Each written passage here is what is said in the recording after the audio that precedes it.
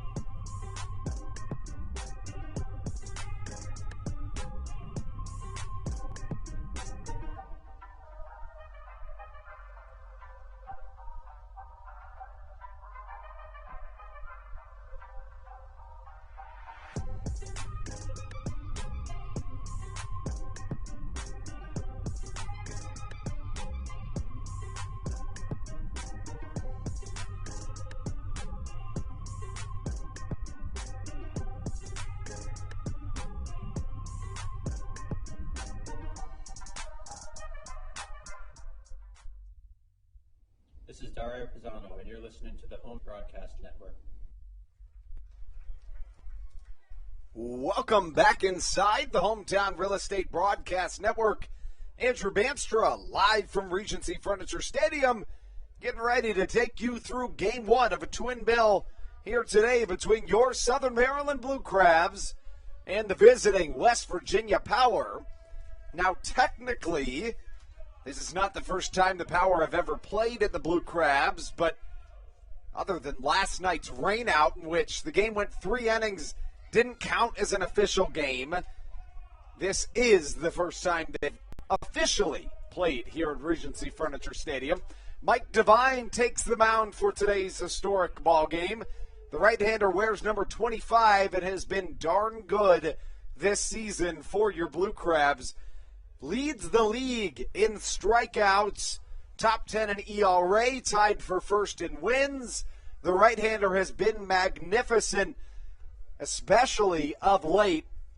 Got off to somewhat of a rocky start to begin the season, but arguably after his first 3 starts has been the most dominant pitcher in the entire Atlantic League. The right-hander has been nothing short of spectacular. The numbers for Mike Devine on the season: 4-2 with a 4.53 ERA, 7 starts, 45 2/3 innings pitched. It's the second most in the Atlantic League, right behind Darrell Thompson, who starts Game 2. He has struck out 50 batters this year, including a couple of unbelievable performances in which he struck out double-digit batters in 3 of 4 starts. That was on June 3rd, June 12th, and June 23rd.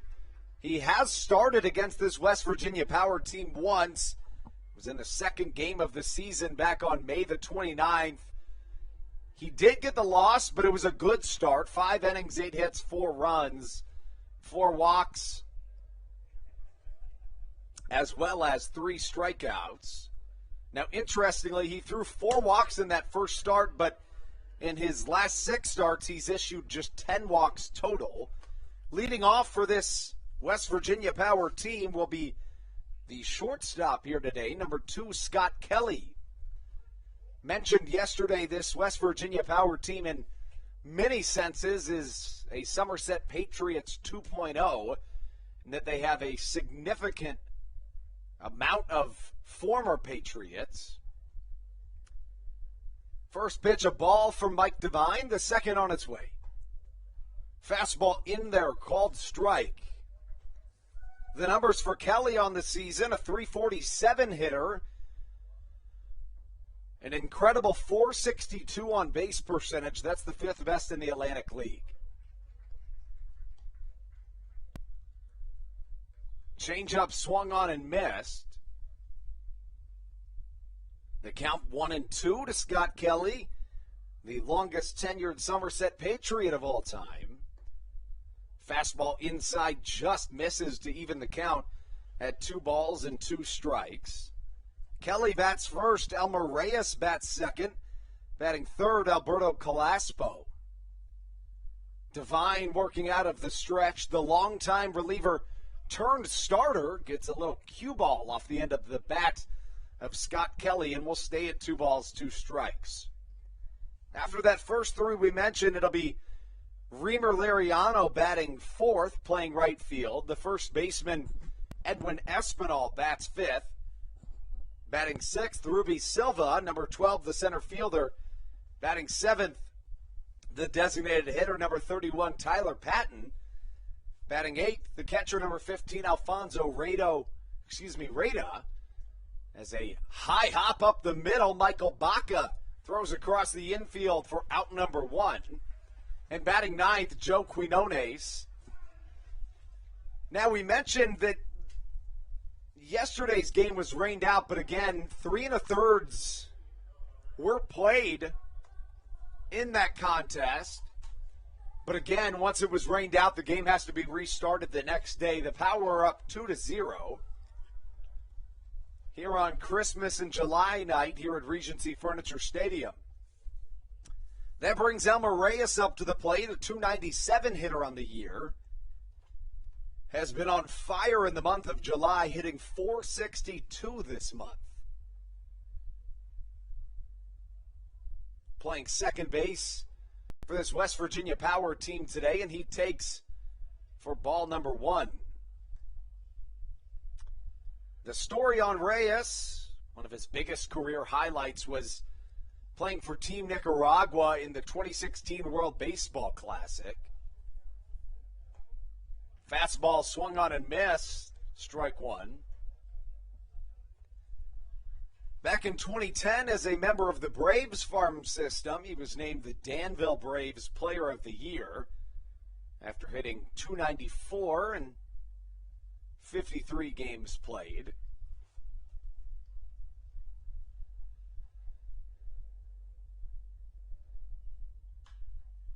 Reyes hits one hard to the right side. There goes Miles Williams, who tracks it down and catches for out number 2.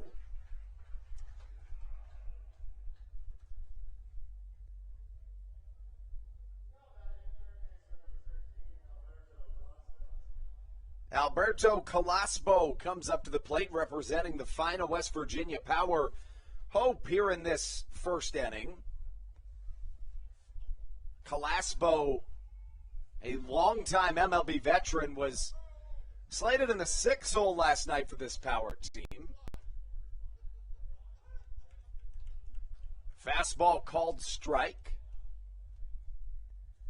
Calasbo, 38 years old, but hitting .371 this year. Third best in the Atlantic League for average. The 0-1, a cutter that evens the count at a ball and a strike.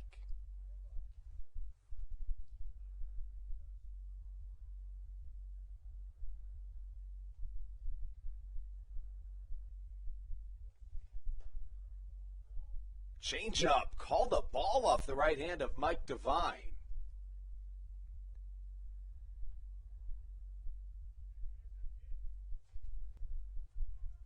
Devine, the 2-1. Well struck by Calasbo to the left side. Jake Lucci blocking his eyes from the sun, and he catches with a squat to put us into the bottom of the first. 3 up, 3 down for the Atlantic League strikeout leader, Mike Devine. When we come back, top of the Blue Crabs order, that's Michael Baca, Kent Blackstone, and Dario Pisano right here on the Hometown Real Estate Broadcast Network.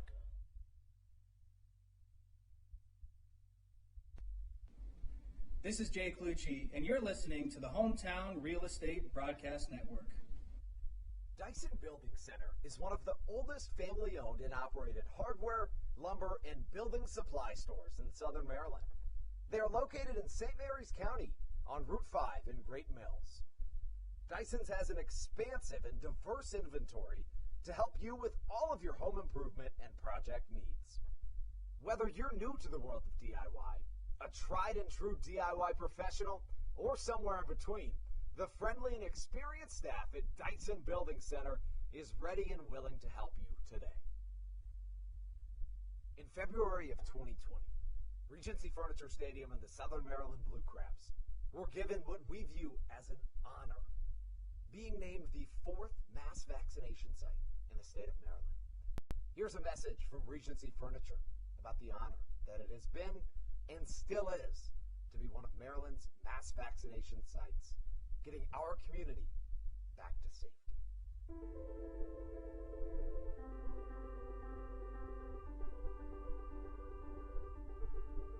During these times of uncertainty, it helps to know there are things we can control to help ourselves and others.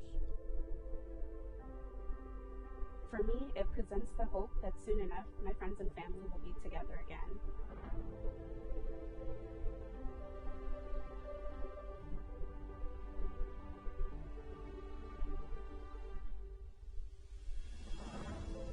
We just want to take this moment to thank the Maryland National Guard for their support in helping to facilitate and manage the vaccinations here at the Regency Furniture Stadium. We just think it's so important for everyone to do their part, and we're just grateful for their support. Thank you for your support, and we're just honored to be a part of the vaccination effort out here in the Cerner community.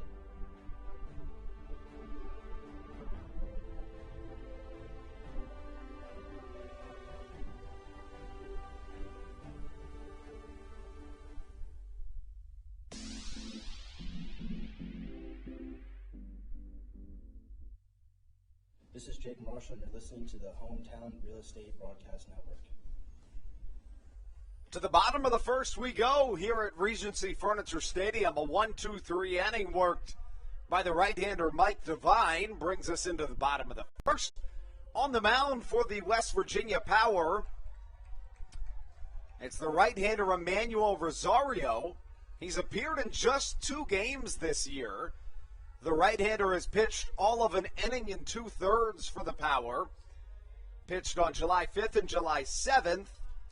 Has allowed 1 earned run and 2 hits while walking 3 batters since joining the Power. So not a ton of experience here in this 2021 season as a member of the Power. He'll face off against Michael Baca. The right-handed hitting shortstop leads off for the Blue Crabs.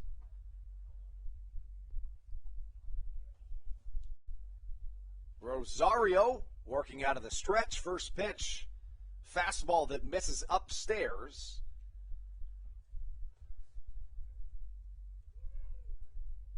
Rosario wears number 35 on the back of his jersey. Has been playing professional baseball since 2017.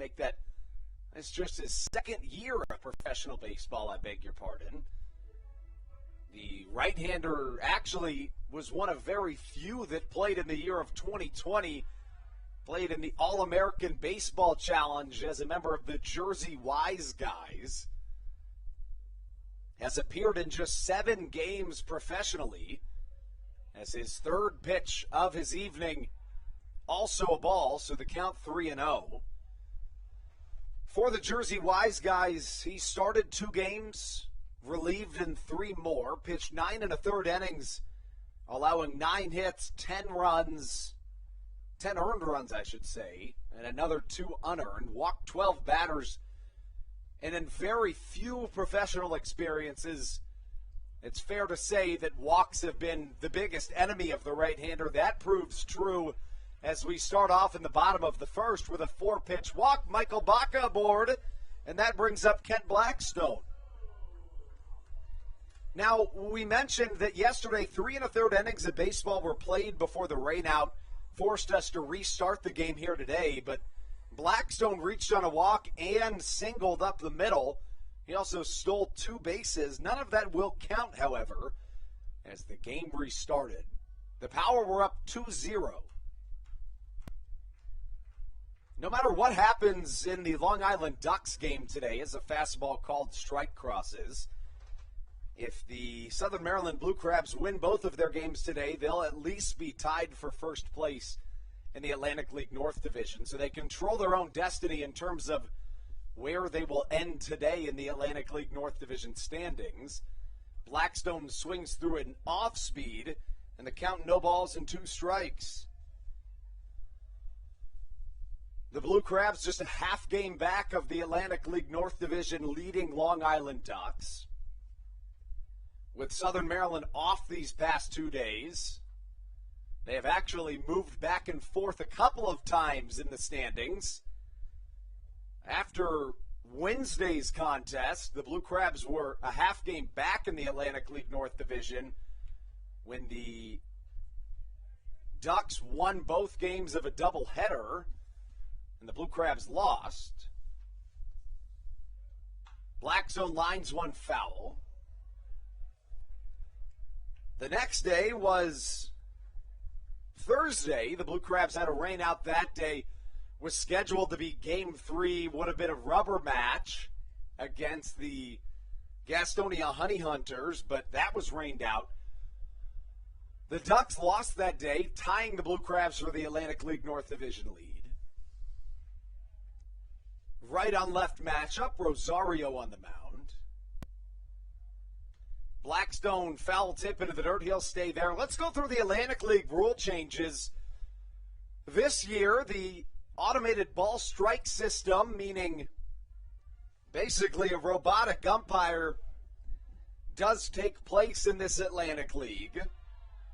That is part of the MLB Atlantic League partnership. The Atlantic League named the first professional partner league of the MLB back a couple of months ago.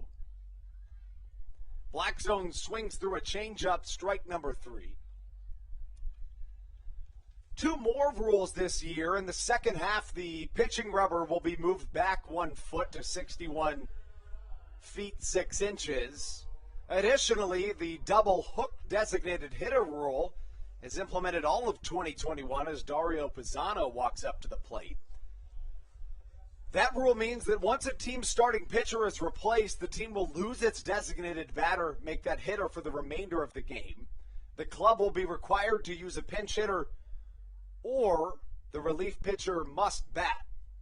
The double hook rule represents a potential compromise between the historical rules of the National League, which has not employed and never has employed a designated hitter except in 2020, and the American League, which has used the designated hitter since 1973. Of course, all Atlantic League rule changes are implemented by MLB for potentially the MLB. They'd like to see how it works in a very highly competitive environment like the Atlantic League before putting them into MLB. Nearly 90% of pitching starts in the major leagues in 2020 lasted less than 7 innings.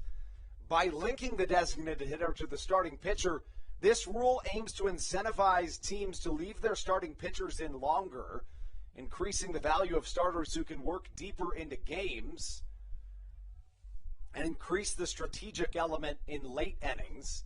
Now, in 2019, there was a ton more rule changes in the Atlantic League. Most of those have been incorporated into either MLB or the affiliated leagues, one of which being the 3-batter minimum rule, meaning that any pitcher must finish the inning that they come into or face 3 batters. Now, this does not apply in the case of an injury. Rosario bounces one in the dirt. There goes Baca to second into scoring position. That 3-batter minimum adopted into the MLB in 2020. In addition, the automated ball strike system, meaning that basically it's a robot umpire, will be used in low A leagues in 2021. The step-off rule that was employed into the Atlantic League in the second half of 2019 will be implemented into high A in 2021. That rule means that to pick off, you must completely disengage the back foot off the pitching rubber. Pisano takes down low. Restrictions on defensive positioning that were incorporated into the Atlantic League in 2019, or in layman's terms, restrictions on defensive shifting that has become increasingly popular at all levels of baseball, has been incorporated into Double A. That rule means that 2 position players must be on either side of second base, so they can't cross that dividing line that splits the field. In Triple A, the larger bases that were incorporated in the Atlantic League in 2019 have been put at the AAA level. So as you can see, it is incredibly meaningful, every single thing that happens in this Atlantic League, because what you're watching right now could very well be the future of baseball as we know it. The MLB chose to partner with the Atlantic League because they believe it's the highest level of non-affiliated baseball. And they'd like to see how those rule changes pan out in an environment like the Atlantic League. Pisano works a full count walk, and we mentioned that the Achilles heel of Emmanuel Rosario is the base on balls. The right-hander has now walked 2. And that brings up David Harris. Harris has been on a hot streak of late. He's 5 for 8 here in this homestand. The right-hander has certainly been fantastic of late. hitting .240 on the season as Rosario nearly picks off back to second.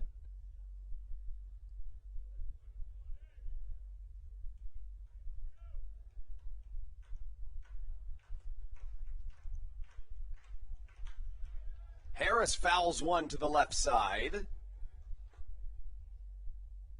Harris has 15 hits in his last 41 at-bats. That's good for a .365 batting average. And how about this? He's 9 for his last 20 at the plate. .450 batting average in his last 20 at-bats. Southern Maryland looking to take an early lead after a pair of walks here in this first inning. Rosario picks off for the fourth time to Michael Baca. Harris has 4 home runs this year, 22 RBIs. His last game played was back on Wednesday, which was the Blue Crabs' last game played. He went 3 for 4 with a double. Has played 4 games against the West Virginia Power here in 2021. All 4 of them were in the series season opener back on May 28th through May 31st in Charleston, West Virginia. Harris struggled in that series, 4 games, 2 for 18, but did hit a home run while driving in 5. Has quickly become known for his clutch hitting, especially his clutch power hitting. A ball and 2 strikes the count to the right-handed hitting David Harris. Originally a 36th round draft pick by the Toronto Blue Jays. The 1-2 inside, swung on and missed for the second out of this bottom of the first. So, interestingly, Rosario walks the first man he faces, then strikes out Kent Blackstone swinging.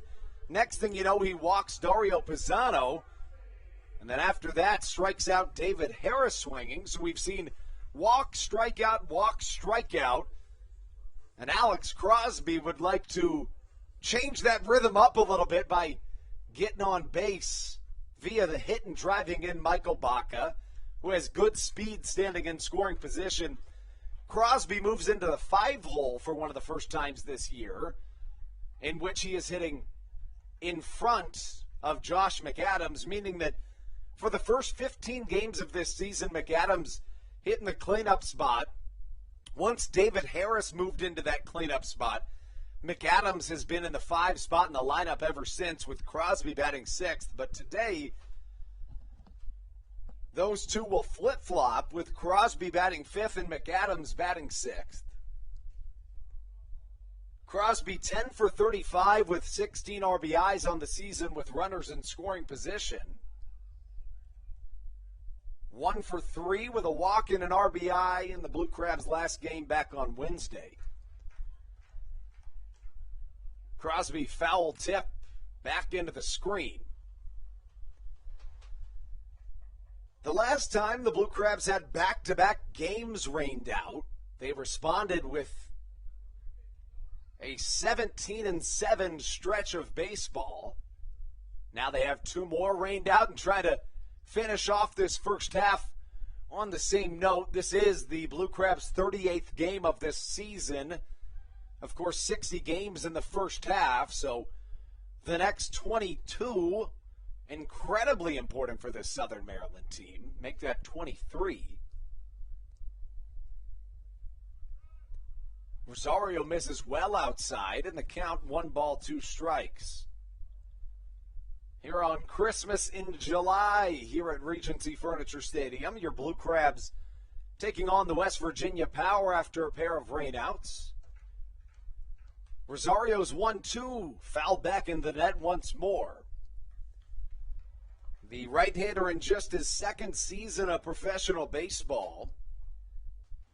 Played in 2020 for the Jersey Wise Guys. Crosby wears number 15 on the back of his red Maryland-themed jersey and steps back into the left-handed batter's box. Baca with a healthy lead as Crosby dribbles one foul to stay alive. The left-handed hitting Crosby has played in independent baseball his whole career. In fact, played his first 6 seasons of professional baseball in the American Association, spending a majority of that time with the Gary South Shore Railcats. Plays a little bit of first, a little bit of third DHs every once in a while. The 1-2 once more, it misses outside, and we're even at 2 balls and 2 strikes. The longest hit streak in the Atlantic League in 2021 belongs to Alex Crosby. It was a 17-game hit streak that went from June 15th all the way to July 3rd. Crosby lines one into center, but right at the screaming center fielder Ruby Silva, who denies Alex Crosby of what would have been an RBI base hit to get us through a long bottom of the first inning. When we come back, it's Mike Devine back out on the mound on the Hometown Real Estate Broadcast Network.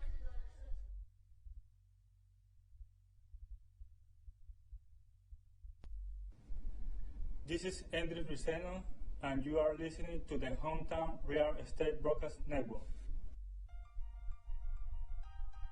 So, what do you like about your home? Practice like hockey. I practice stick handling and sometimes shooting. Mommy. Go outside sometimes. I like playing lacrosse. Playing this fridge. I like the scribble. Daddy. I like to build Legos at home. That's the biggest closet. Riding my dirt bike. We help you home. At Hometown Real Estate, we want to help you and your family home. Whatever that takes and whatever that means to you. Give us a call at 888-225-2736 or online at helpyouhomebluecrabs.com. All Pawn is Southern Maryland's premier pawn shop and is the official pawn shop of the Southern Maryland Blue Crabs. Stop by and say hello today. They've been a part of the Southern Maryland community for 18 years. If you need some cash to hold you over, or if you're just doing some spring cleaning and want to clear some stuff out, please bring it by All Pawn and let them make you an offer. If you have broken jewelry or some that you just don't want anymore, please bring it by and they'll pay you more than anyone in the Tri-County area. They're located on 301 in White Plains, just south of DeMar Road. Go Blue Crabs! Welcome back inside Regency Furniture Stadium. Andrew Banster here to take you through Game 1 of a twin bill between the West Virginia Power and your Southern Maryland Blue Crabs. Devine's first pitch of the second inning, a cutter that doesn't quite cross the plate. And he falls behind the cleanup man for this West Virginia Power team, Reamer Liriano. Fastball backs the MLB veteran off the plate, and the count 2 balls, no strikes.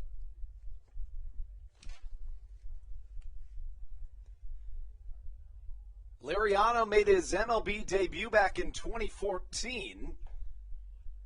In fact, Liriano was once one of the top prospects in all of Major League Baseball.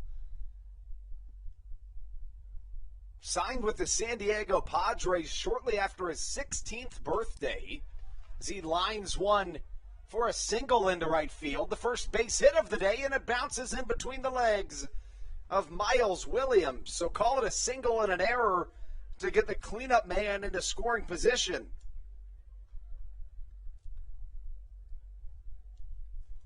A rare mishap on a ground ball to an outfielder puts Mike Devine in a difficult situation. A strikeout would be just what the doctor ordered for the right-hander, and it's a good thing because he leads the Atlantic League in strikeouts this year, entering play with a whopping 50 strikeouts in 7 starts. He had a stretch in which he struck out 38 batters over the course of 4 starts, including 3 double-digit strikeout efforts. That is the most double-digit strikeout games in the Atlantic League in 2021. Blackstone covers at second as Edwin Espinal pounds one into center field. David Harris coming in on it. No chance. Reimer Liriano tags. And a really nice rebound effort by Mike Devine to keep the man in scoring position no closer to home than he started Edwin Espinal's at bat. That brings up the center fielder, number 12, Ruby Silva. Of course, Silva, a former Southern Maryland Blue Crab, hitting .273 with 6 home runs on the year. But get this, folks, in his first 8 games of the season, he hit 5 home runs. Hit .471 with a slugging percentage over 1,000 in those first 8 games. In Silva's lone season with the Blue Crabs, the former Chicago Cubs prospect was unbelievable in the first month of the season, was very good across the entire year, but that first month especially good for the left-handed hitting outfielder. Silva, known for his devastating power and his devastating arm as a defender, he threw out 7 batters trying to get to first base from right field in 2019. That's basically unheard of outside of Little League. Devine to Silva as Silva fouls it off into the ground. 2 balls and a strike the count. Top of the second action here at Regency Furniture Stadium. Andrew Banstra here to take you through game 1 of a twin bill here at a scoreless contest between your Southern Maryland Blue Crabs and the visiting West Virginia Power. Devine asking for his signs once again from his catcher, Joe DeLuca. DeLuca, another really stellar offensive bat so far here in this homestand as Silva takes a powerful hack that evens the count at 2 balls and 2 strikes. But DeLuca 3 for 6 with a home run and a double here in this homestand. Of course, yesterday's game was rained out and we had to restart it after 3 1/3 innings of baseball. Silva fouls another pitch away. Mentioned Ruby holds a .273 batting average on the year, but he hits just .196 with runners in scoring position in 2021.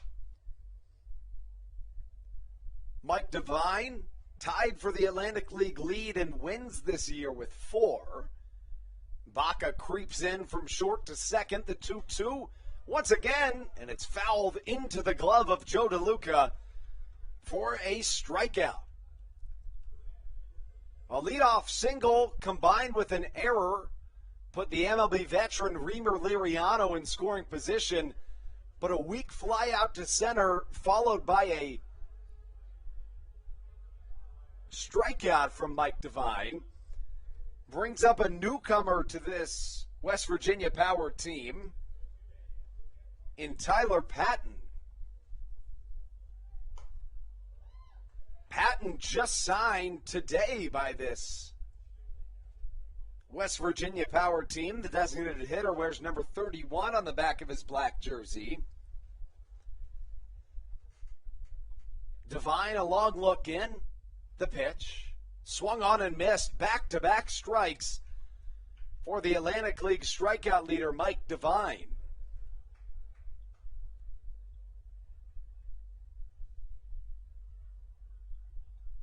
Devine trying to get out of this inning as fast as he got into it. Strike number 3. Mike Devine on a roll here at Regency Furniture Stadium. Back-to-back strikeouts gets him out of his second inning of work. When we return on the Hometown Real Estate Broadcast Network, it's 6, 7, 8 due up for the Blue Crabs. Josh McAdams, Joe DeLuca, and Miles Williams right here on your home for Blue Crabs baseball, the Hometown Real Estate Broadcast Network.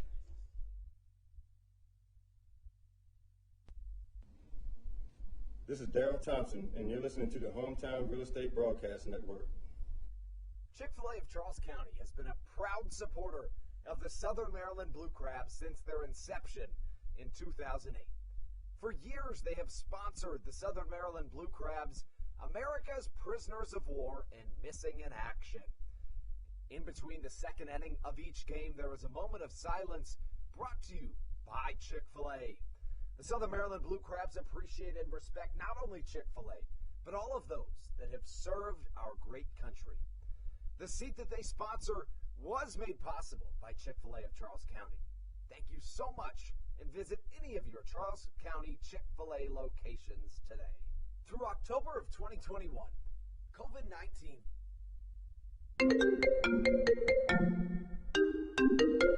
vaccinations are offered right here at Regency Furniture Stadium. No appointment necessary. Just swing on by and get your COVID-19 vaccination today. Take one for the team, Southern Maryland. Get the vaccine.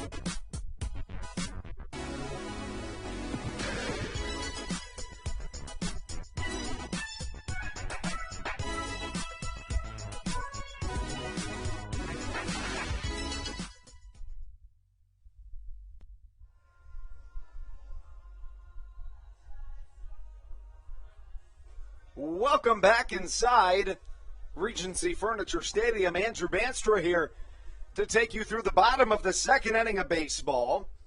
Josh McAdams leads us off here in this bottom of the second. Southern Maryland has yet to record a hit, but on the other hand have had two individuals reached base for Southern Maryland's hometown team.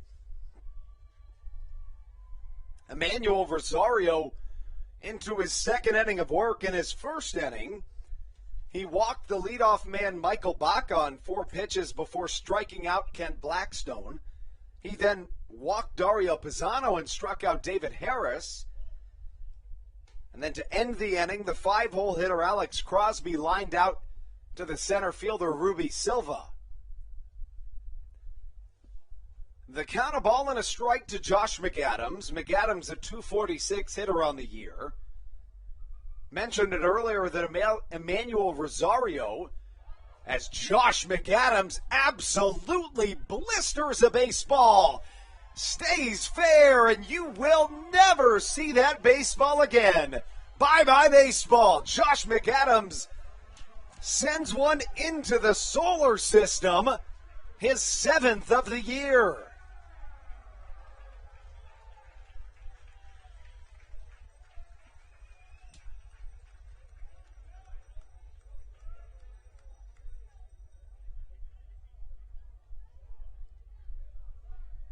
McAdams, no doubt about that one. The only real question is whether it would stay fair or not. And your Southern Maryland Blue Crabs are on the board here early.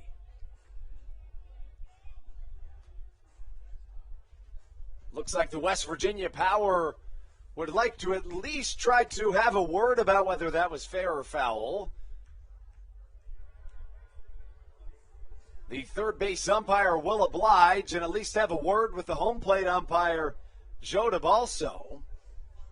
It is indeed a home run after double checking on that.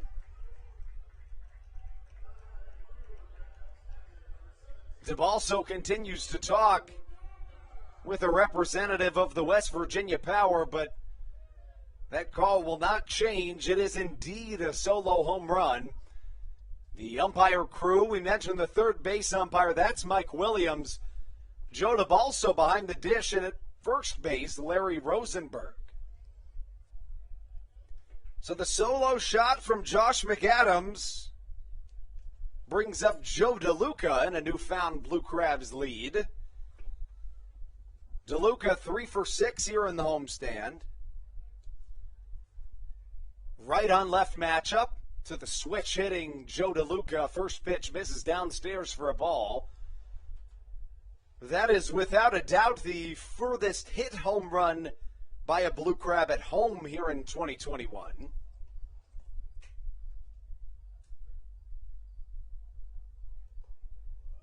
A bouncing off-speed pitch well in front of home plate, and the count 2 balls and no strikes.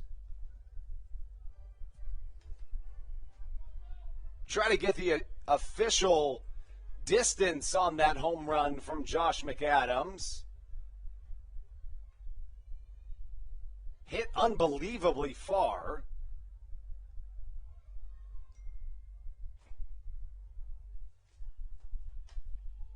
DeLuca swings and misses to make the count 2 balls and a strike. Looks like he was trying to replicate Josh McAdams' moonshot.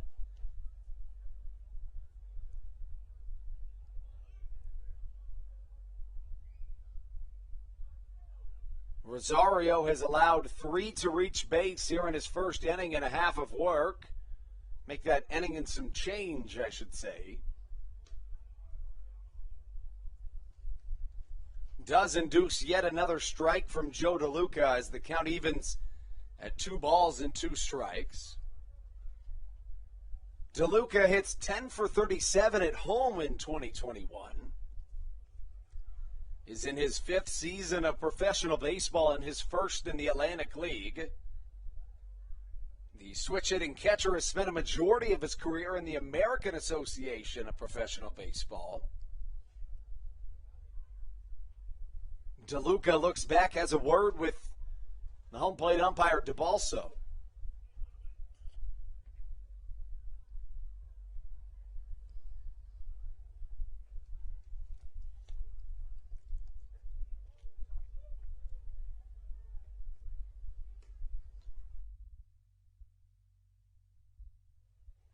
Rosario bounces yet another in front of home plate, and the count works full at 3 balls and 2 strikes. Prior to starting his professional career, Rosario played at Eckerd University in college. Fastball well inside, and the 3rd walk of the evening for Emmanuel Rosario is issued to the Blue Crabs backstop, Joe DeLuca. Interestingly, each of Rosario's past 2 walks have been on full counts, while his first was a 4-pitch walk to Michael Baca. That brings up Miles Williams. Williams, a .216 hitter on the season, but after being traded to the Blue Crabs on July 6th for Austin Glorious, Williams hitting 3 for 7 with a home run. Fastball way outside, gets past the catcher, Alfonso Reyda, and 1 into scoring position for the Blue Crabs. That'll have to go down as a wild pitch, I would assume at least. Rosario wears number 35 on the back of his jersey. Southern Maryland, we mentioned, they control their own destiny in terms of where they end in the Atlantic League standings today. Enter play a half game back of the Long Island Ducks, who play just once today.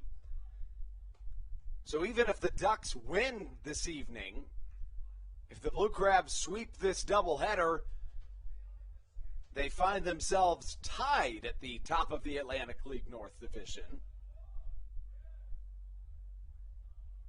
Couldn't ask for a better way to do it with Mike Devine, the Atlantic League strikeout leader, starting in Game 1, and Darrell Thompson, the reigning Atlantic League Pitcher of the Year, starting Game 2. We mentioned Thompson actually started yesterday's game, threw 35 pitches, through 3 1/3 innings before the game was rained out and had to be restarted here today. And I have to think that Thompson, who is synonymous with durability and being able to pitch deep into games and throw over 100 pitches basically every time he touches the mound, is the only pitcher in professional baseball that could pitch yesterday and start again today.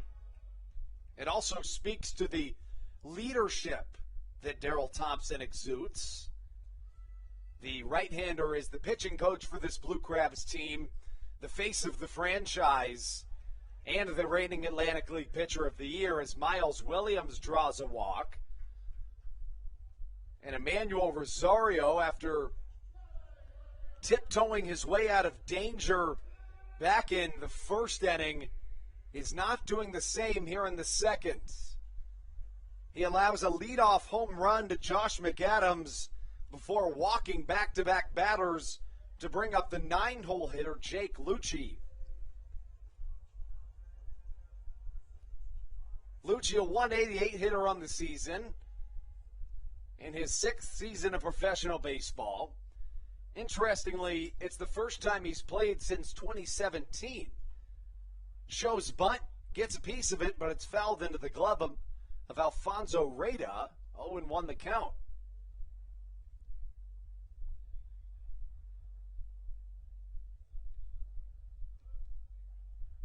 Lucci, when he stopped playing professional baseball last, really focused on a company that he founded in 2014 called the Lucci Prospect Group.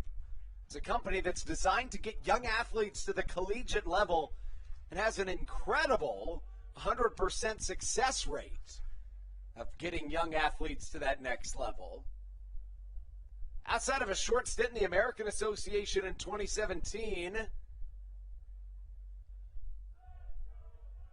Lucci has spent a majority of his time in the Atlantic League. He shows bunt again, pulls back, it's a called ball. The first baseman, Edwin Espinal, coming and pinning his ears back, charging all the way. Really, the only time you're ever going to see a first baseman charge like that is with runners at first and second, or sometimes just with a runner at second. Lucci shows bunt again, pulls back. The count 2-1. Now the reason that having runners on first and second will draw that first baseman in is because, of course, you want to get the lead runner in with a force out at third base. If that first baseman comes in and fields it, he has a straight shot to third base to get that force out and the lead runner. So when Espinal crashes, you'll see the second baseman, Elmer Reyes, come to first to cover.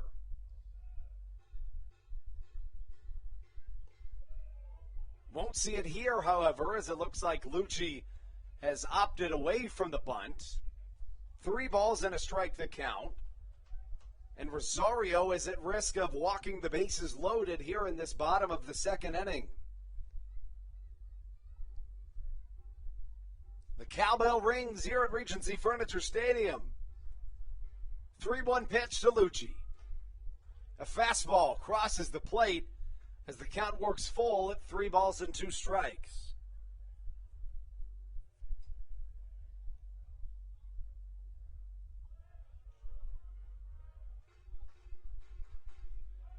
Once again, the Let's Go Blue Crabs chants rain out.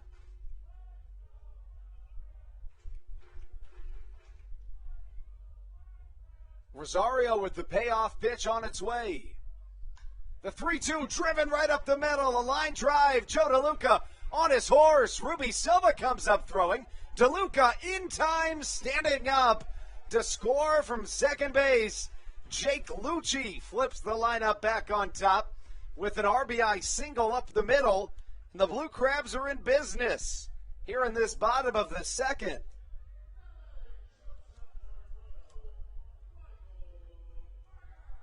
And that'll bring a member of the West Virginia Power coaching staff out to speak with his young right-hander. Looks like it's the pitching coach, Paul Menhart. The entire infield will come in and surround their starting pitcher as Ray Ortega, the Blue Crabs hitting coach will have a word with not only the man that will step up to the plate next, Michael Baca, but also Miles Williams and Jake Lucci, the two Blue Crabs on base. Rosario fist bumps all of his infielders as Menhart will now head back to his dugout, hoping his young arm has absorbed any knowledge, wisdom, and advice that he has offered. Baca comes in, stretches his neck both ways. Digs in a little bit to that right-handed batter's box, and number 12 is ready to get the Blue Crabs going once again. Was signed by Southern Maryland on June 4th. Shows bunt, pulls back, called strike. Now, Baca joined the Blue Crabs after a 7-game road trip that began this 2021 season for the Blue Crabs. Espinal comes in once again, but Baca goes the other way with it. Beautifully executed bunt to put two in scoring position, and that right there is how you beat that first baseman. Edwin Espinal, who pins his ears back, comes in and tries to get the force at third. You can't do that if he doesn't get the ball hit to him. So Baca sacrifices his own at-bat for that of his teammates.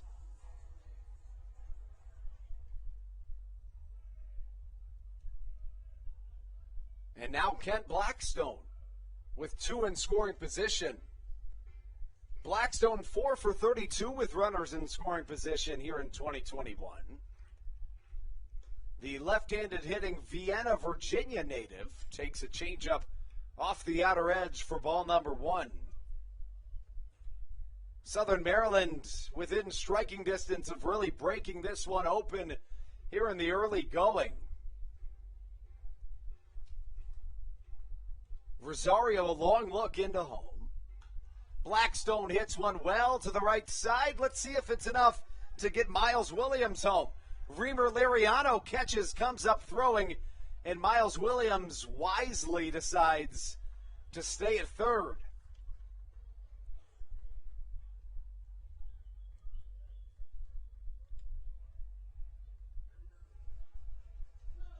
So a sac bunt was the first out of this second inning. Now a fly out to the right fielder, Reamer Liriano. Brings up the 3-hole hitter, Dario Pisano. And if you're Emmanuel Rosario, who really struggled to begin this second inning, you'd be very happy with just allowing 2 runs here in the second frame. Pisano, a longtime professional baseball player. In 10 years of affiliated baseball, including a trio at the AAA level, the left-handed hitting outfielder slash make that corner infielder, hit .282 in affiliated baseball across the decade.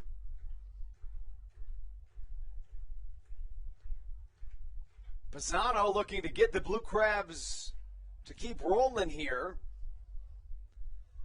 In Southern Maryland's very first game in 2021, they went to Charleston, West Virginia to take on the Power. And in that game, Pisano went 4 for 5 with 2 home runs and 5 RBIs to start off the Blue Crab season in a massive 12-3 victory. The Blue Crabs would lose the next 2 games before winning the series finale.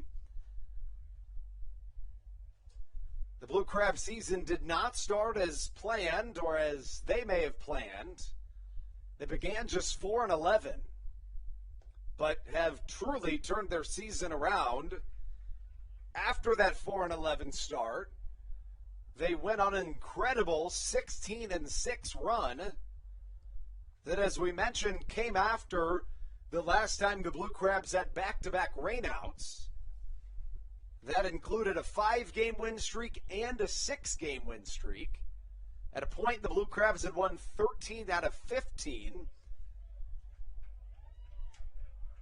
In their last 5 games, the Blue Crabs are 2-3 as Dario Pisano reaches base on the 3rd Rosario walk of this inning and the 5th here in this game.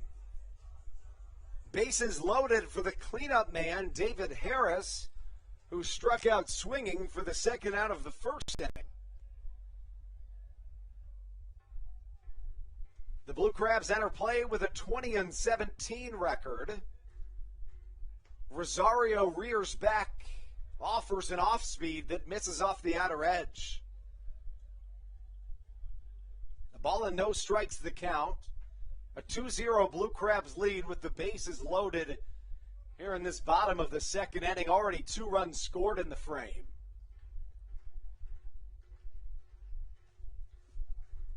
A fastball misses off the outer edge, and Rosario is staring eye to eye with his worst nightmare, which would be walking the 3rd Blue Crabs run of this inning in.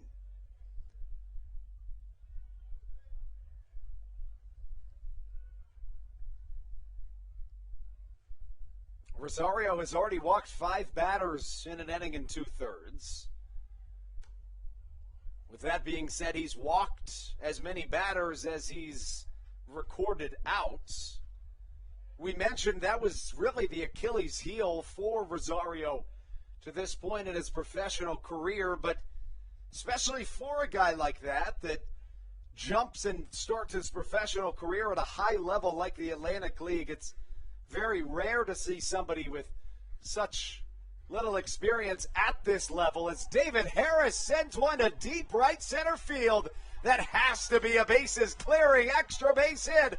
1 run scores. Here comes the 2nd, the 3rd on his way home. Dario Pisano crosses the plate to put an exclamation point on a David Harris bases clearing double, putting the Blue Crabs on top 5-0 here in this bottom of the 2nd inning. Harris has been unbelievable, especially of late. Harris 6 for his last 10 at the plate with 5 RBIs, that all just in this homestand. Harris now with 25 RBIs on the year.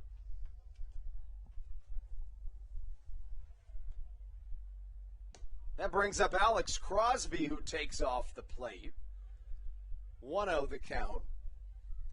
Josh McAdams led off this inning with a towering solo shot over the mini monster in left field. Back-to-back walks led to a Jake Lucci RBI single. As Alex Crosby hits one to the shortstop, Scott Kelly, who throws across the infield to stop the bleeding, but not before your Blue Crabs can play 5 runs here in the bottom of the 2nd. When we come back, it's Mike Devine back out onto the mound on the Hometown Real Estate Broadcast Network. This is Joe DeLuca, and you're listening to the Hometown Real Estate Broadcast Network. Whether it's Chris Paul, Cliff Paul, Aaron Rodgers, or even the son of a former Blue Crab, Patrick Mahomes, you've seen many athletes endorsing State Farm. That's because your State Farm agent has your back through good times and not so good times. That's why all the Blue Crabs, Darryl Thompson and the whole team, trust State Farm with their insurance needs. State Farm is the company people have trusted for over 99 years to help life go right. Call your local State Farm agent, Greg Conklin, today at 240-776-4289. When you're in the market to buy or sell a home, call Tony McClure of Century 21 New Millennium and his Grand Slam team, the realtor of the Southern Maryland Blue Crabs since our first season in 2008. Tony and his team of preferred partners includes Tim Murphy of CNF Mortgage and Steve Scott of the Scott Law Group. Together, they will ensure that your real estate needs are nothing short of a grand slam. The quality service you will receive is Hall of Fame worthy. Put Tony's 41-plus years of experience to work for you. Call or text Tony today at 301-928-1280 for your personal Grand Slam experience. Go Blue Crabs.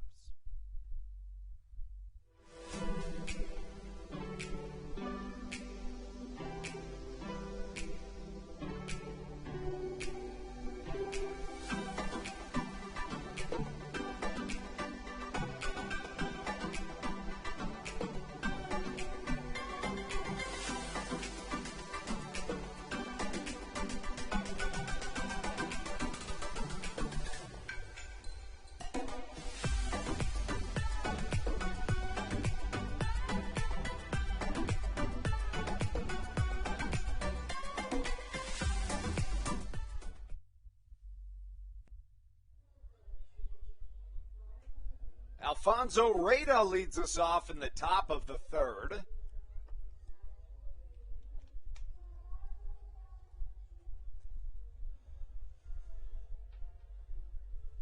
Mike Devine on the mound for your Southern Maryland Blue Crabs. Through 2 innings of work, Devine has allowed just 1 man to reach base while striking out 2, bringing his Atlantic League strikeout lead all the way up to 52 strikeouts on the year. Second pitch to Reyna, misses inside, 1-1 the count. On the season for Alfonso Reyna, the catcher hits .250 with a pair of homers and 7 RBIs. A sinker misses inside, the count 2 balls and a strike. Now, Mike Devine, an individual that may not blow you away with blistering fastballs, but will certainly offer more movement on his pitches than you'll see just about anywhere else, and change up speeds to the point where the batter really just won't know what's coming his way. 8-9-1 due up for the West Virginia Power as Devine evens the count at 2 balls and as many strikes. The left fielder, number 6, Joe Quinones Quinones on deck as a liner to the right side is caught in the air by Alex Crosby for out number 1.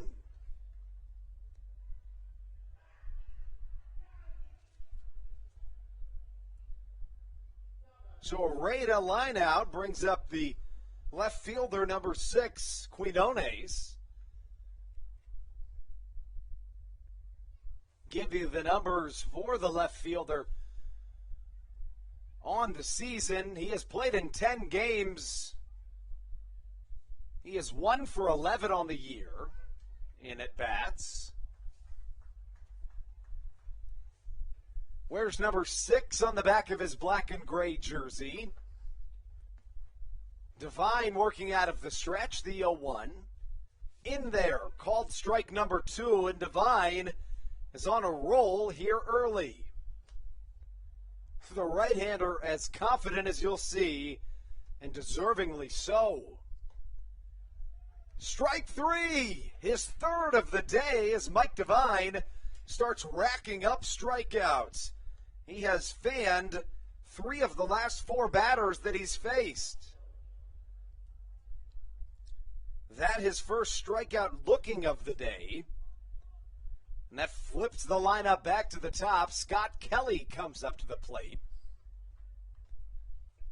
Kelly has hit awfully well to this point in the season, entering play today, hitting .347. All 3 of his home runs have come in the month of July, and 8 of his 16 RBIs have come in the month of July.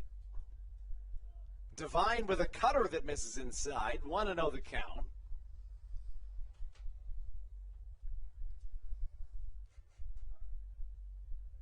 The right-hander comes set out there on the mound. An off-speed pitch. Scott Kelly not expecting it, and that evens the count at a ball and a strike. Now, Devine and Scott Kelly, 2 really good examples of some of the best talent you'll see among career independent baseball players, and one of the best examples of an individual that was a career independent baseball player is the 32-year-old Kevin McGovern.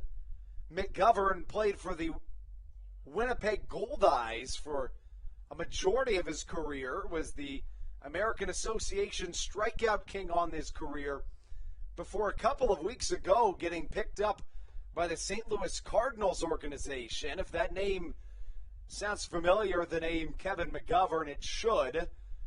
He actually played for the Blue Crabs in 2019, and you really couldn't ask for something like that to happen to a better guy. McGovern, again, at the age of 32, getting his first experience in affiliated baseball. He has started 4 games as McGovern, appeared in 5. He has a 1-0 record with a 3.52 ERA and a 1.2 whip.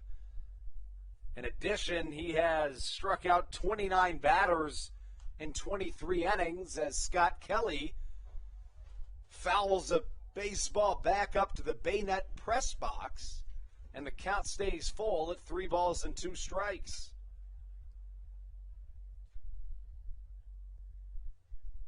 Kelly, the leadoff man in this lineup.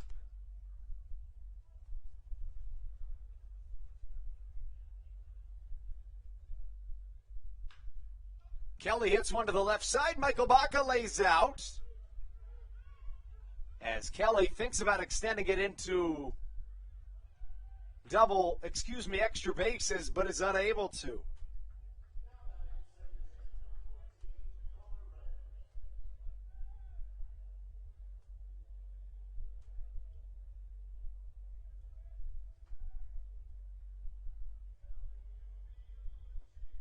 So the first hit, make that the second hit allowed here today by Mike Devine, comes off the bat of Scott Kelly.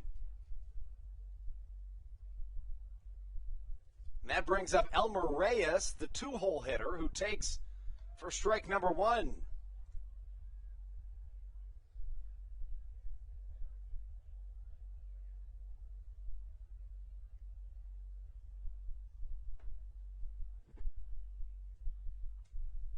Reyes with a long step out from the box. Devine a look over to first. A long wait in the pitch. A cutter misses just outside, and the count evens at a ball and a strike.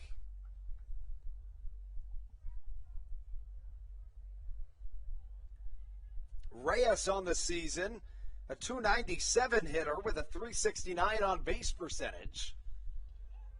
He lines one to the left side. There goes David Harris, who lays out, is unable to come up with it. Scott Kelly held up at third base, and after fanning 3 of 4 batters, Mike Devine finds himself in a jam after allowing a single and a double, and that brings up Alberto Calaspo. Now, it'll take a second to double check that was indeed a hit, but it very well could have been an error. We'll wait for the official ruling from the official scorer for the Blue Crabs, Mike Rocky.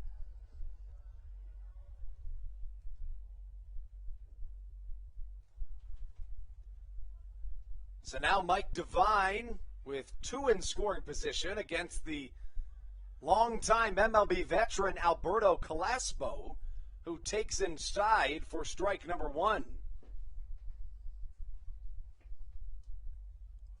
If you're wondering where Stevie is, he'll join us for game 2. It's Christmas and July Day, and he's down on the field helping out. Pop up to center field, no problem for David Harris. Final word on that Reyes hit. It was indeed a double, but no problem for Mike Devine, who works his way out of a jam in the 3rd. Southern Maryland on top 5-0. When we come back on the Hometown Real Estate Broadcast Network, Southern Maryland will look to add on more in just a moment, live from Regency Furniture Stadium.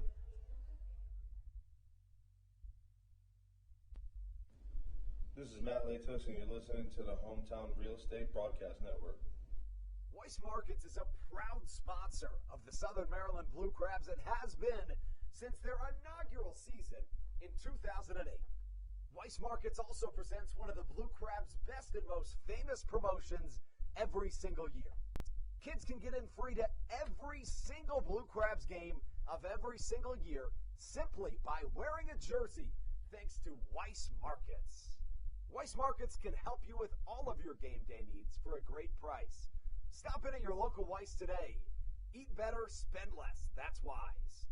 Weis Markets is a proud sponsor of the Southern Maryland Blue Crabs. When you need a win on the road, don't get left stranded. Make AAA part of your roster, and you'll always have someone on deck ready to get you home. AAA also offers car care, insurance, and travel services, and has stores conveniently located for Blue Crabs fans in Brandywine, Crofton, and Alexandria. Don't forget to ask them about membership discounts for military and first responders. Please visit AAA.com to learn more or to find a AAA location near you.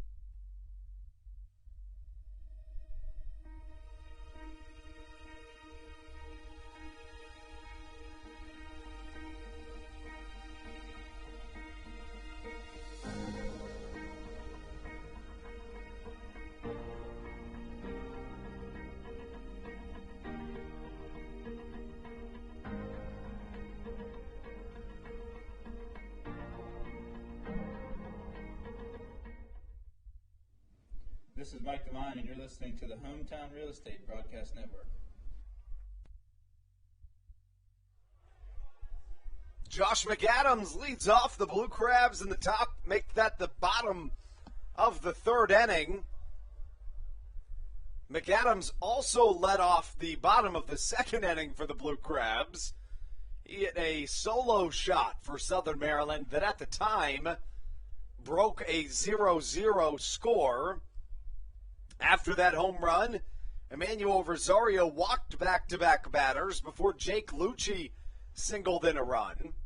Michael Baca tried to bunt over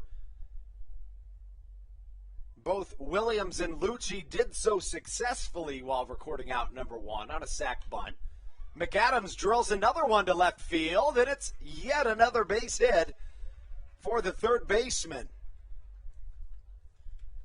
So with runners at second and third, Kent Blackstone flew out, but Dario Pisano walked, and David Harris brought everybody home with a trio of RBIs. A double from the center fielder for Southern Maryland, David Harris. And now it looks like the Blue Crabs will try to replicate it here in the third.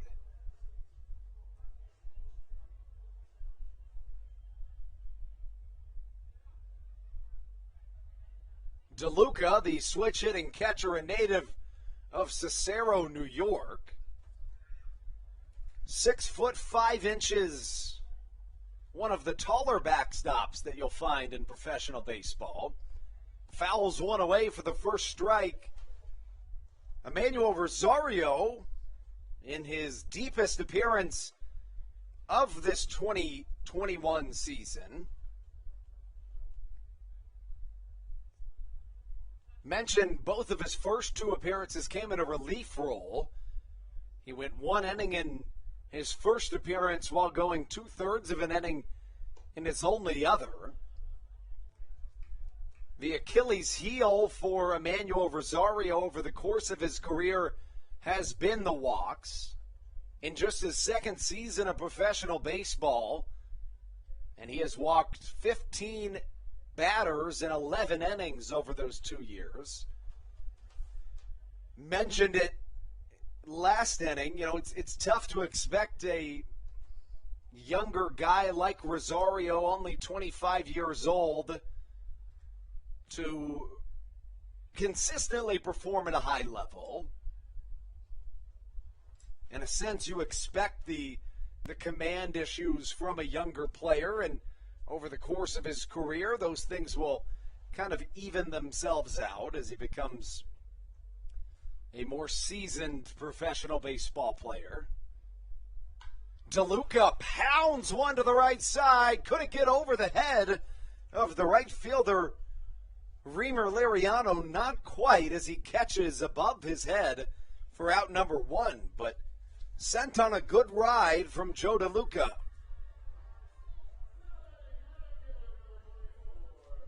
Miles Williams now comes to the plate. Williams walked in his first plate appearance. That was back in the second inning.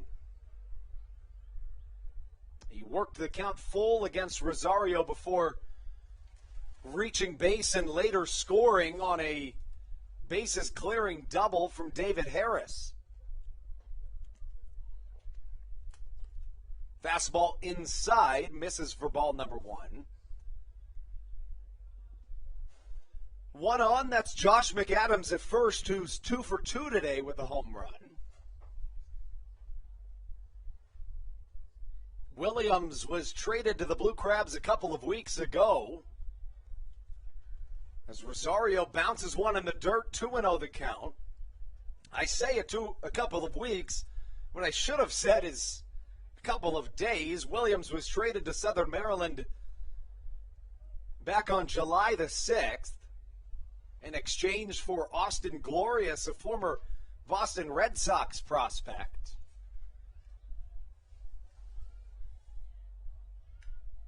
Williams fouls one away, two balls and a strike the count.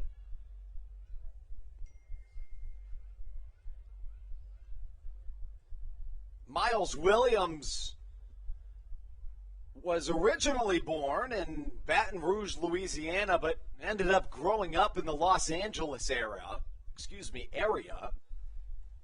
Good friends with many staples in that LA baseball community.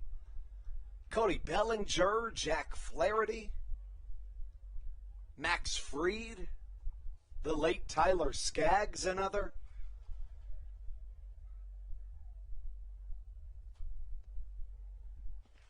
Williams started the season with the Gastonia Honey Hunters, and the day the Honey Hunters got to town here in Southern Maryland, the right-hander Glorious and Miles Williams switched clubhouses.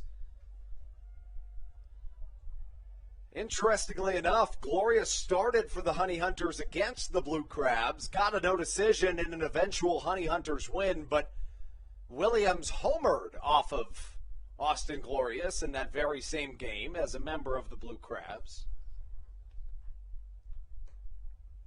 Miles takes up high as the count works full, 3 balls and 2 strikes. Williams was originally a 15th round draft pick in 2013 from California State University. The payoff pitch, just a touch outside, and that's the second full count walk that has been drawn by Miles Williams. And now Jake Lucci will come to the plate with runners at first and second. Lucci actually had runners at first and second in his first time up to the plate. It ended pretty well for the Blue Crabs as the Texas native Lucci singled up the middle on a line drive, scoring Joe DeLuca for what at the time was the second Blue Crabs run. Lucci, Williams, and Dario Pisano would all score later in that same inning on a bases-clearing double from David Harris. First pitch from Rosario, trying to drag bunt there was Lucci, but a little bit too far behind as he fouls back into the netting, 0-1 the count.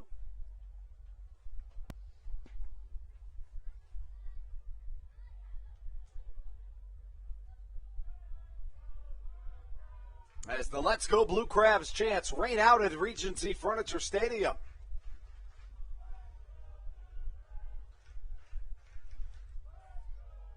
Emmanuel Rosario, the right-hander, a native of St. Petersburg, Florida. A long look home in the pitch, high and outside. The count, a ball and a strike. 5-0 the score. Southern Maryland put up 5 in the Bottom of the second inning.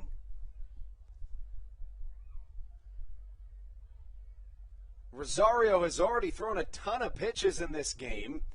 This next will be his 75th. Lucci pounds one into the dirt. Rosario flips on to his first baseman covering for out number 2. But now 2 in scoring position for Michael Baca, who has yet to record an official at bat here in this game. In his first plate appearance, he walked on 4 pitches, and in the second inning, he had a sac bunt. Now, listen to this. Michael Baca, when this at bat is all said and done, will have a plate appearance in each of the first 3 innings of baseball. And if that was the only thing you knew about this game, you might think it was a higher lead for the Blue Crabs than just 5-0.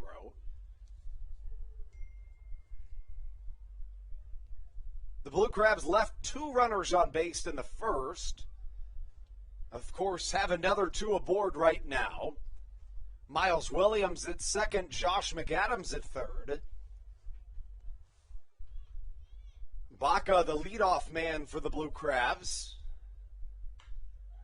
pounds one up the middle. It'll be a tough play for Scott Kelly. One shortstop, however, grounds out to the other, leaving 2 Blue Crabs on the base paths to bring us into the top of the 4th inning. We'll have that and much more for you when Mike Devine comes back onto the mound on the other end of this break. You're listening to the Hometown Real Estate Broadcast Network.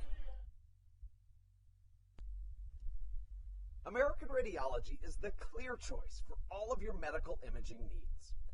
With locations in Charles and Calvert counties, they offer a full range of imaging services. Some of their latest innovations included 3D mammography and wide-open MRIs for our claustrophobic patients. For your convenience, they even offer extended weekday hours and Saturdays. For more information or to schedule an appointment, visit their website at AmericanRadiology.com. 2020 was a year unlike any other for everybody. Quickly, the Southern Maryland Blue Crabs came to the realization that baseball must take a backseat to humanity. Immediately, the Blue Crab staff and all of Crustacean Nation teamed together to provide COVID-19 tests and eventually vaccinations. Southern Maryland's hometown team also hosted food drives, blood drives, backpack drives, toy drives, and so much more, all to help their community. The Blue Crabs couldn't be more thankful to the healthcare heroes that have gotten us to this point and helped our community so much throughout the COVID-19 pandemic. That's why this season is dedicated to our healthcare heroes. Each Saturday night, we will have a healthcare hero, a local healthcare professional, throw out the first pitch of the game and be honored. That's why in 2021, all season long, healthcare professionals get $5 tickets to every single Blue Crabs game. Thank you so much, healthcare heroes, for all that you have, are, and will continue to do for our community.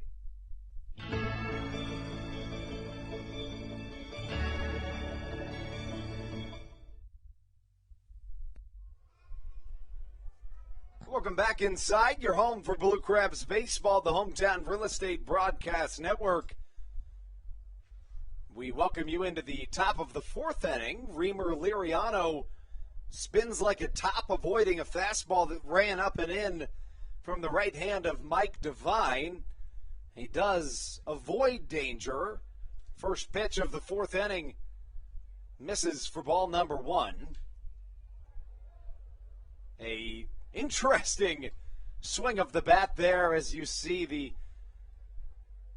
MLB veteran Liriano. A little piece of his bat kind of flew off on that swing. Kind of chipped off the end of his bat, but he'll walk over and retrieve it. Go get a new piece of lumber.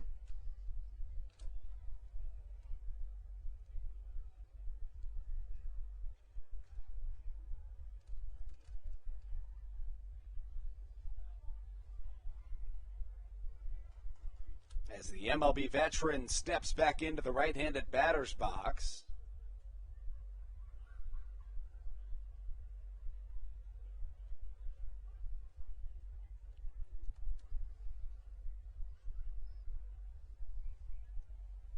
Liriano at one point was a top 40 prospect in all of baseball.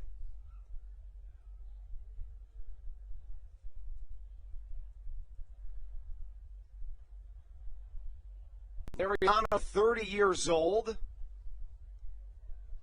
made his MLB debut at the age of 23. Swings through a fastball and is the fourth strikeout victim of Mike Devine's young day. You know, if there was betting in the Atlantic League, a fun prop bet for today would be both Blue Crab starting pitchers throwing complete games here in a 7-inning doubleheader. I would guess the line for that would be somewhere in the 250, plus 250 to plus 300 range.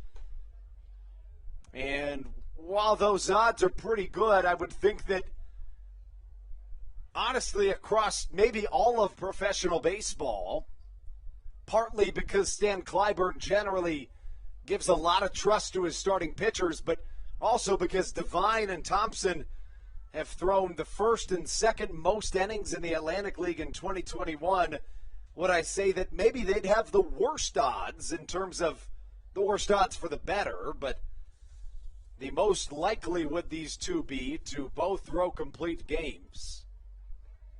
I think Edwin Espinal thought that pitch hit him. That's exactly what he'll argue with the home plate umpire, Joe DeBalso, as he's now going to really have some words with DeBalso. You'll see the third base umpire make that coach on his way in. He'll have a word as well, as you see Edwin Espinal really letting the home plate umpire, Joe DeBalso, hear it here at Regency Furniture Stadium.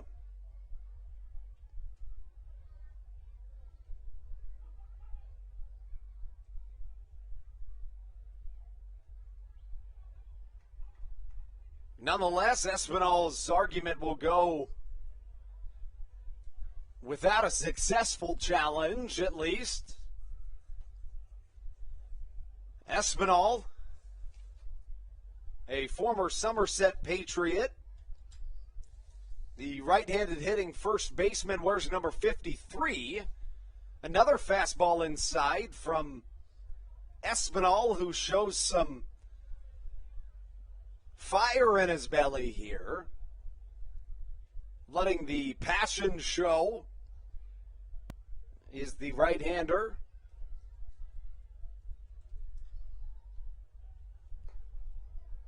Off speed on a waste pitch makes the count 2-2. An exceptional defender is Espinal. 2017 with the AAA affiliate for the Cleveland Indians. He was a Gold Glove winner, as he'll walk down after striking out. That's back-to-back strikeouts for Mike Devine. And for Devine, 5 of his last 7 outs recorded have come via the strikeout. Most of them have been swinging, and Ruby Silva, who struck out swinging in his first outing, now dribbles one foul to start off the center fielder's second at bat. Silva, a former Southern Maryland Blue Crab, the left-handed hitting Cuba native, wears number 12 on the back of his black jersey.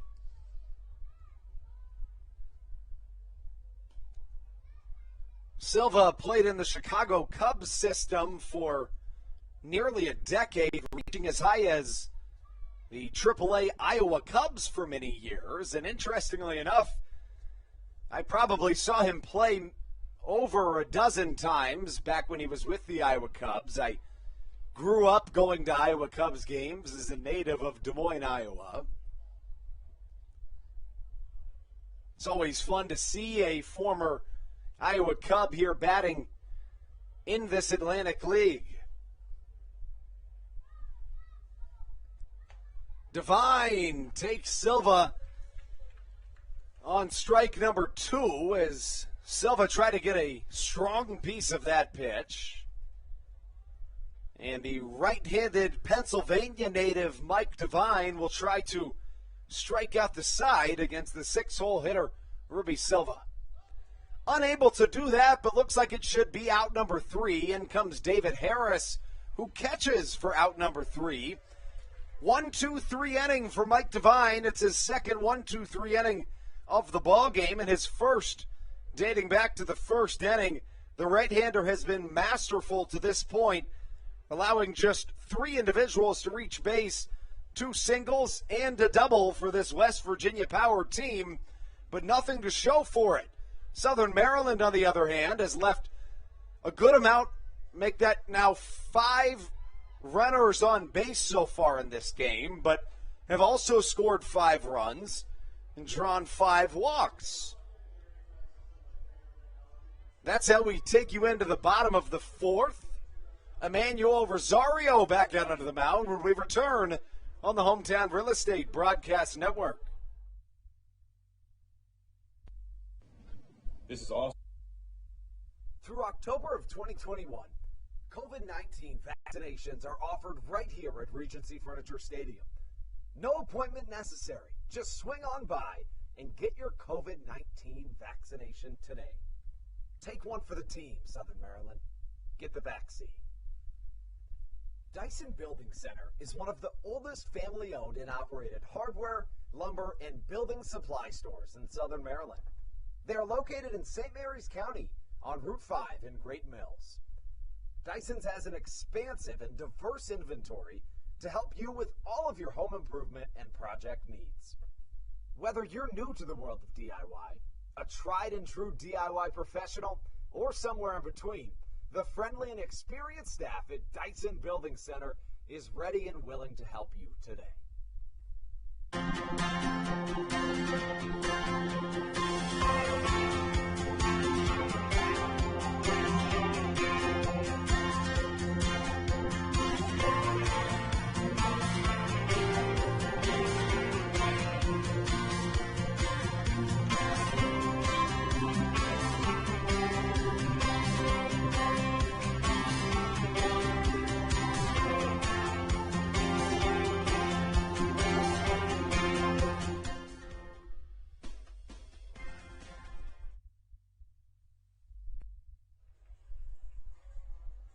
To the bottom of the 4th we go here at Regency Furniture Stadium.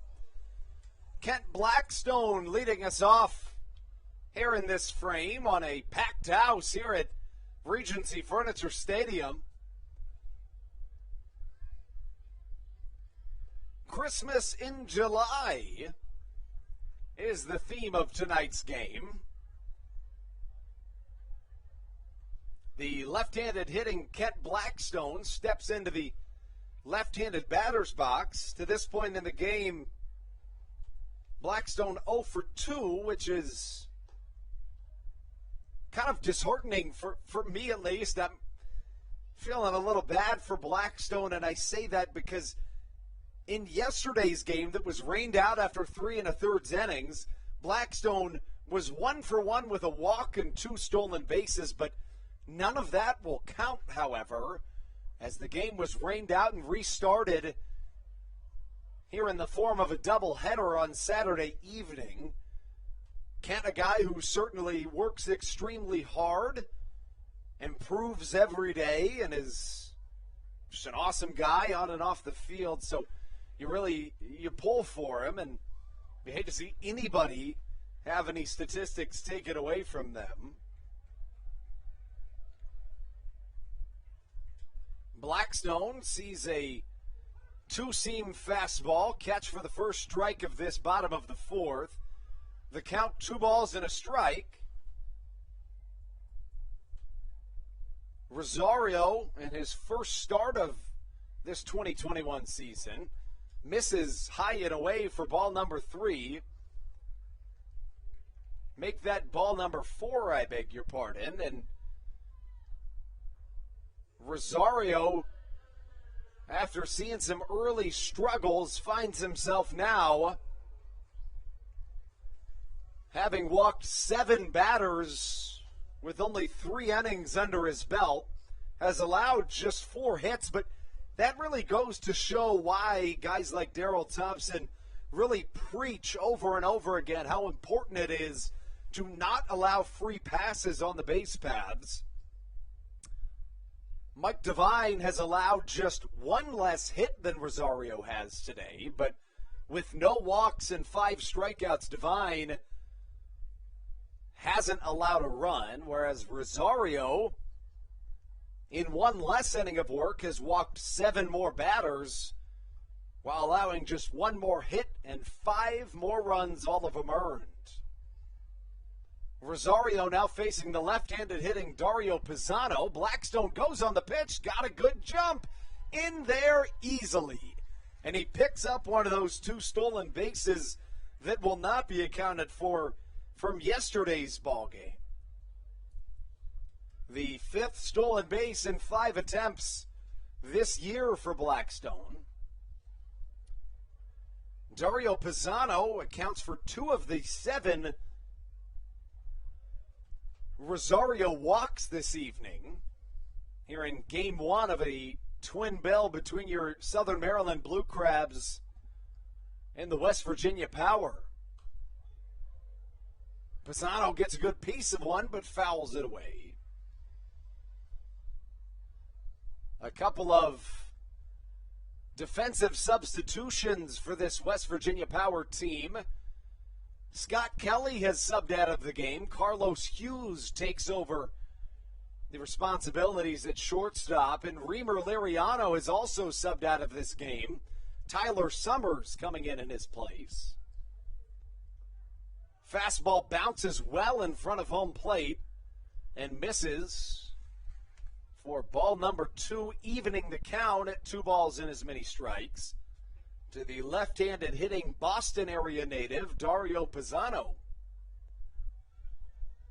Pisano in his 10th season of professional baseball, his first with the Blue Crabs and his 2nd in the Atlantic League. Pisano was drafted by the Seattle Mariners in the 15th round of the 2012 MLB draft out of Columbia University.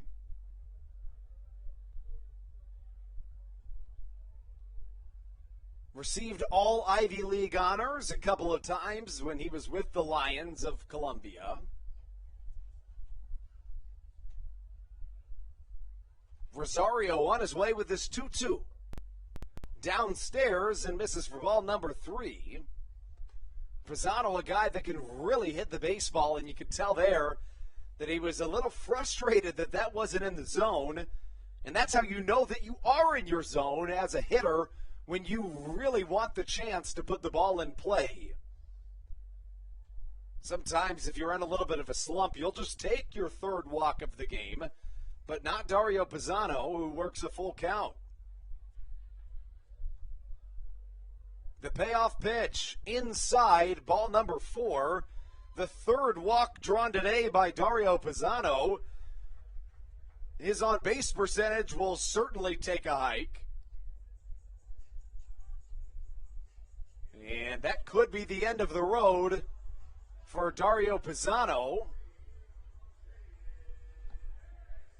as it looks like it may be. Actually, instead, there may just be a defensive substitution in this ball game. It looked initially as though that may be the end of the road for the starting pitcher, Emmanuel Rosario, but you can see, at least for the moment being, he's still on the mound. See, the pitching coach will indeed take the ball from Rosario, and he will exit play with a couple of runners still on his line. When we come back on the Hometown Real Estate Broadcast Network, We will get a new pitcher into this contest. We'll give you everything you need to know about the newcomer on the other end of this break. This is Andrew Riceno, and you are listening to the Hometown Real Estate Broadcast Network. So, what do you like about your home? Practice like hockey. I practice stick handling and sometimes shooting. Mommy. Go outside sometimes. I like playing lacrosse. Famous fruits. I like the scribble. Daddy. I like to build Legos at home. I have the biggest closet. Riding my dirt bike. We help you home. At Hometown Real Estate, we want to help you and your family home, whatever that takes and whatever that means to you. Give us a call at 888-225-2736 or online at helpyouhomebluecrabs.com. All Pawn is Southern Maryland's premier pawn shop and is the official pawn shop of the Southern Maryland Blue Crabs. Stop by and say hello today. They've been a part of the Southern Maryland community for 18 years. If you need some cash to hold you over, or if you're just doing some spring cleaning and want to clear some stuff out, please bring it by All Pawn and let them make you an offer. If you have broken jewelry or some that you just don't want anymore, please bring it by and they'll pay you more than anyone in the Tri-County area. They're located on 301 in White Plains, just south of DeMar Road. Go Blue Crabs!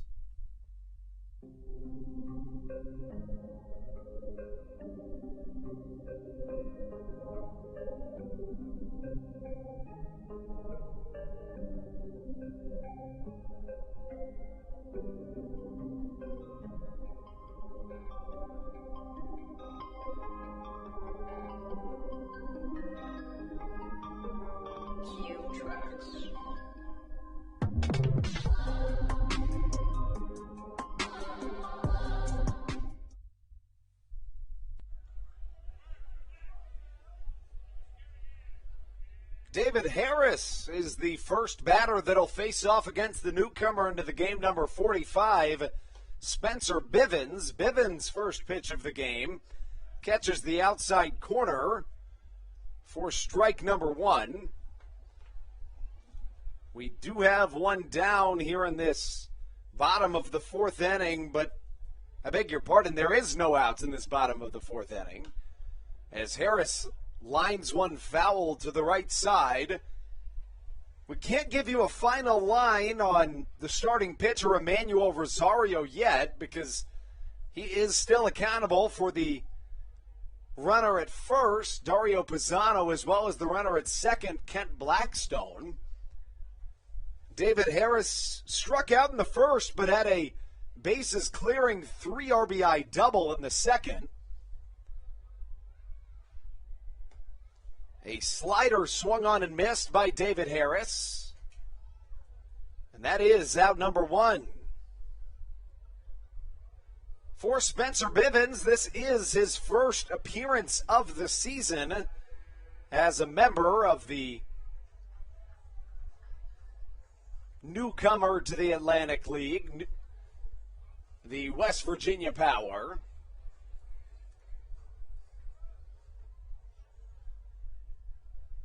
As Bivens continues into this first experience, he now faces off against Alex Crosby.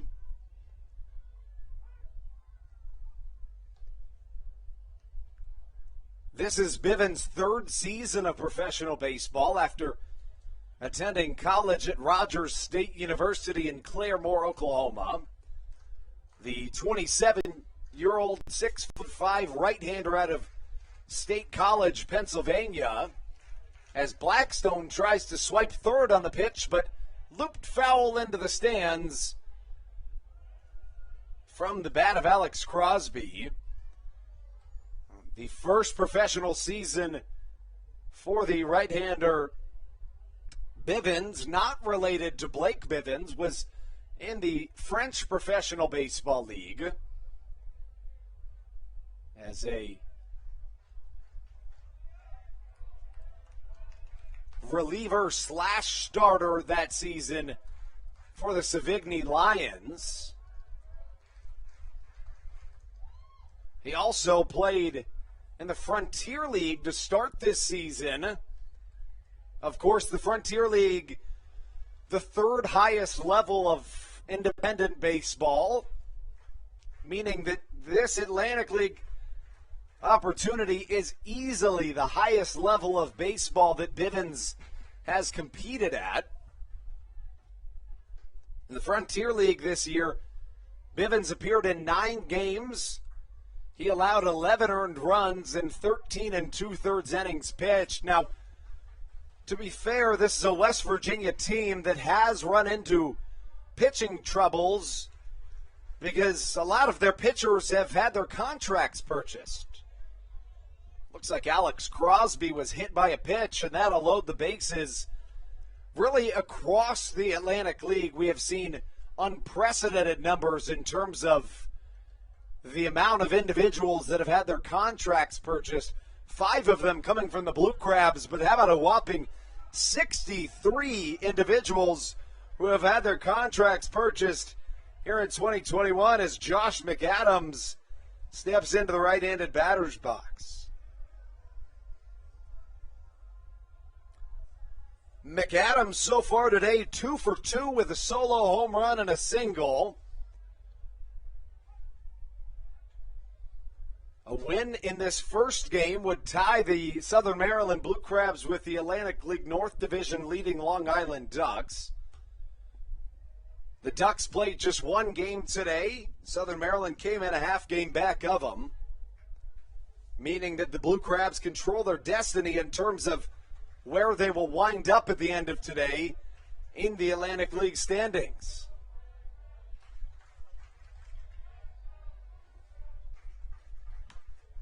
McAdams ropes one foul to the right side near the Kids Park, which includes a ton of really fun and exciting new rides here in 2021, including 2 amusement park style rides. The Blue Crabs are 1 for 1 with the bases loaded here today.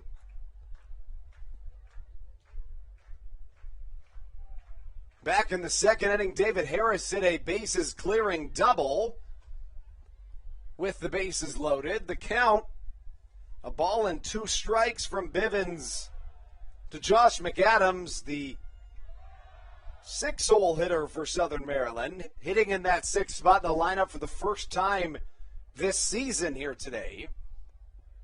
He's played almost every game in the 4 or 5 hole to this point. The 1-2, McAdams thought it was a hair outside. Instead, it is called strike number 3, looking a crucial strikeout after hitting Alex Crosby with a pitch to load the bases. And now, with 2 down, Joe DeLuca comes up to the plate.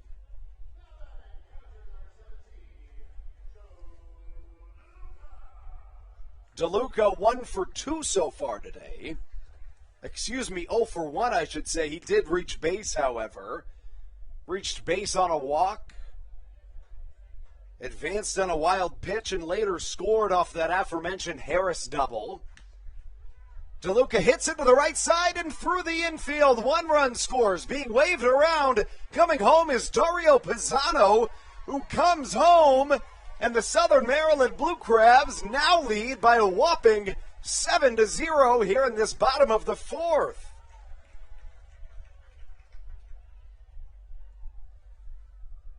An incredible display of offensive excellence here from your Southern Maryland hometown team. DeLuca picks up his 19th and 20th RBIs of the season and is now hitting 4 for 8 here in this homestand in the 3rd game of it. Miles Williams now comes to the plate with runners at 1st and 2nd. He takes a ball on the outside corner. Williams, like Dario Pisano, has walked in all of his plate appearances to this point in the contest. Pisano has drawn 3 walks in 3 plate appearances. Williams has drawn 2 walks in 2 plate appearances. Spencer Bivens with a slow turn back to second, keeping Alex Crosby honest out at second. Crosby in scoring position. Williams trying to bring him home. 2 balls, no strikes the count.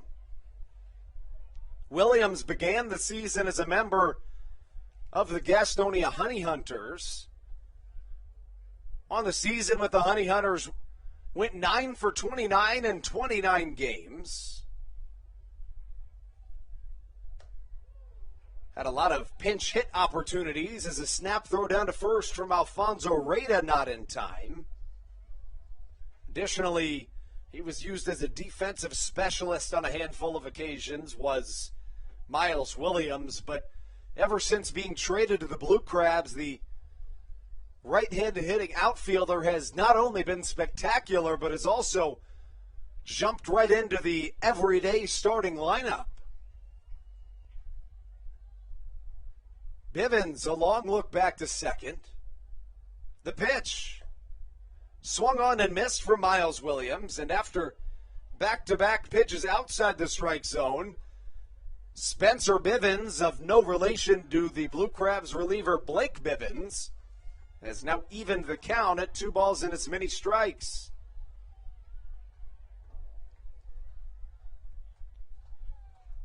Two on its way. Williams right up the middle. It'll be softly hit, and it'll have to be a fantastic play from Connor Hughes. Here comes a run home. Beautiful base running by Alex Crosby. That was a very bizarre play, to say the least.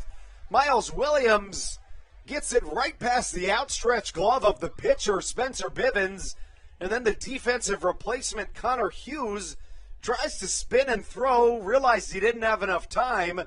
But by the time that occurred, Crosby was already almost home, and Miles Williams finds himself now having reached base in all 3 of his plate appearances here today, as the Blue Crabs extend their lead to 8-0 here in this 4th inning.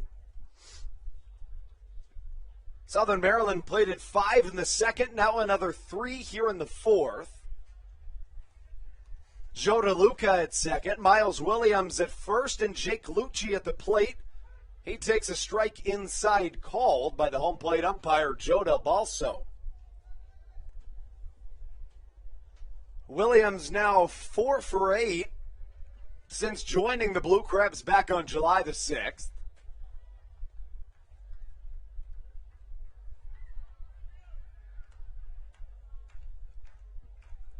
Bivens with a long look back to second. A curveball swung on and fouled into the ground from Jake Lucci.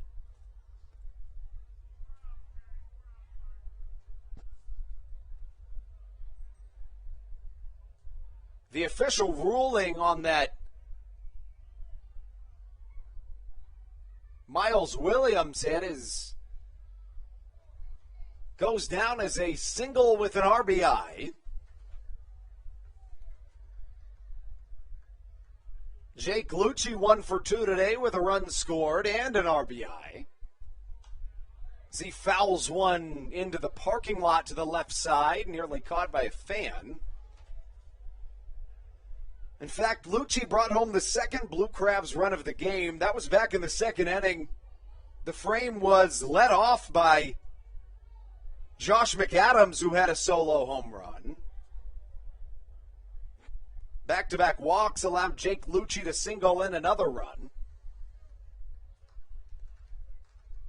Southern Maryland has 8 runs on 6 hits, having drawn an incredible 8 walks so far in this game. Taking you back through the last couple of plays, since the pitching change when Spencer Bivens came in, David Harris struck out swinging for out number 1. Then Alex Crosby came up, got hit by a pitch. Josh McAdams was then called out on strikes as this ball gets past the catcher Alfonso Reyda. Lucci picks up the catcher's mask for Alfonso Reyda. After McAdams was called out on strikes for the second out, Joe DeLuca singled in 2 runs, his 19th and 20th RBIs on the season. Miles Williams then singled up the middle, brought in a run. The 8th Blue Crabs run of this game, and now runners on second and third for Jake Lucci. A ball and 2 strikes the count here in the bottom of the 4th. Bivens handcuffs Jake Lucci, but he's able to get a piece of it to keep the at-bat alive. A ball and 2 strikes. Bivens, the 6'5" right-hander, originally from St. Petersburg, Florida.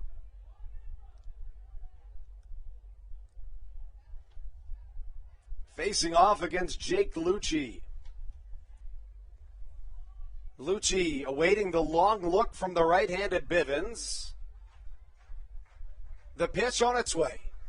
1-2 upstairs, swung on and missed. So the right-handed pitcher comes in and strikes out 3 Blue Crabs, but not before allowing a pair of hits. And we can put a bow on Rosario's day, but first, let's take a quick break, and we'll be right back on the Hometown Real Estate Broadcast Network. This is Daryl Thompson, and you're listening to the Hometown Real Estate Broadcast Network. Chick-fil-A of Charles County has been a proud supporter of the Southern Maryland Blue Crabs since their inception in 2008. For years, they have sponsored the Southern Maryland Blue Crabs, America's prisoners of war and missing in action. In between the second inning of each game, there is a moment of silence brought to you by Chick-fil-A. The Southern Maryland Blue Crabs appreciate and respect not only Chick-fil-A, but all of those that have served our great country. The seat that they sponsor was made possible by Chick-fil-A of Charles County. Thank you so much, and visit any of your Charles County Chick-fil-A locations today. Through October of 2021, COVID-19 vaccinations are offered right here at Regency Furniture Stadium. No appointment necessary. Just swing on by and get your COVID-19 vaccination today. Take one for the team, Southern Maryland. Get the vaccine.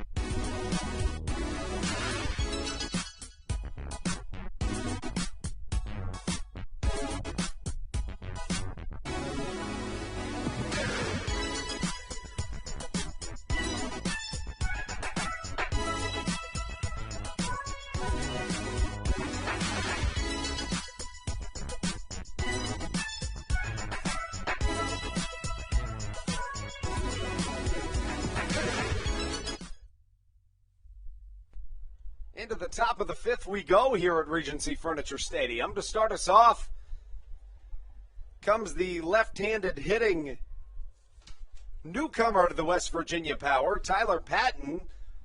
The designated hitter wears number 31, and to this point, he is 0 for 1 in the game.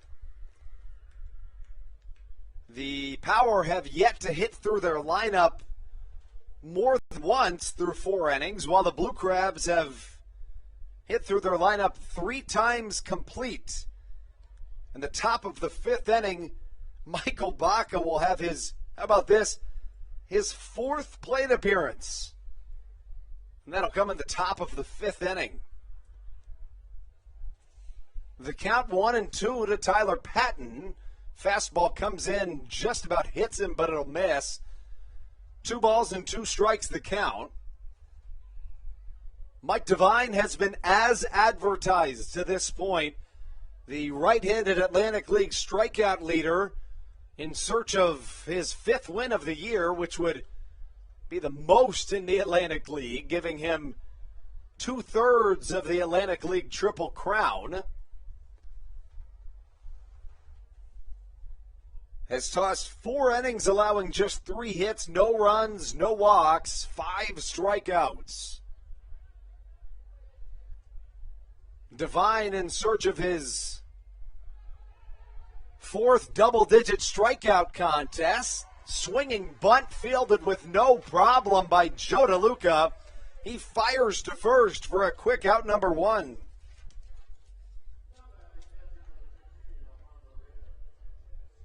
That brings up the 8-hole hitter, the catcher, wearing number 15 on the back of his black and gray jersey, Alfonso Reyes. The story for Alfonso Reyes on his career, the catcher, 26 years old, out of Montgomery, New York. He's in his 4th season of professional baseball as he grounds 1 foul. In fact, Reyes at one point was a Blue Crab, but just for 1 game. In 2018, Reyes played for the Blue Crabs, just got 1 game in, 3 plate appearances, 0 for 2 with a walk drawn. A cutter from Mike Devine makes the count 0-2.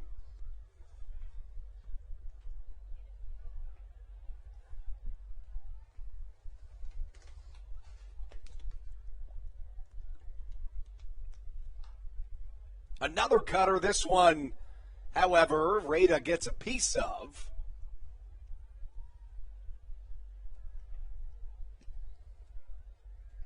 Reyes made his Atlantic League and professional debut in 2017 with the Somerset Patriots. Played again for the Patriots in 2018. Dribbler to the right side, fielded by Alex Crosby. 2 up, 2 down for Mike Devine. Incredibly, Mike Devine finds himself, after starting this game with a 1-2-3 inning and then retiring 3 straight. He allowed a pair of hits from the power, but since has retired 6 straight West Virginia batters. A big swing from the left fielder, number 6, Joe Quinones, is swung on and missed for strike number 1. Devine has made quick work of this West Virginia lineup and continues to do so with a swinging strike number 2. Devine has thrown just 74 pitches in this game. Emmanuel Rosario threw 87 pitches in 3 innings. He walked 8 batters, and there's another strikeout from Mike Devine. He has been masterful. 6 strikeouts for the right-hander sends us into the bottom of the 5th. First, putting a bow on the strikeout, make that the pitching numbers for Emmanuel Rosario. He went 3 innings, 4 hits, 7 runs all earned, 8 walks, 2 strikeouts, and a homer allowed. Now through 5 innings for Mike Devine, all scoreless frames, has allowed 3 hits, no walks, 6 strikeouts. A masterpiece brewing from Mike Devine, and it only gets better from here. Daryl Thompson gets the start in game 2. Let's get this game 1 over with first, however. Take it to a quick break, and when we're back, the Southern Maryland Blue Crabs send up the top of their order right here on the Hometown Real Estate Broadcast Network. This is Joe DeLuca, and you're listening to the Hometown Real Estate Broadcast Network. Whether it's Chris Paul, Cliff Paul, Aaron Rodgers, or even the son of a former Blue Crab, Patrick Mahomes, you've seen many athletes endorsing State Farm. That's because your State Farm agent has your back through good times and not so good times. That's why all the Blue Crabs, Daryl Thompson, and the whole team trust State Farm with their insurance needs. State Farm is the company people have trusted for over 99 years to help life go right. Call your local State Farm agent, Greg Conklin, today at 240-776-4289. When you're in the market to buy or sell a home, call Tony McClure of Century 21 New Millennium and his Grand Slam team, the realtor of the Southern Maryland Blue Crabs since our first season in 2008. Tony and his team of preferred partners includes Tim Murphy of CNF Mortgage and Steve Scott of the Scott Law Group. Together, they will ensure that your real estate needs are nothing short of a grand slam. The quality service you will receive is Hall of Fame worthy. Put Tony's 41-plus years of experience to work for you.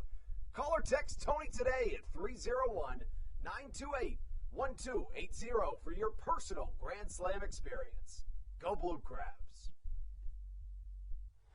Michael Baca leads things off here in the bottom of the fifth. For your Southern Maryland Blue Crabs, the right-handed hitting shortstop takes off against Spencer Bivens. First pitch from Bivens. Swung on and fouled to the right side near the Kids Park area.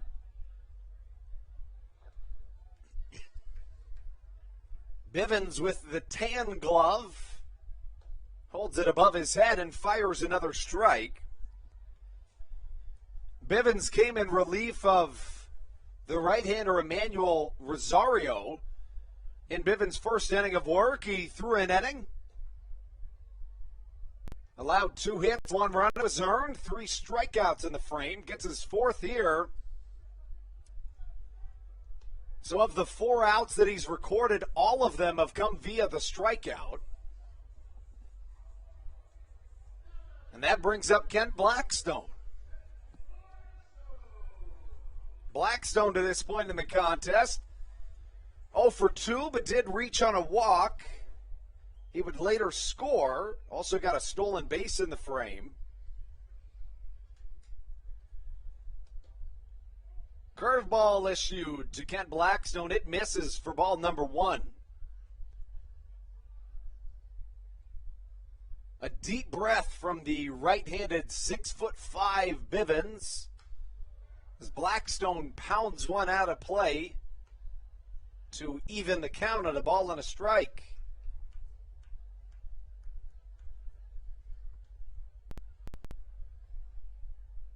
Kent Blackstone, the left-handed hitting Vienna, Virginia native in his 2nd season with the Blue Crabs, takes ball number 2 outside.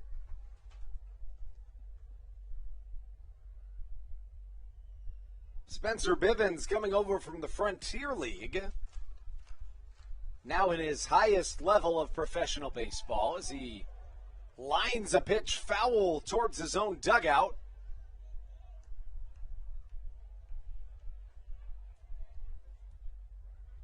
Everybody comes away safe.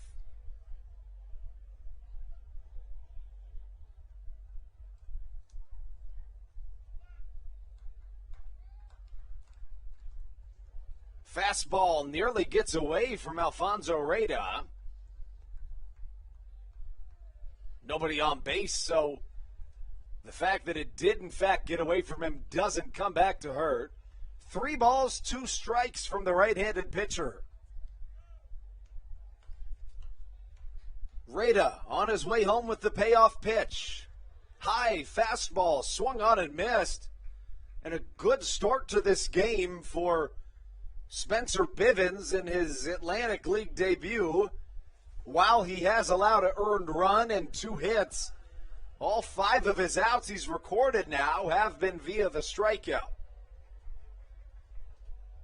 The Blue Crabs have taken full advantage in this game of the high walk numbers issued by the starting pitcher Emmanuel Rosario. Rosario walked 8 batters, allowing the Blue Crabs to score 8 runs on just 6 hits. First pitch, Dario Pisano sees, misses in the dirt in front of the plate, skids past home plate to the Roy Rogers backstop padding.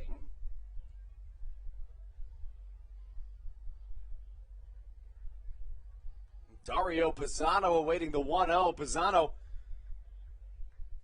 has come up to the plate 3 times today, walked in all 3 plate appearances. Hughes, the newcomer shortstop, fires across the infield, and a 1-2-3 inning for Spencer Bivens in a much-needed display to get his defense off the field and back to the plate, but they've got to face Mike Devine is the only issue.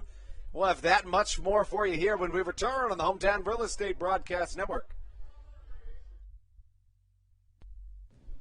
This is Matt Latos, and you're listening to the Hometown Real Estate Broadcast Network. Weiss Markets is a proud sponsor of the Southern Maryland Blue Crabs and has been since their inaugural season in 2008. Weiss Markets also presents one of the Blue Crabs' best and most famous promotions every single year. Kids can get in free to every single Blue Crabs game of every single year simply by wearing a jersey thanks to Weiss Markets. Weiss Markets can help you with all of your game day needs for a great price. Stop in at your local Weiss today. Eat better, spend less. That's wise. Weiss Markets is a proud sponsor of the Southern Maryland Blue Crabs. When you need a win on the road, don't get left stranded. Make AAA part of your roster and you'll always have someone on deck ready to get you home. AAA also offers car care, insurance, and travel services, and has stores conveniently located for Blue Crabs fans in Brandywine, Crofton, and Alexandria. Don't forget to ask them about membership discounts for military and first responders. Please visit AAA.com to learn more or to find a AAA location near you.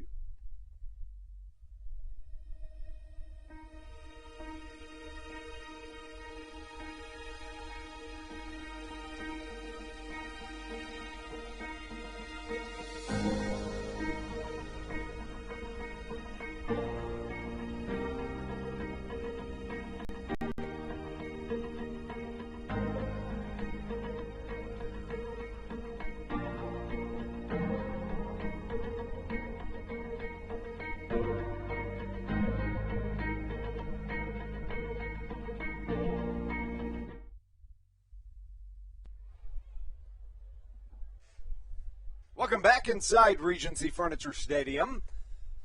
To the top of the 6th we go, where Mike Devine issues his first pitch of his 6th inning of work. If it looks anything like his first 5, it will be a breeze and a piece of absolute brilliance from the right-hander. The Atlantic League strikeout leader here in 2021 has done about everything his pitching coach, Darryl Thompson, and his manager, Stan Clyburn, could ask for. As we give you a look at the man up the plate for the West Virginia Power, coming in the form of Elmer Reyes. I beg your pardon, the substitution into the game for Reyes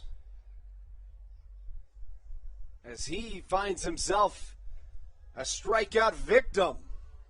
That was Carlos Hughes, the substitution for Scott Kelly, here in a game with a ton of subs and a blowout by the Blue Crabs.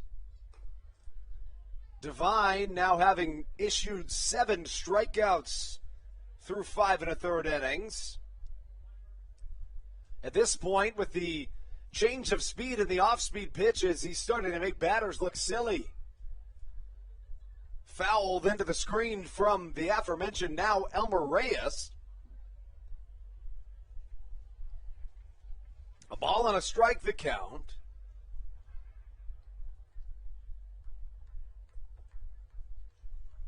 Devine takes a deep breath, shrugs the shoulders, goes sidearm on a pitch. Michael Baca fields in the outfield grass, fires across the infield for out number 2.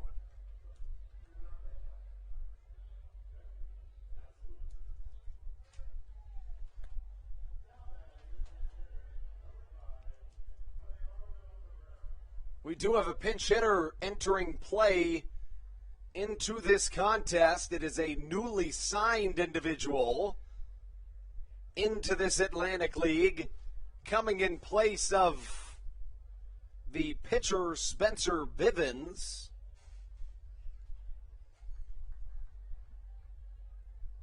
He bats in what was originally Alberto Calaspo's position in the batting order. The newcomer into this contest, Alardo Cabrera. I mentioned earlier, Cabrera was just signed a few is just second at bat in the Atlantic League.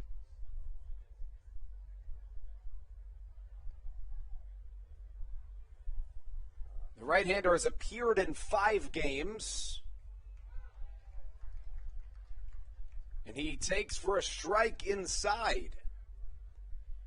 Cabrera actually a pitcher, but used in a pinch-hitting situation. Gets a good piece of wood, however. Jake Lucci calls off his center fielder David Harris and catches for out number 3.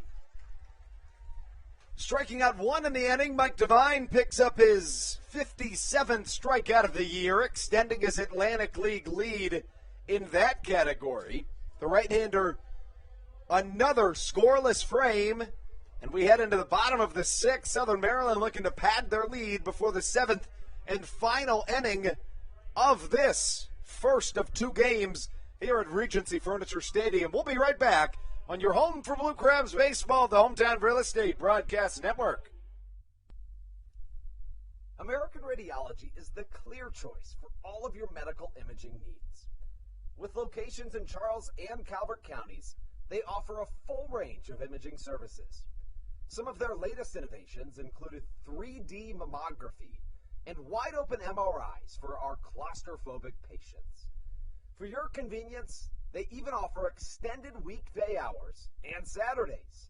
For more information or to schedule an appointment, visit their website at AmericanRadiology.com. 2020 was a year unlike any other for everybody. Quickly, the Southern Maryland Blue Crabs came to the realization that baseball must take a backseat to humanity. Immediately, the Blue Crab staff and all of Crustacean Nation teamed together to provide COVID-19 tests and eventually vaccinations. Southern Maryland's hometown team also hosted food drives, blood drives, backpack drives, toy drives, and so much more, all to help their community. The Blue Crabs couldn't be more thankful to the healthcare heroes that have gotten us to this point and helped our community so much throughout the COVID-19 pandemic. That's why this season is dedicated to our healthcare heroes. Each Saturday night, we will have a healthcare hero, a local healthcare professional, throw out the first pitch of the game and be honored.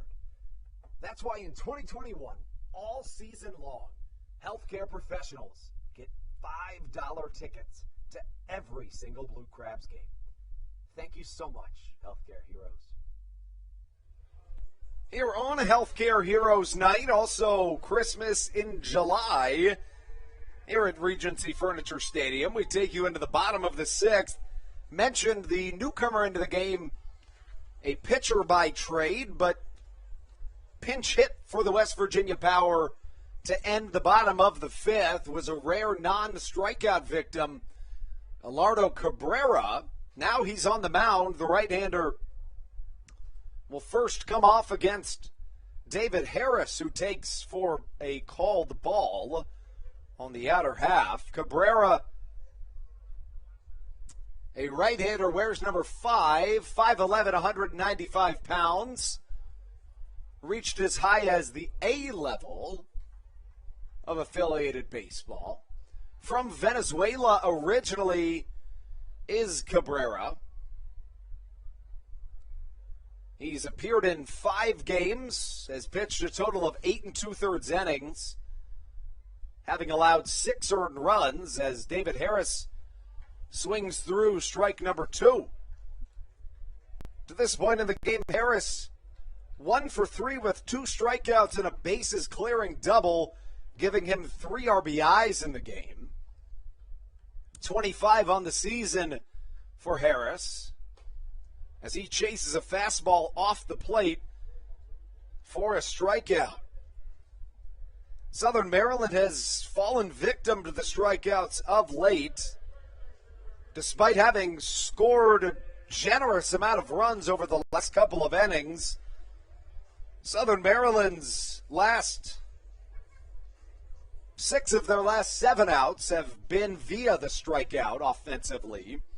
And now Alex Crosby comes to the plate. Crosby 0 for 2, but was hit by a pitch and later scored, and there he is getting hit by another pitch. Tying the most times hit by a pitch in a game by a Blue Crab this season is Crosby. And he gives way to Josh McAdams, who comes up to the plate 2 for 3 in the game. He had at-bats in the second, third, and fourth inning of this game. In fact, he led off the second and third inning for the Blue Crabs. Southern Maryland batted around in the second, scoring 5. That was kick-started by a Josh McAdams solo shot in that inning. The Blue Crabs would then see back-to-back walks before Jake Lucci drove in another run. And then capping that off was a David Harris bases-clearing double. In the fifth, the Blue Crabs scored 3 more, 2 of which came on a Joe DeLuca 2 RBI single, and then Miles Williams plated another on yet another single. That was when Crosby scored his run. It was a weird play. Runners on first and second, 2 down. A chopper up the middle from the bat of Miles Williams got past the outstretched glove of the starting pitcher, Rosario. Got to the shortstop, Hughes, who spun around, but Crosby wisely, as Hughes was looking at first, came around to score. Crosby has good speed, 4 stolen bases on the year, tied for the second most on this Southern Maryland team. McAdams awaiting in his right-handed batter's box. Sees a fastball, drills it to the right side. And McAdams immediately crouches with a grimace. We hope that it did not, in fact, collide with a fan here at Regency Furniture Stadium. We have extended the netting here in these last couple of years.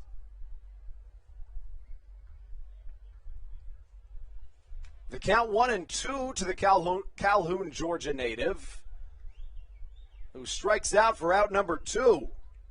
Now 7 of the last 8 Blue Crabs outs offensively have come via the strikeout. And that brings up Joe DeLuca, the switch-hitting catcher, who is 1 for 2 today, also reached base and scored a run on a walk drawn in the second inning. DeLuca 4 for 8 so far in this homestand with 4 RBIs, 2 singles, a double, and a home run. Was our player of the game back in the first game of the homestand and a series opening win against the Gastonia Honey Hunters. To that point, series openers have been very friendly to the Blue Crabs here in 2021. Southern Maryland 9-2 in series openers, looking to make it 10-2 here against the West Virginia Power. Fastball misses downstairs, and DeLuca works ahead in the count. 1 ball, no strikes. DeLuca, 6'3", 235. Takes a big hack at a fastball and fouls it into his counterpart catcher's mitt. In game 2 of this doubleheader, Daryl Thompson will get the start for your Southern Maryland Blue Crabs. 2 away here in this bottom of the 6th. Remember, each of these doubleheaders will be just 7 innings. A curveball misses down low. And where I thought the count was 1-1, It was in fact 2-0, now 3-0.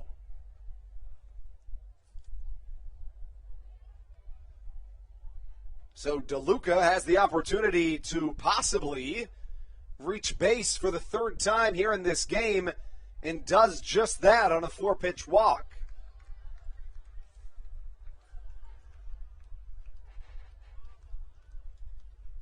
And that brings up Miles Williams, who has reached base in each of his 3 plate appearances here today.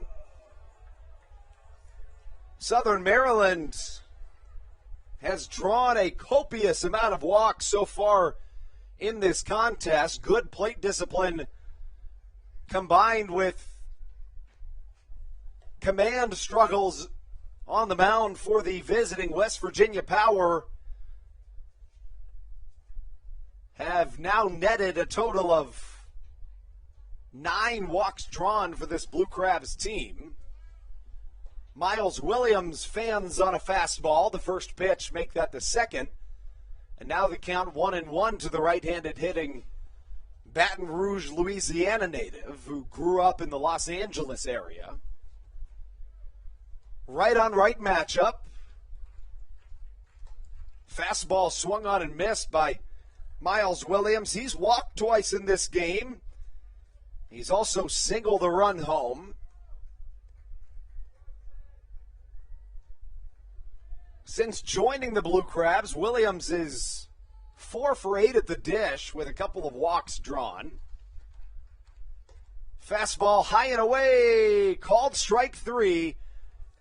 It was a close one, but Williams set down on strikes. And that's how we get into the top of the 7th. Mike Devine will try to toss the complete game here in Game 1. We'll have that here for you when we return on the Hometown Real Estate Broadcast Network.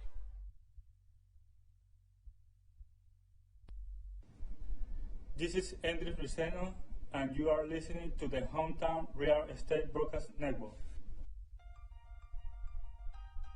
So, what do you like about your home?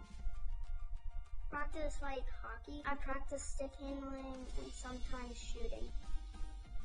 Mommy, go outside sometimes. I like playing lacrosse. Playing the Switch. I like the scribble. Daddy, I like to build Legos at home. I have the biggest closet. Riding my dirt bike. We help you home. At Hometown Real Estate, we want to help you and your family home. Whatever that takes and whatever that means to you. Give us a call at 888-225-2736 or online at helpyouhomebluecrabs.com. All Pawn is Southern Maryland's premier pawn shop and is the official pawn shop of the Southern Maryland Blue Crabs. Stop by and say hello to them. They've been a part of the Southern Maryland community for 18 years. If you need some cash to hold you over, or if you're just doing some spring cleaning and want to clear some stuff out, please bring it by All Pawn and let them make you an offer. If you have broken jewelry or some that you just don't want anymore, please bring it by, and they'll pay you more than anyone in the Tri-County area. They're located on 301 in White Plains, just south of DeMar Road. Go Blue Crabs!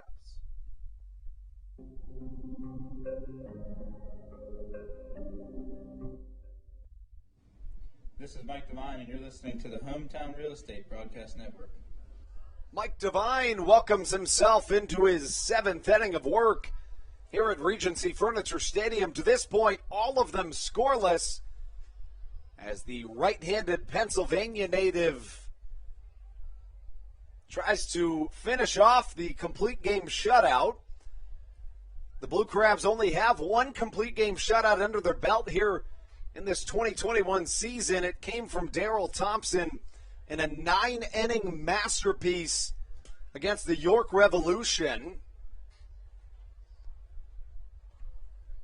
Devine comes with a sidearm pitch to equalize the count at a ball and a strike.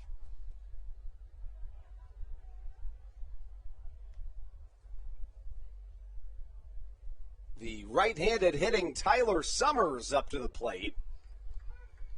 Summers was subbed in earlier in this game as a defensive substitution, but has not had an opportunity at the plate yet.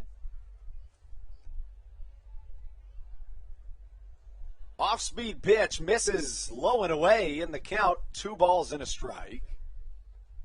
Devine has been masterful to this point for your Southern Maryland Blue Crabs.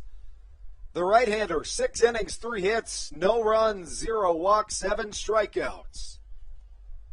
The Atlantic League strikeout leader looking for his 5th win of the year. That would be tops in the Atlantic League as well.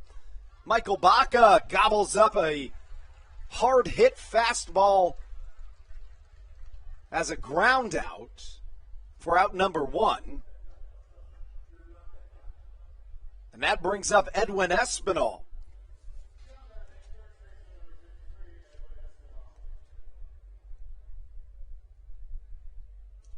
A lot of ground balls, a lot of flyouts, and even more strikeouts here today for Mike Devine. Edwin Espinal comes to the plate 0 for 2 on the day. First pitch he sees is a sidearm fastball that misses for ball number 1. Devine, known for changing speeds a lot. And every once in a while in that bag of tricks, he pulls out a sidearm pitch. A check down to first. Did he go? No, he didn't, says Larry Rosenberg, the first base umpire. Ball number 2 called. This next pitch will be the 94th of the evening for Mike Devine. A fastball swung on, and it hits Joe DeBalso right in the chest protector. He appears to be just fine. But just in case, as a form of courtesy, Joe DeLuca will go have a word with his pitcher, Mike Devine. In the meantime, Edwin Espinal stands outside the right-handed batter's box. Remember, Espinal and Joe DeBalso, the home plate umpire, had a little bit of a tiff earlier in this game.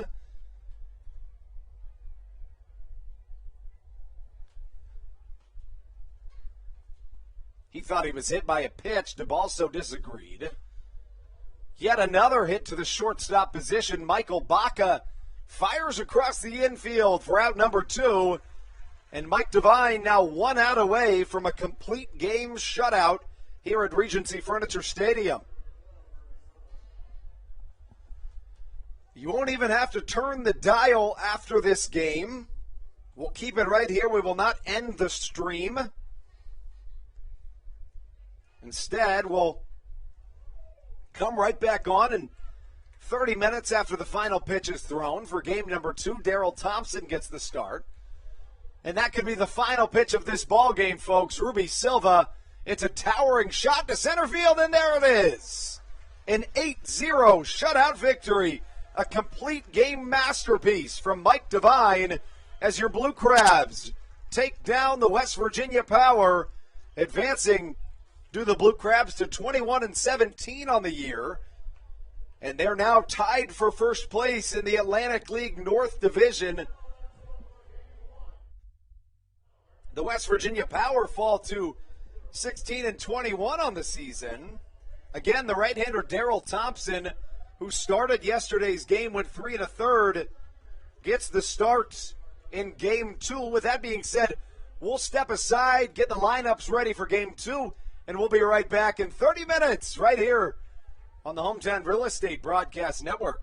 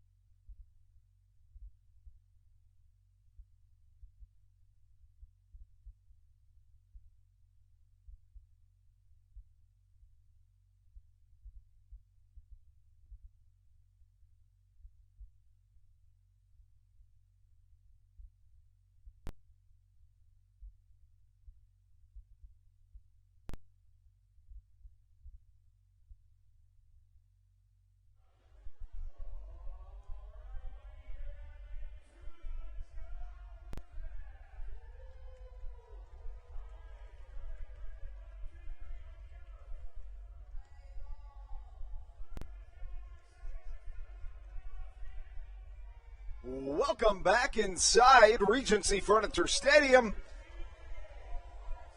It's been about 40 minutes since the Blue Crabs won the series opener in the first of two in a twin bill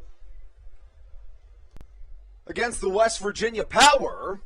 Your Southern Maryland Blue Crabs now come on to face the Power in Game 2, and they'll put the reigning Atlantic League Pitcher of the Year on the mound, the right-hander, the La Plata native,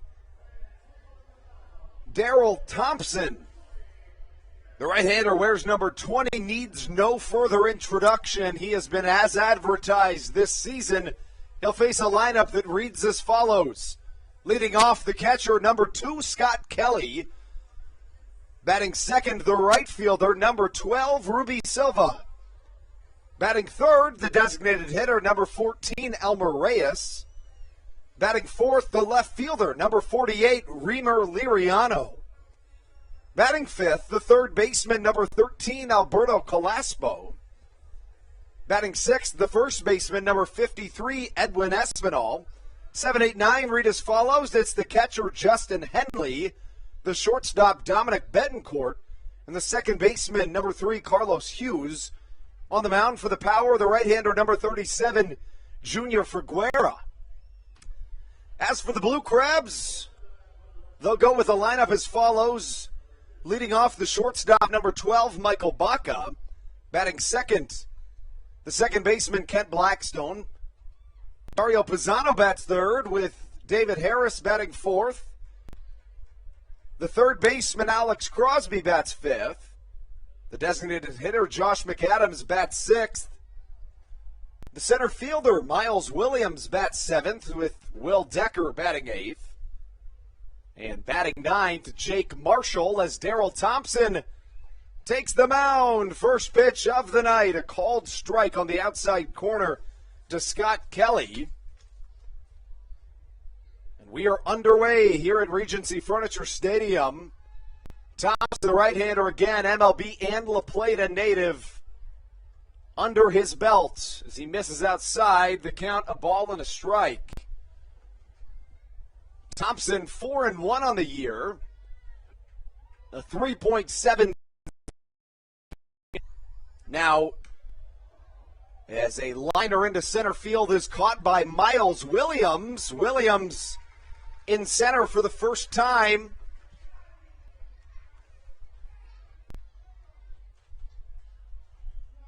Of the season, the newcomer to the Blue Crabs plays center field for the Blue Crabs. And that brings up Ruby Silva.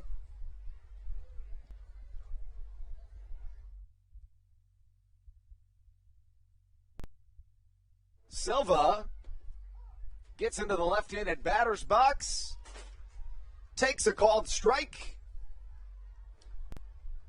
Thompson was brilliant in 2019 as Silva fouls one into foul territory. There goes Alex Crosby near the bullpen. In the first game, Crosby was the designated hitter. And now, here in Game 2, the corner infielder makes a brilliant catch. And now 3 pitches have given Daryl Thompson 2 outs in what has been a brilliant day of baseball here in Southern Maryland. Elmer Reyes up to the plate. First pitch he sees, ball 1 at the knees. Thompson working out of the windup. The rock, here comes the fire. Well struck to the right side, but well foul. And, you know, we talked about it in Game 1, and I hate to jinx anything, but in Game 1 we mentioned that Vegas odds makers would likely, in this doubleheader, enjoy making a prop bet that said both Blue Crabs starting pitchers throw a complete game, something like plus 400. And I think I'd take that bet. Devine already did it. Thompson working quickly through the first. 3 up, 3 down as Miles Williams catches an Elmer Reyes fly out to center field. When we come back, it's Michael Baca, Kent Blackstone, Dario Pisano, right here on the Hometown Real Estate Broadcast Network.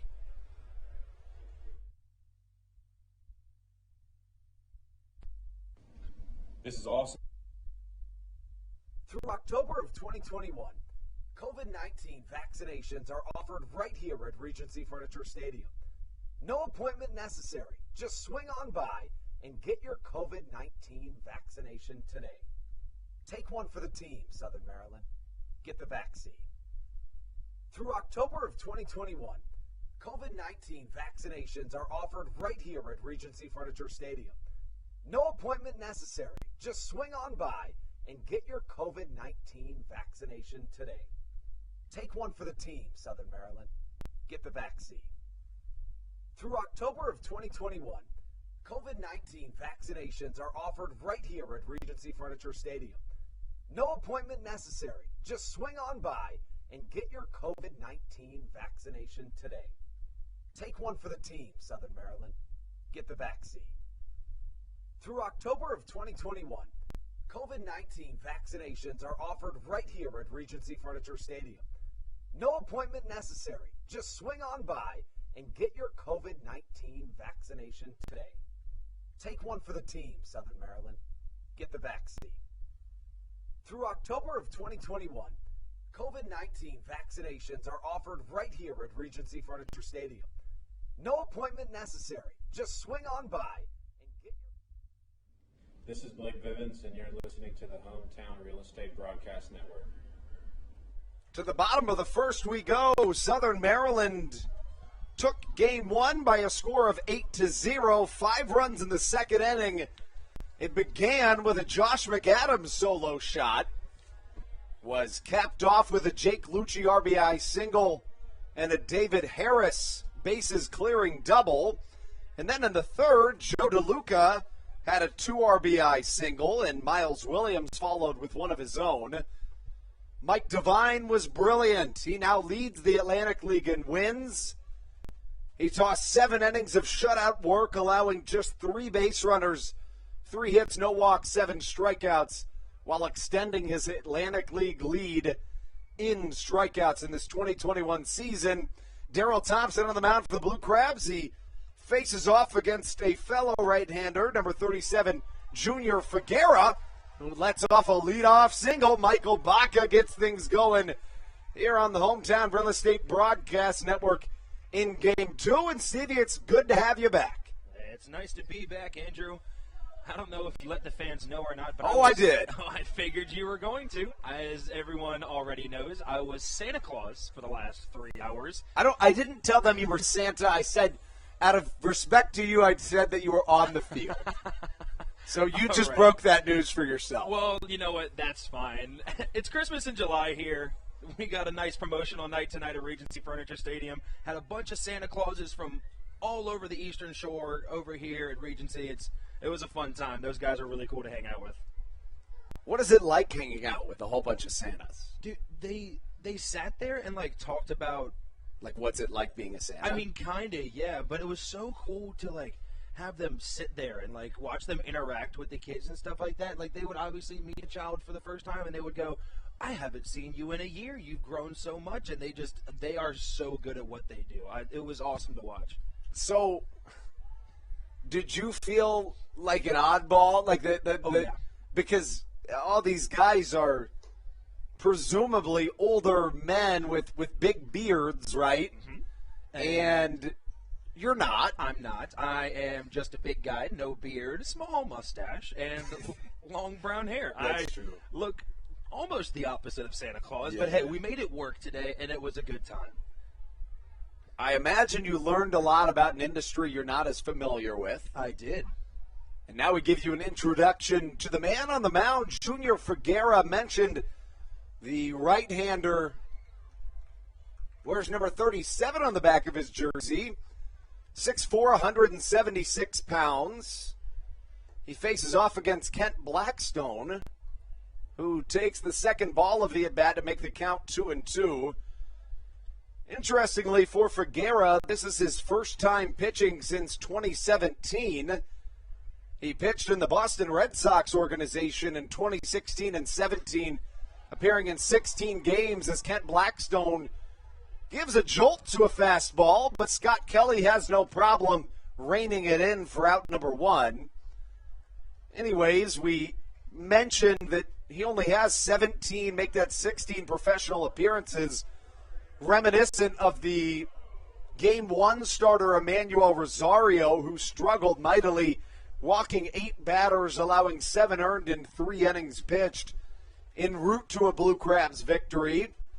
Now, again, we mentioned it earlier, to this West Virginia Power team's credit, this is a team that has had a ton of players picked up from the Mexican leagues and from Major League Baseball organizations. In this last week, they've had a couple pitchers picked up, so it's not very easy to just find professional baseball players. They don't just they usually have a job or else they're retired. So it's tough to find these guys, and that's where you have a spot starter like a Junior Figuera who hasn't pitched since 2017. But you know what, Steve? That feeds pretty well into the narrative for Southern Maryland's day, especially when arguably the best 2 pitchers in the Atlantic League are on the mound for the Blue Crabs in Daryl Thompson and Mike Devine. Yeah, you know, if you're the Blue Crabs lineup and you see Devine and Thompson on the mound for you guys, I mean, I think you already know. All you have to do is just put a couple runs across the board. They are going to go out there and they're going to give 110% and do everything they can on the mound to help you guys win. Can we just talk about the fact that, as Michael Baca takes second, but I apologize for not having already mentioned the fact that Daryl Thompson pitched last night. Yeah. And Steve, explain what I mean. Well, of course, Daryl Thompson pitched last night. He technically pitched. Well, I mean, he did. He pitched. Just not officially. Yes, officially in the stats, Daryl Thompson did not pitch, but physically here at Regency Furniture Stadium, Daryl Thompson had 4 innings. I think he was just about to complete the top of the 4th inning, and then all of a sudden, Tropical Storm Elsa came down on Waldorf, and it was just a mess out there. But since that game technically didn't count last night because we didn't make it past the 5th inning, the game just completely restarted, and that's what we saw in the first one today. Looks like Michael Baca might have tweaked his ankle, maybe a hip flexor, as he advanced on the second consecutive pitch that got away from the backstop behind the dish for this West Virginia Power team, Justin Henley, as Dario Pisano gives a ride to a baseball that should be enough to score a run. It will be close, however.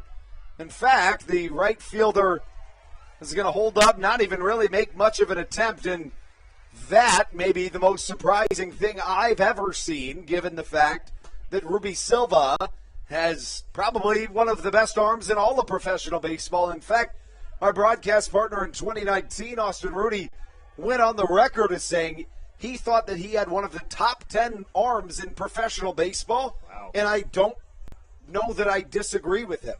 I mean, it is that good. I mean, what was the stat you told me yesterday? Threw 3 guys out from right field at first base in 1 game? Yeah. It's an insane stat. It's unbelievable. Some of the best right fielders in the majors right now are not going to be able to do that.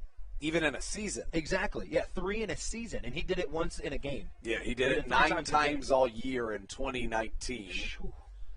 Pretty impressive, but the Blue Crabs do get one across. 2 away brings up David Harris, who has been scorching hot of late.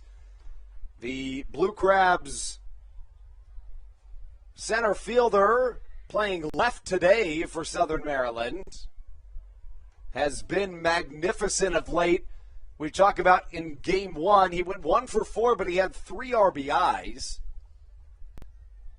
Entering play, he had hits in 9 of his last 20 at-bats and was hitting .365 over his last 40 at-bats. Harris with 5 RBIs through 3 games in this homestand, but he lines one to the left side, caught with no problem by Alberto Calasbo. And after the Blue Crabs score a run on a sac fly from Dario Pisano, we find ourselves heading into the 2nd inning of baseball. Daryl Thompson back out onto the mound when we return on the Hometown Real Estate Broadcast Network.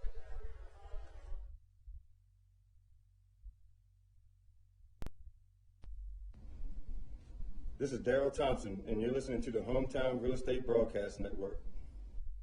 In February of 2020, Regency Furniture Stadium and the Southern Maryland Blue Crabs were given what we view as an honor, being named the 4th mass vaccination site in the state of Maryland.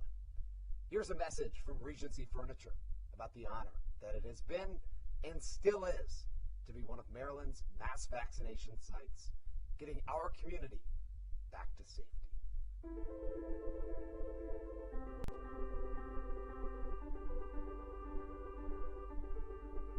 During these times of uncertainty, it helps to know there are things we can control to help ourselves and others.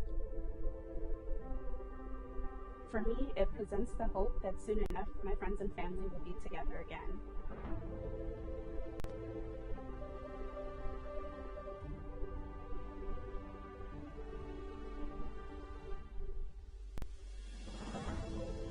I want to take this moment to thank the Maryland National Guard for their support in helping to facilitate and manage the vaccinations here at the Regency Furniture Stadium. We just think it's so important for everyone to do their part, and we're just grateful for their support. Thank you for your support, and we're just honored to be a part of the vaccination effort out here and to serve the community.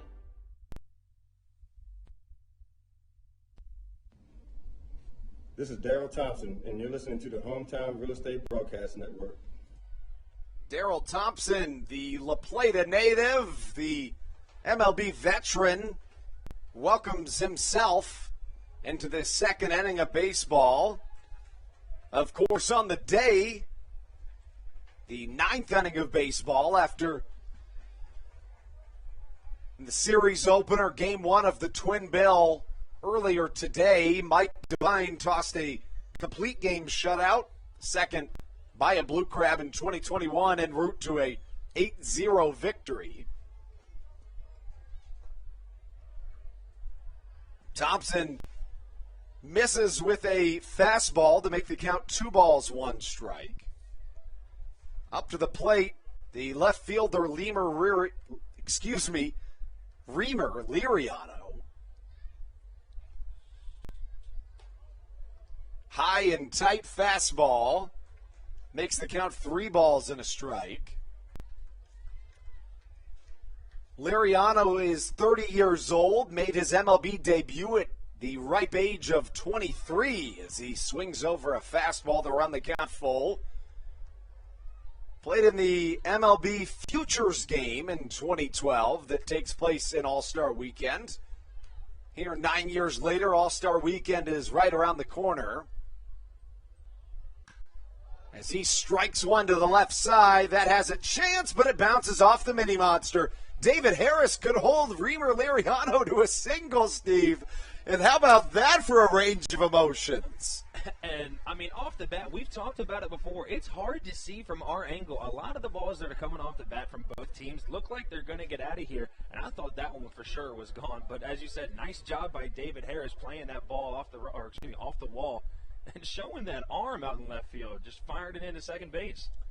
I feel like a couple of things contributed to that. One being that Liriano probably thought it was a home run off the bat, but, you know, more importantly, David Harris playing left field for the first time at Regency Furniture Stadium this season, and he plays it beautifully. That's not an easy wall to play a scorching hot fastball off of. Nonetheless, that was probably the happiest Daryl Thompson has been in a long time after allowing a base hit, you'd have to imagine. I don't know if you saw it either, but the throw from Harris was so strong, it went over the second baseman's head a little bit, and out goes Daryl Thompson hustling to cut the ball off. You know, I love a lot of mannerisms Thompson displays on the baseball field. One, of course, that we've mentioned being, you know, the fact that he'll just sprint for a ball even if it's in the air. How about it? 4-6-3 double play. Blackstone, Baca, all the way to Pisano. 2 away, and Now that's a swing of emotions, but to finish the point, Thompson's the guy that, pitchers aren't supposed to go after pop-ups. He'll sprint towards one. Yep. And that's just who Daryl Thompson is. He doesn't care about, the things he's supposed to and not supposed to do as a pitcher. He just likes playing baseball. He likes winning. Exactly. He likes winning. He's going to do everything he can to help himself win. And why wouldn't he? Thompson, unbelievable. 18th season of professional baseball, 9th with the Blue Crabs, and he still has that ear-to-ear grin that he has become famous for here in Southern Maryland. A ball and no strikes to count to Edwin Espinal, who flares a line drive single into right center field. A strange hop. Miles Williams sees Espinal thinking about extending it into a double, but he high steps back to first base, and he will be content with a single. Probably the wise decision. And that brings up Justin Henley, who we have not seen to this point in the series. Excuse me.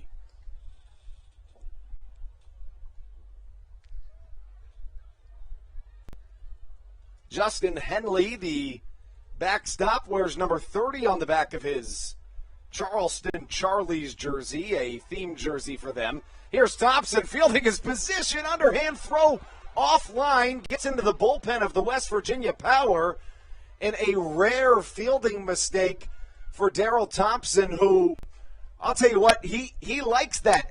That may be something that you haven't seen a ton, anybody watching Thompson for the first time, but the reason I know that that's a play he can and usually does make, now this may sound juvenile, but at the Blue Crabs youth camps last year, if a ball would go off center, Thompson, and I can't exaggerate this, or excuse me, I'm not exaggerating this, would be in center field and he'd just flip it underhanded like that and hit somebody on a dime at home plate. Like, I've seen people being able to do that from the farthest distances, and I don't understand it.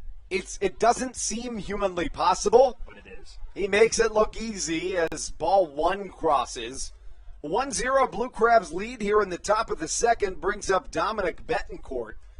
Betancourt, another member of this power team that we have not seen to this point of the game.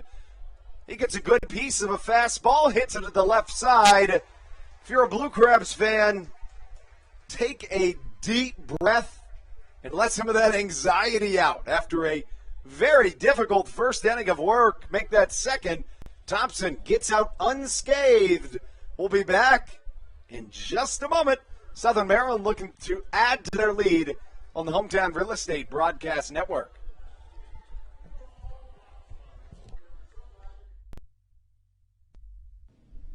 This is Will Decker, and you're listening to the Hometown Real Estate Broadcast Network.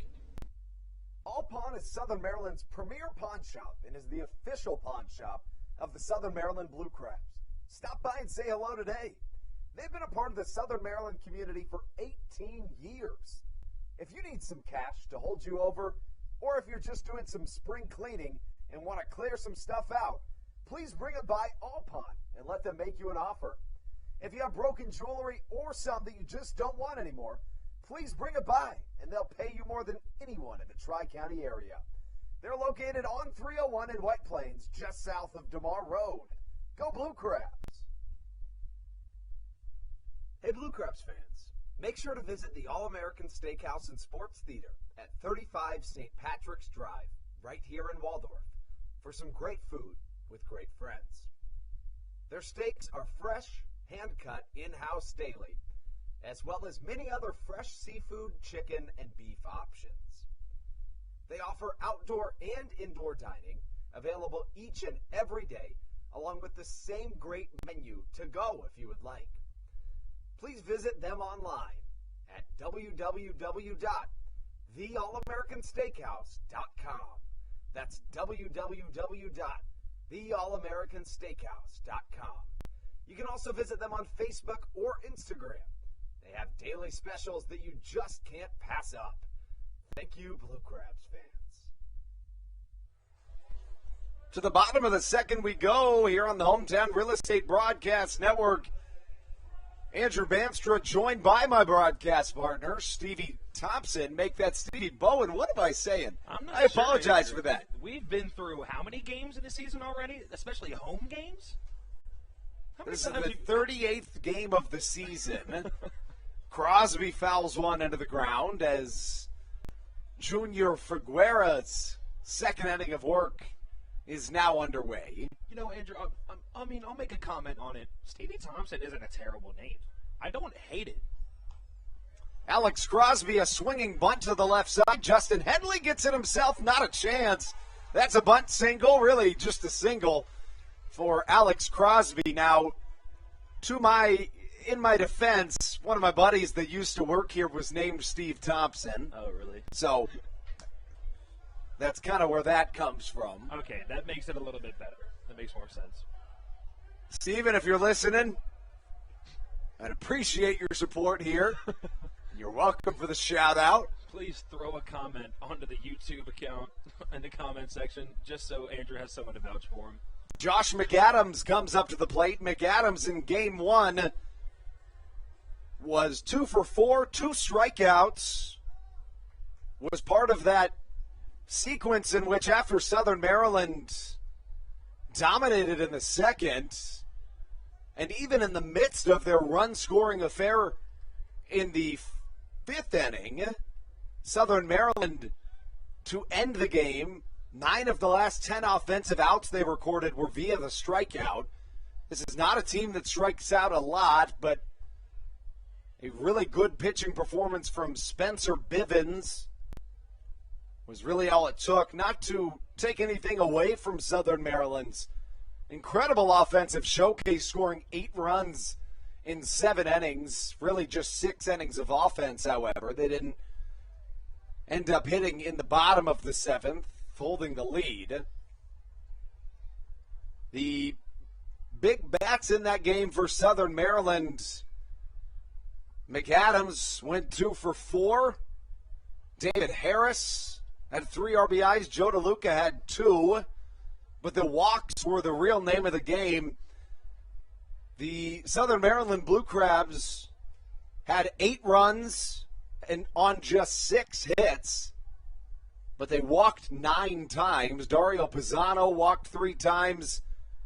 Joe DeLuca and Miles Williams each walked twice.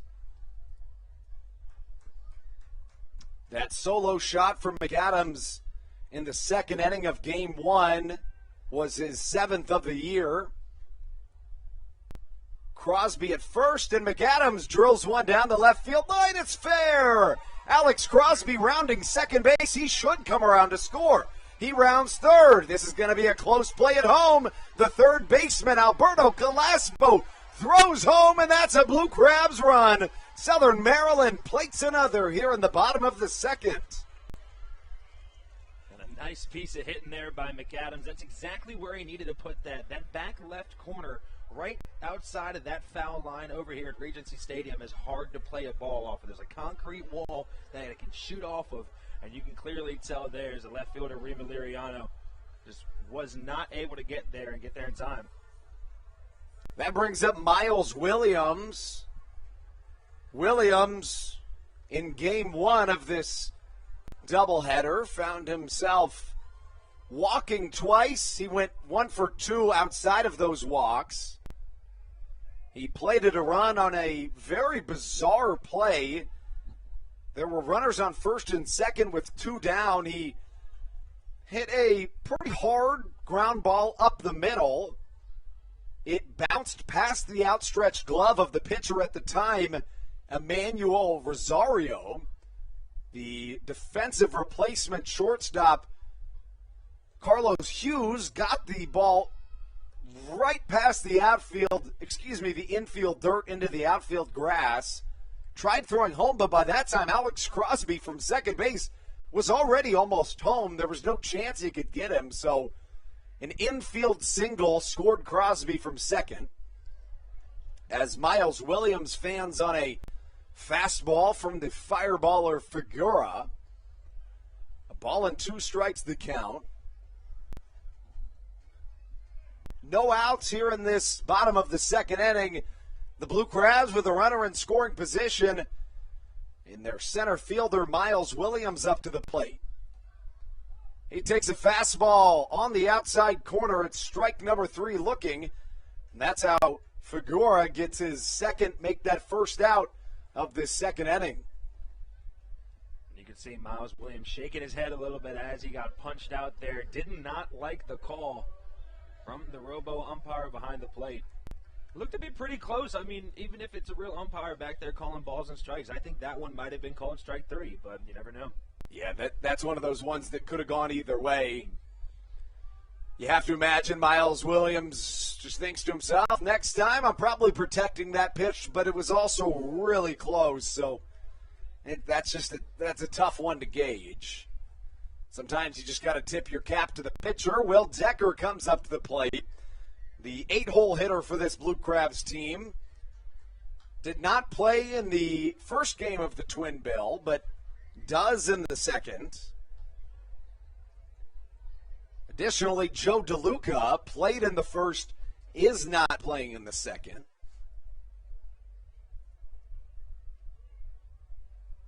Really, the substitution is just Will Decker taking Jake Lucci's spot in the lineup.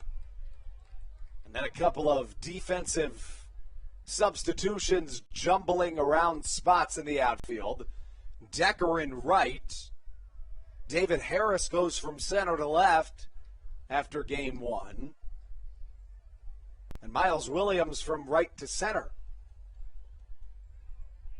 Decker sees an off-speed pitch in the dirt. Watches it go by for ball number 2. Last time Decker had an at-bat was back on July the 8th. Was in a pinch hit opportunity. He went 0 for 1 that day. Fastball off the outer edge, works the count full, and yet another really close 2-strike pitch from Figueroa. This one goes in favor of Southern Maryland. 2 on for the Blue Crabs. Josh McAdams at second to make that 1 on. He's at second base. McAdams tries to swipe third. It'll be close. Tries to dodge the tag. Is unable to do so. But on that pitch, Will Decker draws the 4th ball. And he's aboard, but now 2 down here in the bottom of the second. You know, I don't think that was a terrible idea there by Josh McAdams. You know, full count pitch.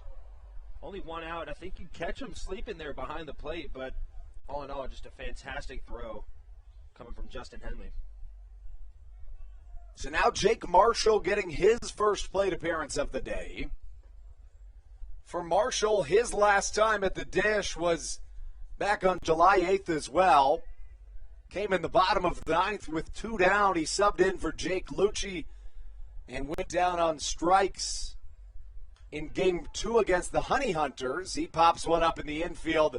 Alberto Calasbo comes on and catches for out number 3. So Southern Maryland plates another here in the second.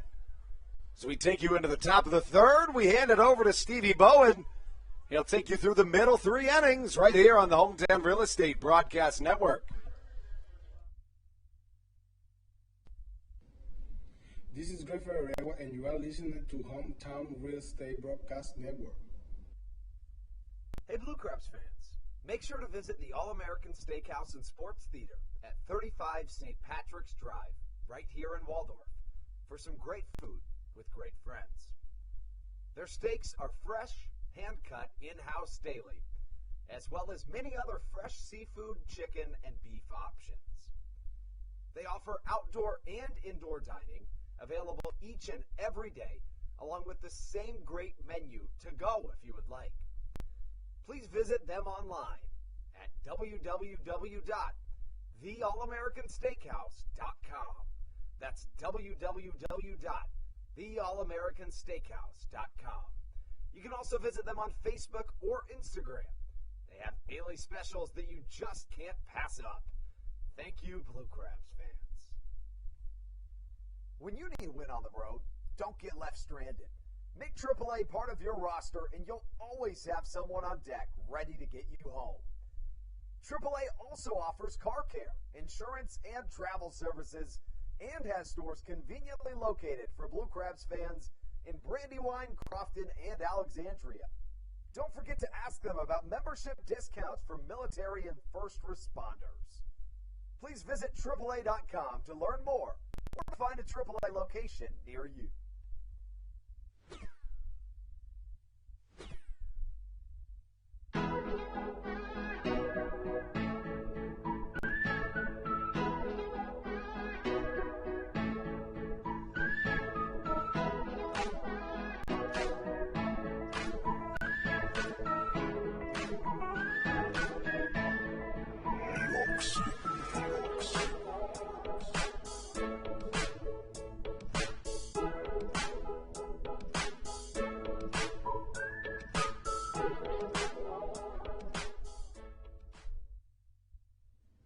This is Dalton Geeky, and you're listening to Hometown Real Estate Broadcast Network. Top of the third inning action here at Regency Furniture Stadium. As the leadoff man here for the West Virginia Power, it's going to be the 9-hole batter, Carlos Hughes, tries to lay down a bunt but pulls back. But that pitch is going to be called a strike as he starts off with a 0-1 count. Looks to be swinging away now as the second pitch fouled off into the stands. And almost a fantastic play by a Southern Maryland fan right behind the dugout there on the left side. As quickly Daryl Thompson comes back to work. Quickly has an 0-2 hole to the number 9 batter.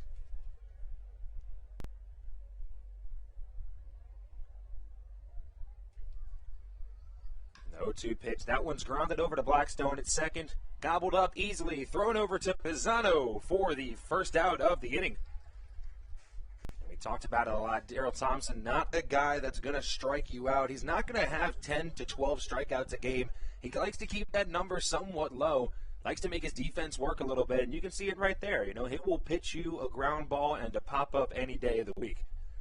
Talk about this guy doesn't like to walk anyone. See a lot in his counts. If they're able to let it stretch to full count, I mean, good on them, because Daryl Thompson is going to try to get you into an 0-2 hole really quickly. Lineup turns over now, back to the leadoff batter of Scott Kelly. He's starting in center field today. First pitch to Thompson, fastball. That ball just misses on the outer half as the count runs to 1-0. And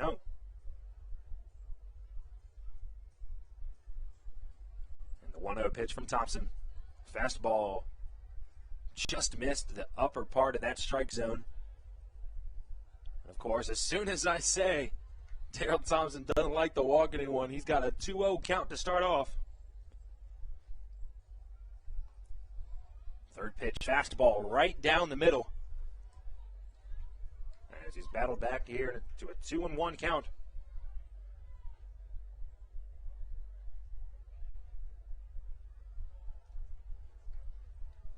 2-1 pitch from Thompson. Another fastball right down the middle.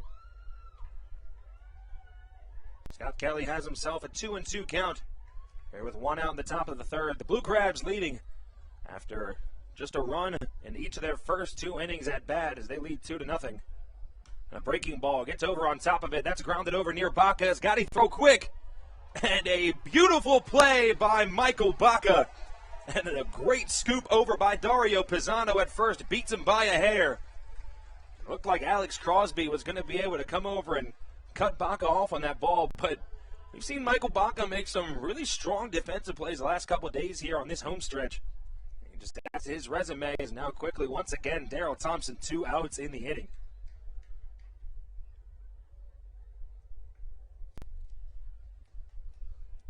That brings up the former Blue Crab from the right fielder, Ruby Silva. Silva looking for his first hit in this second game. There's the first pitch from Thompson.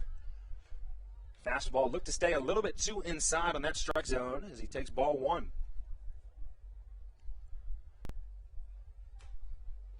And a chopper over to the right side. Daryl Thompson running for the ball. Glove flip from Kent Blackstone. And a beautiful play to end the inning. The West Virginia Power go 1-2-3, and that takes us into the bottom of the third inning. Your Blue Crabs lead 2-0. We'll be right back here on the Hometown Real Estate Broadcast Network when we return.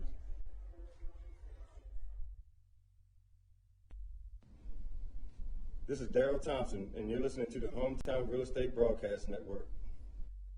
In February of 2020, Regency Furniture Stadium and the Southern Maryland Blue Crabs were given what we view as an honor, being named the 4th mass vaccination site in the state of Maryland. Here's a message from Regency Furniture about the honor that it has been and still is to be one of Maryland's mass vaccination sites, getting our community back to safety.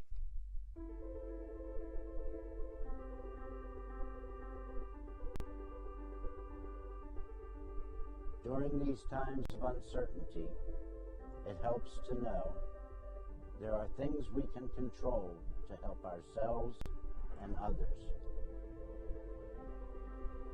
For me, it presents the hope that soon enough my friends and family will be together again.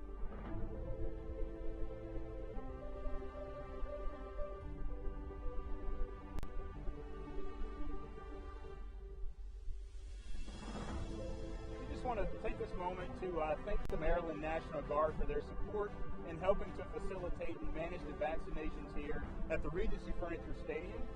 We just think it's so important for everyone to do their part, and we're just grateful for their support.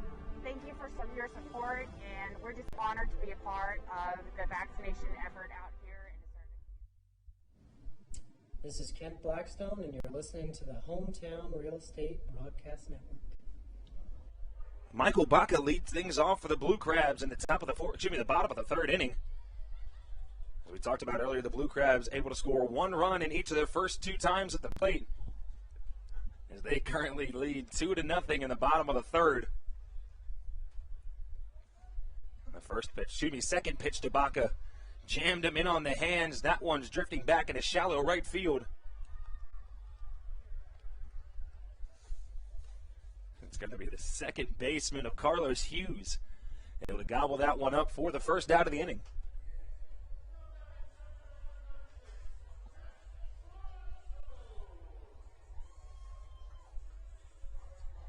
One out here in the bottom of the third. Brings up Kent Blackstone, who put a charge into one his last at-bat coming in the first inning, as he sent one out to deep center field, but not far enough. You know, and we talked about it a little bit, but after yesterday's game, yesterday's attempted game, 3 1/3 led to a rain out that we had to restart today. Honestly, in hindsight, Steve, that panned out pretty well for a Southern Maryland team that was trailing 2-0. Really, the only person on the Blue Crabs it was not favorable to was Kent Blackstone, because he went 1 for 1 and drew a walk and had 2 stolen bases. But I think I can just assume that Kent's perfectly content with a couple of wins, assuming or hoping that Southern Maryland's able to cling on to a victory here today. You know, you can go as Blackstone fouls one off of his foot there. But as I was saying, you can go 4 for 4 with 4 home runs, but if your team loses 5-4, you know, really, what was the point? Blackstone with a really good job emphasizing and maybe even dramatizing a little bit there that it hit his foot, but that's what you should do to make sure that the umpire knows that that was indeed a foul ball. And the 2-2 pitch to Blackstone looked to be a fastball, leaves on the outer half of the strike zone as the count runs full with 3 balls and 2 strikes. Blackstone along with a lot of this Blue Crabs lineup. As you see a big swing and a miss there. As quickly now there's 2 down in the bottom of the third inning, and that's going to bring up the first baseman, Dario Pisano. Pisano made a nice pick over there at first from the throw from Michael Baca back in the second out of the last inning. As we talked about before, Pisano missed most of that last road stretch due to a leg injury. Happy to have him back in the lineup, as he's proved to be a pretty solid bat to have towards the top and the middle of this, you know, the meat of this hot Blue Crabs lineup at the moment. As the first pitch fastball just misses on the outer half of the strike zone. Lets it go for ball 1.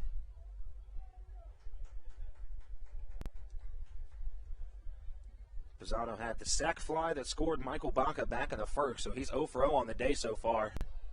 As that one's fouled very far over to the left side and over the concourse. As the count runs even at 1 ball and 1 strike.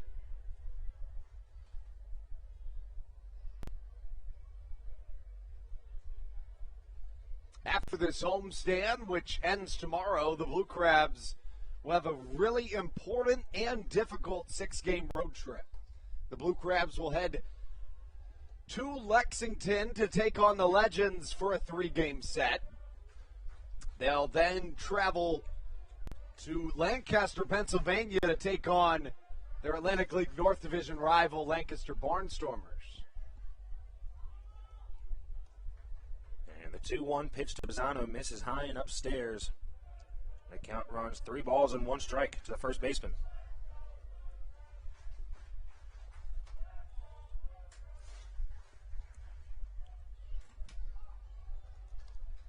Looks like Pisano lets strike 2 go by as the count runs full. 3 balls, 2 strikes here, and 2 outs in the bottom of the 3rd inning. The Blue Crabs lead 2-0 after scoring a run in the 1st and the 2nd inning. Coming off a healthy 8-0 win back in that first game.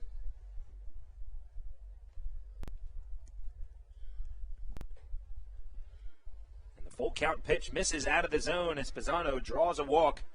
And that's going to bring the power bat of the left fielder, David Harris. Interestingly for Pisano, he has now walked 4 times today throughout the course of 2 games. Not really 2 full games. We've only played, this would be the 9th inning of offense for Southern Maryland today because they didn't bat in the bottom of the 7th. So 4 walks in 9 innings is a pretty darn good way to get on base. His on-base percentage, especially just for the day, through the roof. The first pitch to Harris inside, catches the strike zone inside for strike 1. Second pitch can be dribbled up the middle. The shortstop able to gobble that one up and make the play. Dominic Bethencourt, as that ends the bottom of the 3rd inning.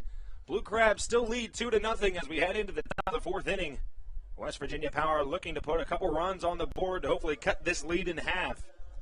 We will return here back on the Hometown Real Estate Broadcast Network. This is Will Decker, and you're listening to the Hometown Real Estate Broadcast Network. All Pawn is Southern Maryland's premier pawn shop and is the official pawn shop of the Southern Maryland Blue Crabs. Stop by and say hello today. They've been a part of the Southern Maryland community for 18 years. If you need some cash to hold you over, or if you're just doing some spring cleaning and want to clear some stuff out, please bring it by All Pawn and let them make you an offer. If you have broken jewelry or some that you just don't want anymore, please bring it by, and they'll pay you more than anyone in the Tri-County area. They're located on 301 in White Plains, just south of DeMar Road. Go Blue Crabs! Hey Blue Crabs fans, make sure to visit the All-American Steakhouse and Sports Theater at 35 St. Patrick's Drive, right here in Waldorf, for some great food with great friends. Their steaks are fresh, hand-cut in-house daily, as well as many other fresh seafood, chicken, and beef options. They offer outdoor and indoor dining, available each and every day, along with the same great menu to go if you would like. Please visit them online at www.theallamericansteakhouse.com. That's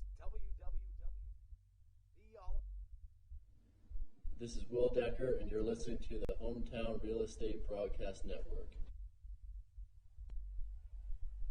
Top of the 4th inning action here at Regency Furniture Stadium. The Blue Crabs still up 2-0 after scoring a run in the 1st and in the 2nd. Daryl Thompson still on the mound for the Blue Crabs as he faces off against the 3-hole batter of Elmer Reyes. First pitch to Reyes in there for a strike, and a big breaking ball from Daryl Thompson in the second pitch, and Reyes way out in front of it. As once again, quickly, Daryl Thompson got him in an 0-2 hole. And the 0-2 pitch from Thompson. Fastball, that one low and in the dirt. Jake Marshall got to drop to his knees for it.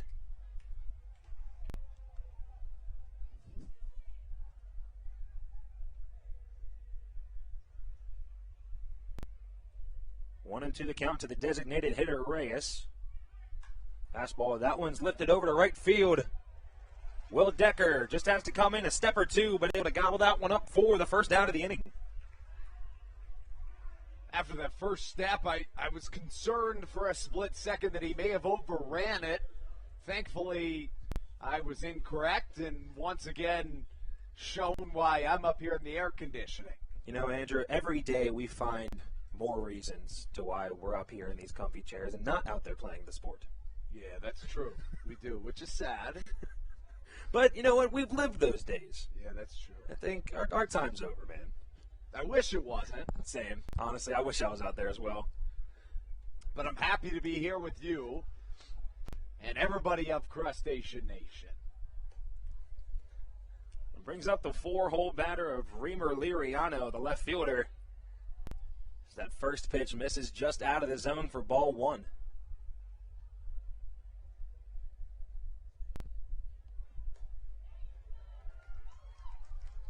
Daryl Thompson really attacking these West Virginia power batters. He's a nice job on the mound so far, letting up just 3 hits in 4 innings. Excuse me, 3 1/3 innings. Reimer Liriano, heading into 2013, was named the 39th overall prospect in all of baseball by Baseball Prospectus. Additionally, Liriano, get this, Steve, signed with the San Diego Padres right after his 16th birthday. Wow. With a $300,000 signing bonus. It's a lot of money for a 16-year-old.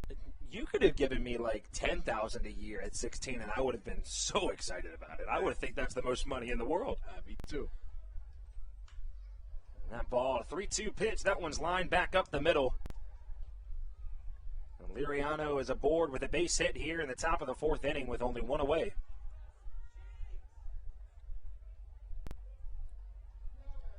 Liriano now 2 for 2 in this second game, 2 singles, as he led off the second with a base hit as well, and then got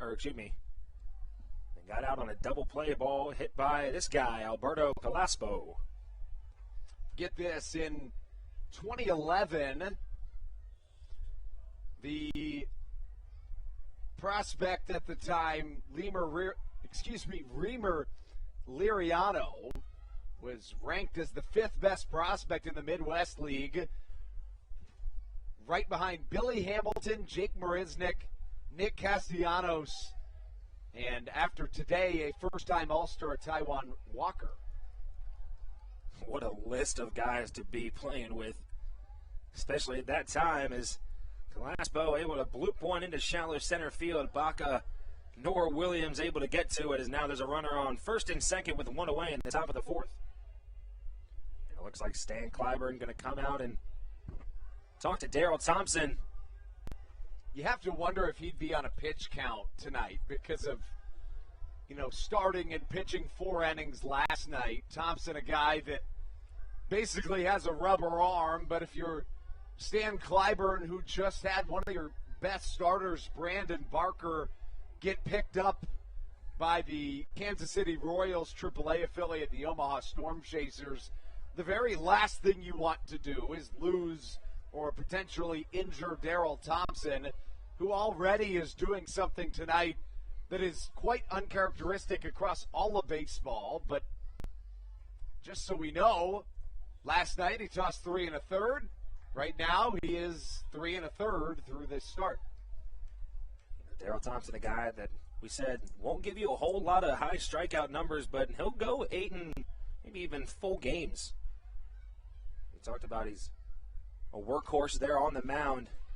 But Andrew, I agree with you. Wouldn't be surprised if he was on a pitch count. You don't want to wear out your main guy just yet, especially with that big series coming up, as you said, on the road against the Legends from Lexington. 0-1 count for the first baseman, Edwin Espinal. who reached on a base hit back in the second and was left on third as he sends that one into deep left field. David Harris reaching forward. That one's off the wall. David Harris once again plays it really well off the wall. But some good base running from Remer Liriano as he's able to score off of the base hit off the left field wall. Packed crowd here today in Regency Furniture Stadium, giving Thompson some energy to stay out on the mound. And, of course, the Blue Crabs are playing as the Brew Crabs today, Stevie. Why is that? Well, it's Saturday, and every Saturday we recognize the Blue Crabs' very own brand new beer, the Southern Maryland Brew Crab. And the first pitch to the catcher, Justin Henley, as he grounds that one back up the middle. Williams unable to make a play on it. And it looked like right away, I don't think Miles Williams realized that Alberto Calaspo was going to head for home plate. Yeah, there was a couple of things that surprised me on that play. First off, I was wondering maybe Daryl Thompson could get it, but that was out of the question. Second, I was thinking Blackstone might lay out for it and try to keep it in the infield. But third, and most importantly, I was surprised Miles Williams, who has a good arm, didn't come up and throwing. And speaking of throwing, heavy action in the Blue Crabs bullpen all of a sudden. As you know, that meeting at the mound with Stan Clyburn. Not surprised to see someone warming up in the bullpen. Can't really tell who it is from here. We can let you know shortly once we figure that out. Looks like it may be Andres Briseño. That's what I was thinking as well. 1-0 pitch to the first baseman, Dominic Bethencourt. And I couldn't tell what happened from here, but there was certainly some screaming from the fans. So the good thing is, I'm pretty sure everyone's okay, but it looked like the afterwards reaction from the West Virginia Power bullpen, it looked like that ball came right at them. I think everyone was just kind of bracing for impact just in case it hit someone.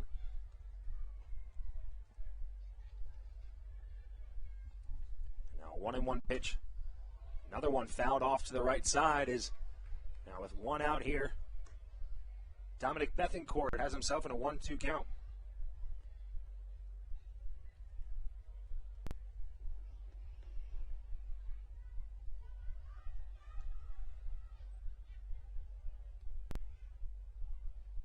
Two runs scored now in the top of the fourth inning. The game is tied at 2 runs apiece.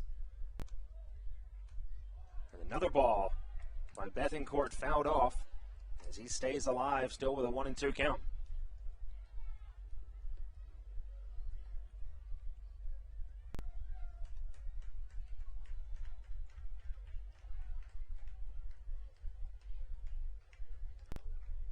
Espinal on second, Justin Henley at first base, following his base hit up the middle. It scored Alberto Calaspo from second. Comes the 1-2 pitch, breaking ball. Tried to hit on that outer corner of the strike zone. The Southern Maryland fans not happy with it, and I don't think Daryl Thompson is either, as that ball looked to be pretty close. Very well placed off-speed pitch from the veteran right-hander Daryl Thompson. You know, we've seen him strike a bunch of guys out with that pitch alone.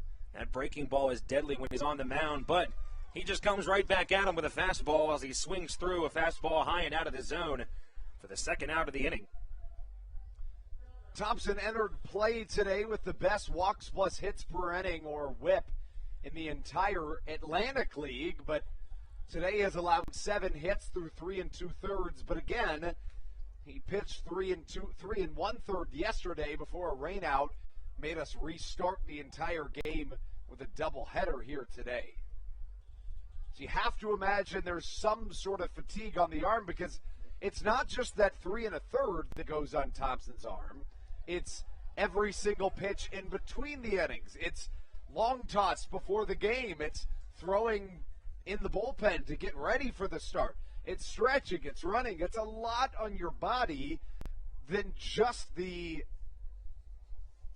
35 pitches he throws in the game. You have to imagine probably 100 pitches were thrown all told, plus all the warm-ups, so it's not easy to start back-to-back games. You know, exactly. When you think about it, you see a lot of these pitchers, Daryl Thompson especially, see them go 100-plus pitches and have a full game, but he might as well have thrown 200 pitches just throughout the day, which is remarkable to do. Right. And still have your arm connected to your body and not hanging off at that point. 1-1 to count to the 9-hole hitter, Carlos Hughes. As the 1-1 fastball hits that inner half of the strike zone, as now he's in a 1-2 hole here with 2 outs at the bottom of the 4th.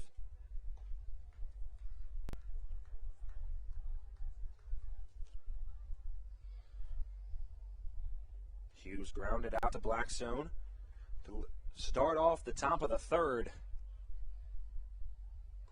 And a big swing and miss as Daryl Thompson sits down, the second baseman. But not before 2 more runs come across for the West Virginia Power, as the game is now tied at 2 runs apiece here at Regency Furniture Stadium. We'll be back here on the Hometown Real Estate Broadcast Network with Alex Crosby, Josh McAdams, and Miles Williams leading it off for your hometown Blue Crabs. This is Matt Latos, and you're listening to the Hometown Real Estate Broadcast Network. Weiss Markets is a proud sponsor of the Southern Maryland Blue Crabs and has been since their inaugural season in 2008.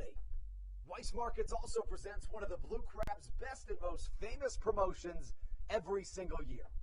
Kids can get in free to every single Blue Crabs game of every single year simply by wearing a jersey, thanks to Weiss Markets.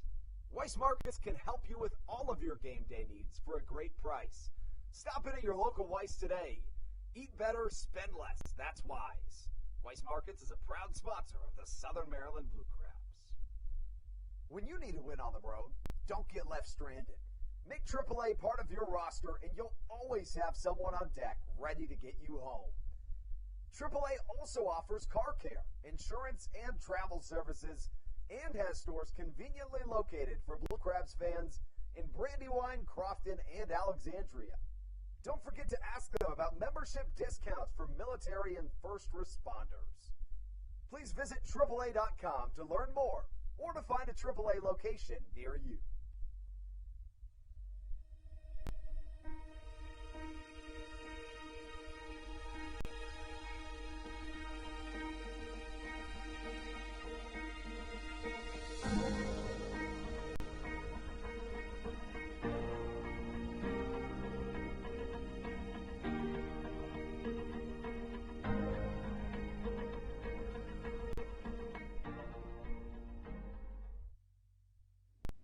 This is Mike DeMine, and you're listening to the Hometown Real Estate Broadcast Network.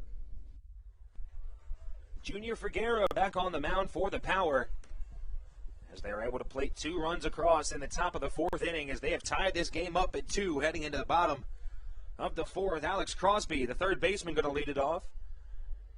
He led off the bottom of the 2nd inning with a base hit, and it eventually came around to score as he swings hard through the first pitch, as he's down 0-1.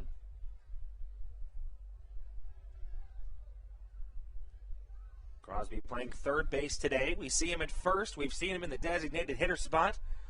Nice, solid corner infield guy. Has a good glove on him. He fouls the second pitch off over on top of the Legends Club in left field. Now he's in an 0-2 hole. I think an underrated aspect of Crosby's game is his sneaky speed. As Crosby sends one, that one's carrying out to deep left field. The left fielder, Liriano, here on the warning track, able to grab that one in for the first out of the inning.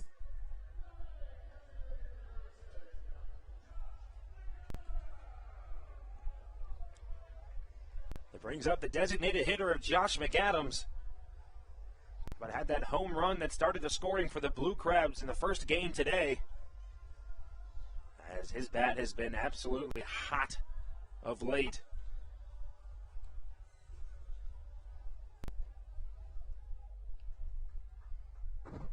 McAdams reached on a double down the left field line that brought around Alex Crosby as he laces that one. That one bounces off the Legends Club as well down the left field line.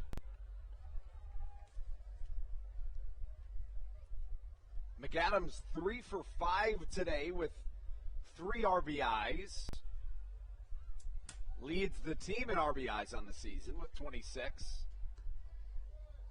A breaking ball from Vergara. That one low and inside out of the zone. Count runs even at 1 ball and 1 strike. Josh's batting average has raised 19 points today with the 3 for 5 effort. A hard ground ball chopped over to the left side. That one's foul as he runs into a 1-2 count. You can tell he's feeling good at the plate because every time his bat touches the ball, it's coming off at least 90 miles an hour exit velocity, even if it's a ground ball. I mean, he's a guy that feels very comfortable in the batter's box right now. A big swing from McAdams. That one's lined into center field. And a diving play from Scott Kelly, the center fielder, as he lays out to make the second out of the inning. Kelly, generally a middle infielder, so making that play all the more impressive. But again, emphasizing the point, McAdams feeling pretty good in the box right now. Exactly. We've seen it the past couple days. McAdams, even when he gets out, it's hits like that. It's a hard line drive. It's a ground ball that you have to force the fielder to actually make a play on. So overall, very solid at the plate. That brings up the center fielder of Miles Williams. He was struck out looking on what he thought to be a questionable breaking ball that hit the outer half of the strike zone. As he swings away at the first pitch and is down 0-1.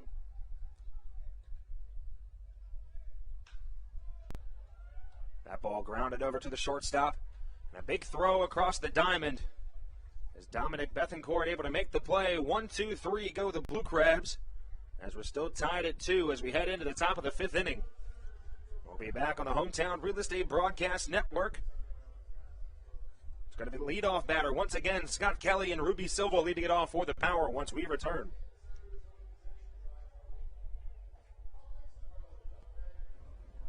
This is Andres Viceno, and you are listening to the Hometown Real Estate Broadcast Network.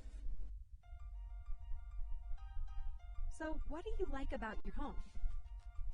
Practice like hockey. I practice stick handling and sometimes shooting. Mommy. Go outside sometimes. I like playing lacrosse. Playing the switch. I like the scribble. Daddy. I like to build Legos at home.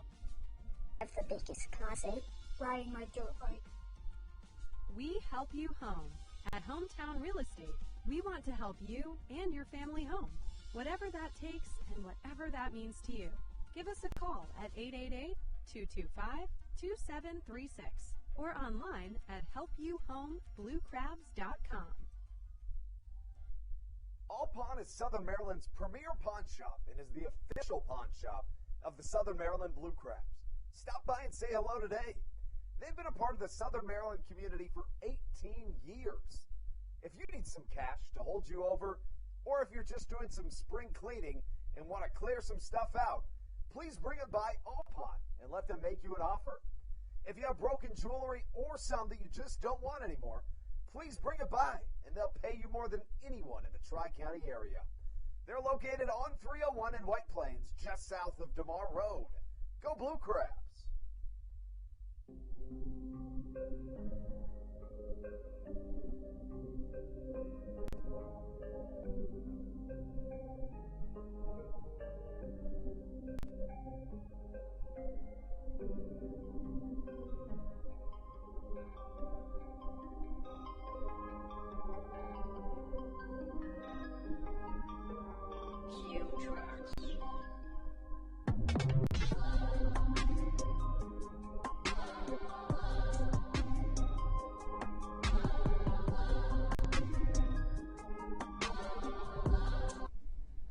This is Andres Viceno, and you are listening to the Hometown Real Estate Broadcast Network. A couple defensive changes for the Blue Crabs to start off the top of the 5th inning. Dario Pisano has moved from first base to left field. Josh McAdams from designated hitter over to third. Alex Crosby from third to first. And Will Decker from right to center. and then David Harris from left to right. Did I get that correct, Andrew? You did. Okay. I think Stan Clyburn is now going to tell Will Decker and David Harris, wait, hold on. You guys switch now, so looks like yet another move. Personally, I think that is the better option. I think so, too. Yeah, I think that's a good move. Clyburn thought to himself, hold the phone. I don't think so. Harris does a good job manning it in center. As now the leadoff batter, Scott Kelly, comes to the plate. Big swing, first pitch from him. And, the one defensive change we didn't mention is the main one. Right. With all that's going on, we didn't mention Daryl Thompson's night is over. The right-hander goes 4 innings, allowing 2 runs, both earned, 7 hits, which basically means that over the last 2 days he has pitched 7 1/3 innings, and that combined in 2 starts over 2 days with the warm-up and the this and that and the what have you, makes it a ton of fatigue on the body. So now Stan Clyburn and Daryl Thompson turn to their most reliable non-closer arm, arguably just their most reliable reliever statistically in the bullpen. It's Endress Briseño. Briseño's been brilliant this year for the Blue Crabs. And a check swing from Kelly. Looks like that ball shot off to the right side once again into the stands. Looks like everyone's all right. Briseño, a 1-1 record with a 1.45 ERA. He's allowed just 3 earned runs in 18 2/3 innings of work. Arguably more impressively, just 12 hits in 18 2/3 innings. He's got a .91 whip and a 1.45 ERA in 16 appearances. He's been really, really good for Southern Maryland this year. Andrew, I think you said it best when this guy might be one, if not maybe one of the best arms they have, especially in relief for these guys. This guy will come in here for 2 or 3 innings just in the middle of a game, and will show you some good work as the first out is made over in foul territory. Looked to be made by Kent Blackstone. He calls off Will Decker. It was outside the frame. He caught it, and then it left his glove. He missed the ball. It went in his glove, bounced out, and right before it hit the dirt, he scooped it back up again. So he did catch the baseball. Good job by Blackstone recovering. You know what, Andrew? That's a very Kent Blackstone play to make. And I bet he made it look good. I couldn't see it from my angle, but I bet it just looked smooth. And that brings up the 2-hole batter we talked about, the former Blue Crab, Ruby Silva. As he is 0 for 2 on the second game. Has a big swing, first pitch from him as he's down 0-1.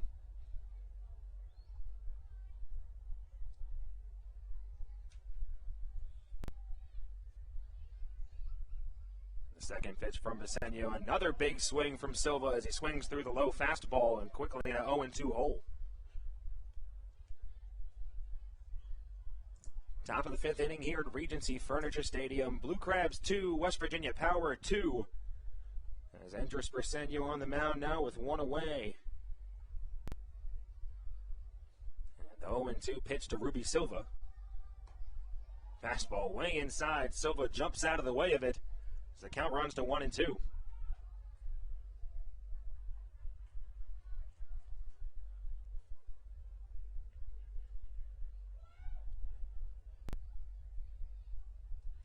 The 1-2 pitch from Briseño. Big swing one more time from Ruby Silva as he swings through 3 straight fastballs as he goes down for the second out of the inning. Endress Briseño making light work of this top part of the West Virginia Power lineup here in the top of the 5th. And you know, Stevie, it is our social media Saturday. What is the meme that we're going to use this week? Are you going to announce it after this next half inning? I think we usually do it in the bottom of the 5th. No, if I remember correctly, the last time we did it in the bottom of the 5th as well. So yes. I think we should just stay on that track. We'll announce it in the bottom of the 5th. I agree. And use it in the bottom of the 6th. That's what I have written down in my notebook. It'll look like the first pitch to Reyes fouled off and hit the catcher, Jake Marshall, as he takes a second to regather himself. You know, it's tough behind the plate. You're seeing these mid to high 80s fastballs coming in. If a batter just gets a tip of it, it's shooting right back at you. And Stevie, for anybody that is just tuning in for the first time on the Hometown Real Estate Broadcast Network, why don't you explain exactly what the Social Media Saturdays consist of? I would absolutely love to, Andrew. Please. So, you know, as some of you guys might know, me and Andrew, pretty young guys, you know, some of the youngest professional baseball broadcasters out there. We like to incorporate pop culture references, you know, into our broadcast, try to make it a little more hip, you know, try to make it a little more young, a little more young person friendly. And make it appealing to millennials. Baseball appealing to millennials. Exactly, because, you know, people have talked about baseball isn't the most fun sport to watch for some, but we try to make it fun, you know?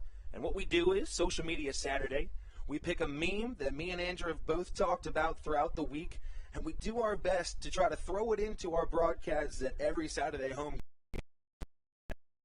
inning. We will get that meme to you guys.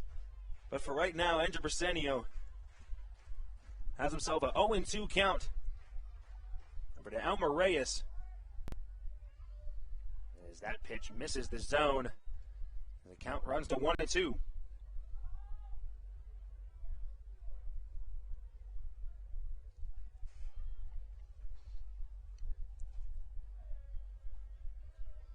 A 1-2 pitch from Briseño. This one golfed at, flared out to right field. Will Decker camped under it for the third out of the inning. 1, 2, 3, go the power, and Andrés Briseño's first half inning of work. As we head into the bottom of the 5th inning, due up for your Blue Crabs, Will Decker, Jake Marshall, and back to the top of the lineup of Michael Baca when we return on the Broadcast Network. This is Joe DeLuca, and you're listening to the Hometown Real Estate Broadcast Network. Whether it's Chris Paul, Cliff Paul, Aaron Rodgers, or even the son of a former Blue Crab, Patrick Mahomes, you've seen many athletes endorsing State Farm. That's because your State Farm agent has your back through good times and not so good times.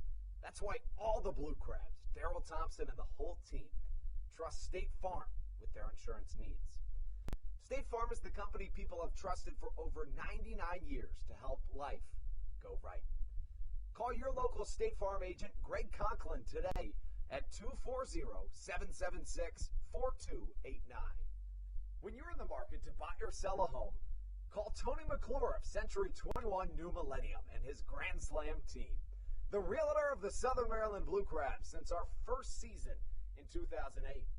Tony and his team of preferred partners includes Tim Murphy of CNF Mortgage and Steve Scott of the Scott Law Group. Together, they will ensure that your real estate needs are nothing short of a grand slam. The quality service you will receive is Hall of Fame worthy. Put Tony's 41-plus years of experience to work for you. Call or text Tony today at 301-928-1280 for your personal grand slam experience. Go Blue Crabs. This is Joe DeLuca, and you're listening to the Hometown Real Estate Broadcast Network. Bottom of the 5th inning here at Regency Furniture Stadium.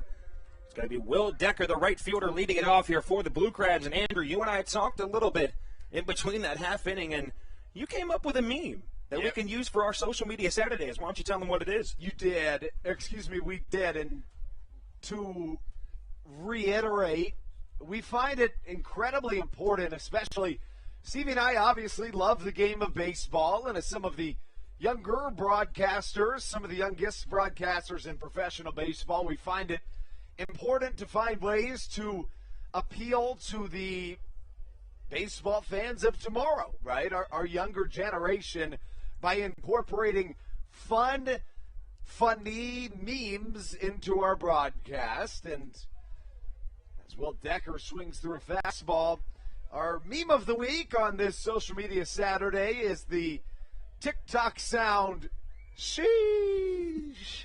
So that's what we're going to incorporate into our broadcast. At some point in the rest of this game, Stevie is going to say that catchphrase. Sure. And I will also get one chance to use the catchphrase. We will vote via social media as to the most sheesh-worthy play that you see in this game. And the winner, what we deem to be the best comment, will get a 4-pack of tickets. Now that sounds fantastic. Almost as fantastic as Will Decker. Starting off the count 0-2, able to draw 4 straight balls afterwards. That's true. Now the Blue Crabs have a runner on here for the number 9 batter, the catcher, Jake Marshall. As he popped out to the third baseman the last time up. Back in the bottom of the second inning. 2-2 the score still here at Regency Furniture Stadium. Jake Marshall lays down a bunt, but that one rolls foul down the third baseline.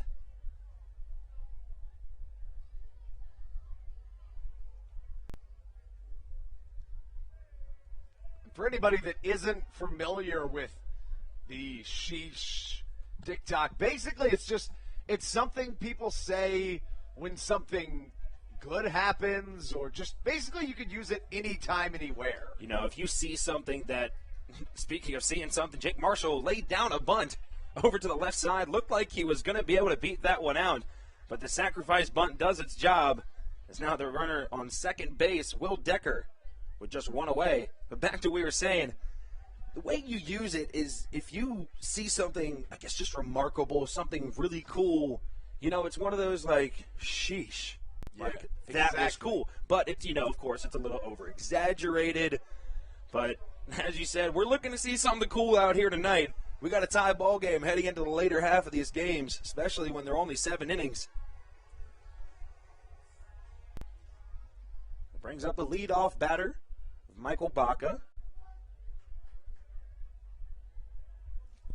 Baca 1 for 2 this game. His first pitch, he is hit. As he trots down to first base, now the Blue Crabs have runners on first and second with 1 out. We're going to go ahead and play the sound for you as we did last week. Again, it may be a little out of the box, but I genuinely do find it important. So you get the gist. That's kind of what it sounds like. They say sheesh like that. That's, if you said that to anybody 21 or younger, they would know exactly what you were talking about. If you say it to anyone, I would say maybe 26, 27 or older, they're going to look at you like you're crazy. It's true. So if we can use those things to appeal to our game, to the younger generation, that's, in my opinion, one of the best ways to do it. I agree. And you know a good spot where people can go to see that sound in action? Where? Over to the Blue Crabs TikTok account, @BlueCrabs. Been working on posting some things on there lately. We've got some good content coming up for you guys soon. I'm telling you, man, that has been some of the best work I've seen anybody do, and I mean that in all seriousness, here at the Blue Crabs in my 5 years here. It is really, really, really good stuff. You know, anybody under 21 and under, I think you'll love it. Anybody 21 and over, I think you'll love it. Now, if you're a Blue Crabs fan, we give you a little inside access, stuff around the stadium, stuff with players. You see Pinch a lot on our account. We try to do a little bit of everything here on our TikTok account. Kent Blackstone throws his bat out there as that one's lifted into foul territory down the left side. And the left fielder, Reamer Liriano, touched that ball, but he dropped it, and it looked like he might have touched it in fair territory, but I think the home plate umpire is calling that one foul. Yeah, it was definitely close, but you know what, Steve? That really, honestly, there's a couple of reasons as to why that happened, and we'll never really know why it hit off of his belt and dropped to the ground, but certainly the dark sky with the stadium lights, but you can't forget or take out of the equation the loud crowd of packed fans we have in Regency Furniture Stadium. I mean, that's going to add pressure to the catch. I genuinely wonder if there wasn't so much crowd noise if that didn't happen. Yeah, you really can never know, but I think that has to play some type of factor, as the Southern Maryland faithful have really showed out tonight at Regency Furniture Stadium. As we talked about Christmas in July night here, As Kent Blackstone rolls over, sends one over to the first baseman. He just steps on the bag for the second out of the inning. But both runners able to move as now the Blue Crabs have two runners in scoring position for who was the first baseman to start the game, who is now the left fielder, Dario Pisano.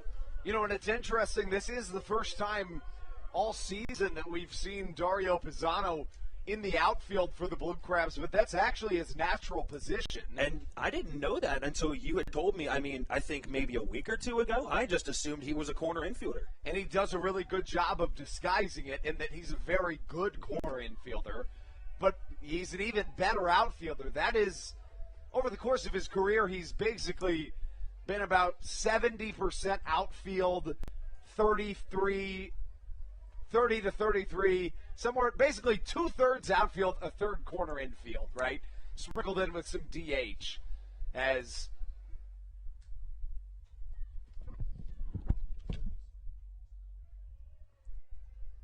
a meeting on the mound, Junior Figueroa talking to his catcher, Justin Henley, as they try to talk about how to get around the bat of Dario Pisano.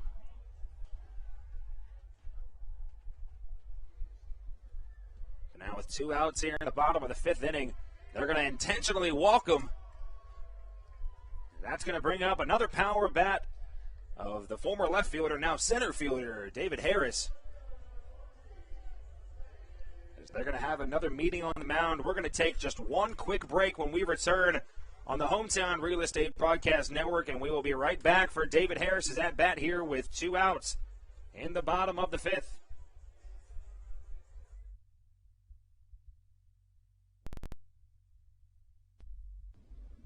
This is Blake Vivens, and you're listening to the Hometown Real Estate Broadcast Network. Well, that was fast, as we're now back with some more action here at Regency Furniture Stadium. Stevie Bowen alongside me, Andrew Banstra, as we have bases loaded here with two outs in the bottom of the fifth.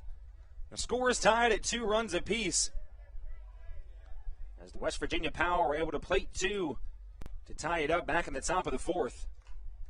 And David Harris, first pitch, fastball way inside on him as it jammed him, but he fouls it off to the left side.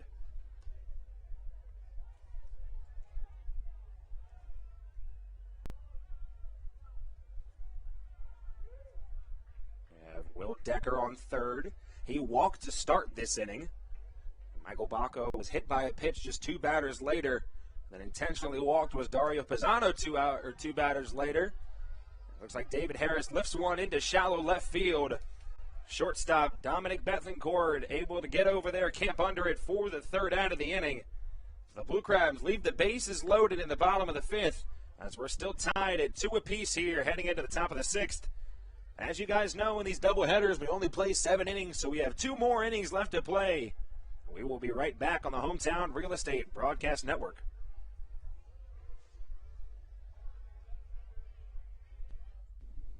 This is Jay Clucci, and you're listening to the Hometown Real Estate Broadcast Network.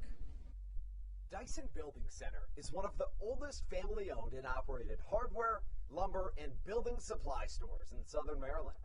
They are located in St. Mary's County on Route 5 in Great Mills. Dyson's has an expansive and diverse inventory to help you with all of your home improvement and project needs.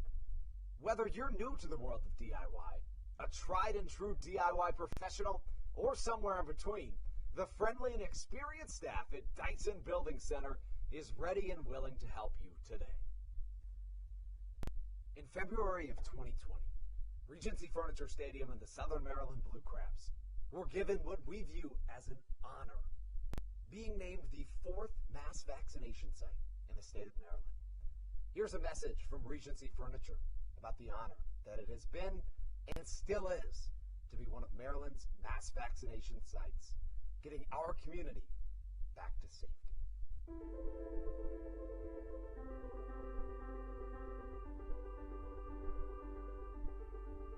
During these times of uncertainty, it helps to know there are things we can control to help ourselves and others. For me, it presents the hope that soon enough, my friends and family will be together again.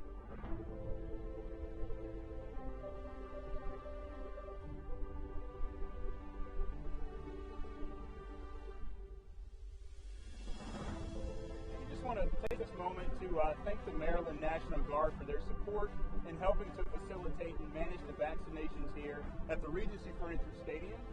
We just think it's so important for everyone to do their part, and we're just grateful for your support. Thank you for your support, and we're just honored to be a part of the vaccination effort out here in the serving community.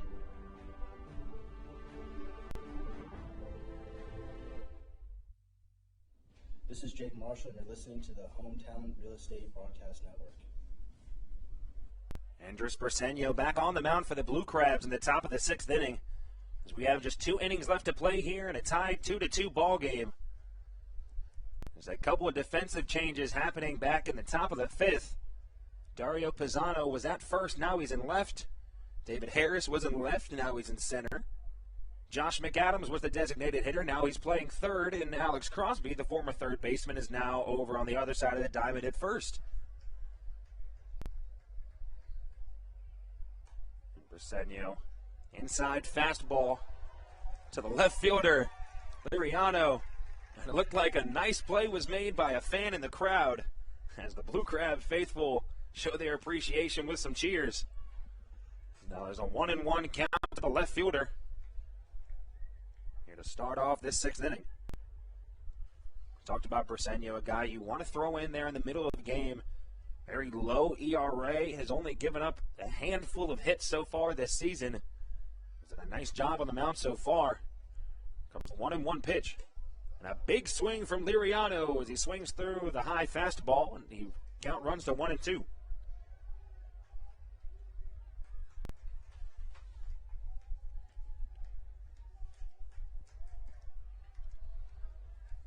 Top of the 6th inning, as we said, tied 2-2 is the score. Looks like Liriano calls time as Briseño taking a little bit too long on the mound. The 1-2 pitch. That ball grounded over to McAdams on the left side, gloved it easily. Throws it across the diamond. Alex Crosby shows the vertical, able to get up and grab that ball for the first out of the inning. It's going to be a game of chess throughout the rest of this game. Stan Clyburn's bench is mostly depleted. He still has guys like Joe DeLuca to turn to, but DeLuca is a catcher by trade. Of course, he can be used as a pinch hitter, but that basically means Briseño is going to have to toss more innings than he's used to. We've seen Andres Briseño hit a couple times this year. We've also seen Grafer Aregua hit a couple of times. You know, Andres Briseño was one of the pitchers I saw on the most recent TikTok we made on our account. Pitchers hitting bombs in BP, and Andres Briseño can put the barrel on the ball a little bit. I'll tell you what. He can swing the bat. He can. Another guy that can do the same is Dalton Geeky, who warms in the pen. Oh, Dalton Geeky. That guy was putting him far over the mini monster there in left field. Landed a couple on the clubhouse. Would love to see him getting an at-bat or two this year. So what are your thoughts on the designated hitter? You know, with this double hook rule, like, should pitchers hit? I mean, I've always liked the idea of pitchers hitting. You know, I like seeing a pitcher obviously hit a home run when everyone kind of knows, like, hey, you're not supposed to be able to do that as well as you did. But I think it adds kind of a, you know, it adds some more excitement to the game to have the pitcher go up there for an at-bat. I mean, I understand as that ball is lifted to deep right field, and that one looked like it bounced off the top of the fence. It looked like it went over at first, but I think that one stayed in the park. Yeah, at first it looked as though it bounced and got out of play, and that's certainly what the West Virginia dugout is arguing for, but Teodoro Martinez stands outside of the dugout signaling home run, And to be honest, Andrew, from here, it looked like it might have gone over, but from our angle, it easily could have hit off the top of the fence. Right, that's the thing. At first, I thought it landed It looked like it landed in that lawn section past the right field fence. And next thing you know, Will Decker's fielding it. So we have such a difficult angle that it's hard to say. But it looks like they're just going to call it a double off the fence. Because now the Power have a runner in scoring position of Alberto Calaspo, who we saw score from second earlier on a base hit up the middle. And that brings up the first baseman, Edwin Espinal. Espinal 2 for 2 this game so far with a pair of base hits.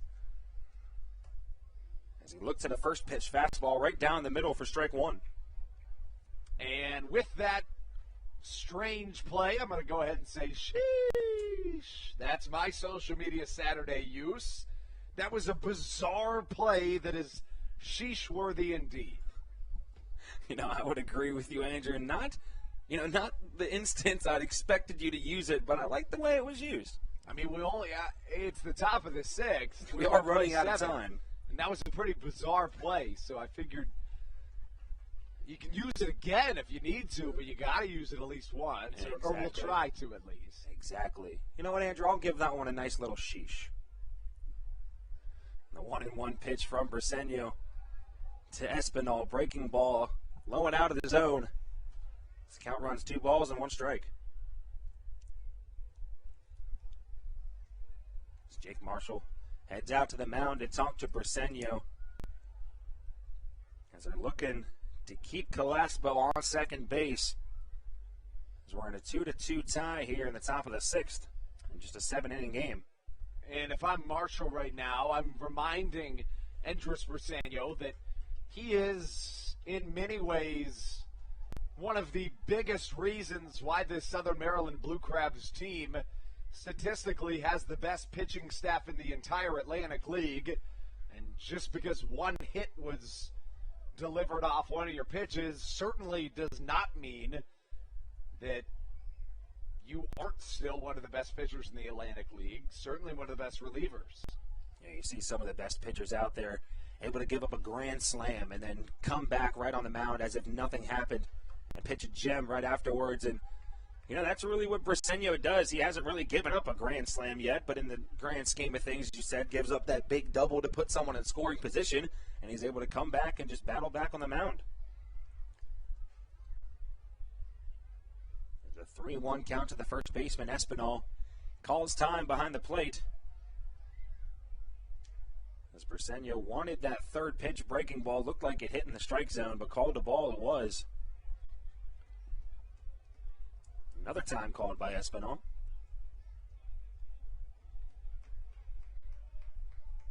Briseño sits. There's a 3-1 pitch. Fastball tried to hit that lower half of the zone, just missed it low. Now there's a runner on first and second with the 1-out walk.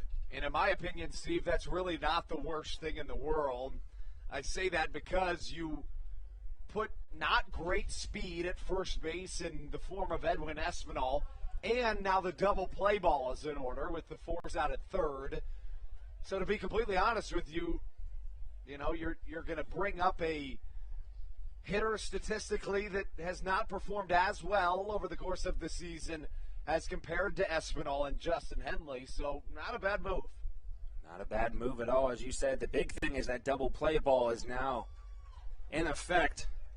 That brings up the catcher of Justin Henley, who reached on a little squibber back to Daryl Thompson and had that throwing error back in the second, and then reached on a base hit that brought in Alberto Calaspo with a soft grounder up the middle. The second pitch in the 0-1 count. Fastball misses upstairs for ball 1 is the count now. 1 ball and 1 strike. The West Virginia Power added to this Atlantic League here in 2021 after being affiliated with the Pittsburgh Pirates for decades and decades. It looks like the ball got in from the bullpen.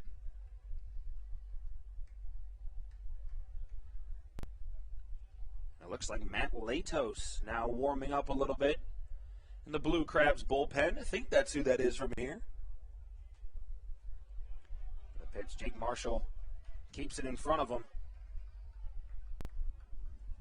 And a really good job there. That's one of those little plays that can really have massive effects on the rest of the game. If that ball gets even another foot away from Jake Marshall, you could very well see a situation where you have two in scoring position. Instead, he smothers that baseball and keeps the double play in order.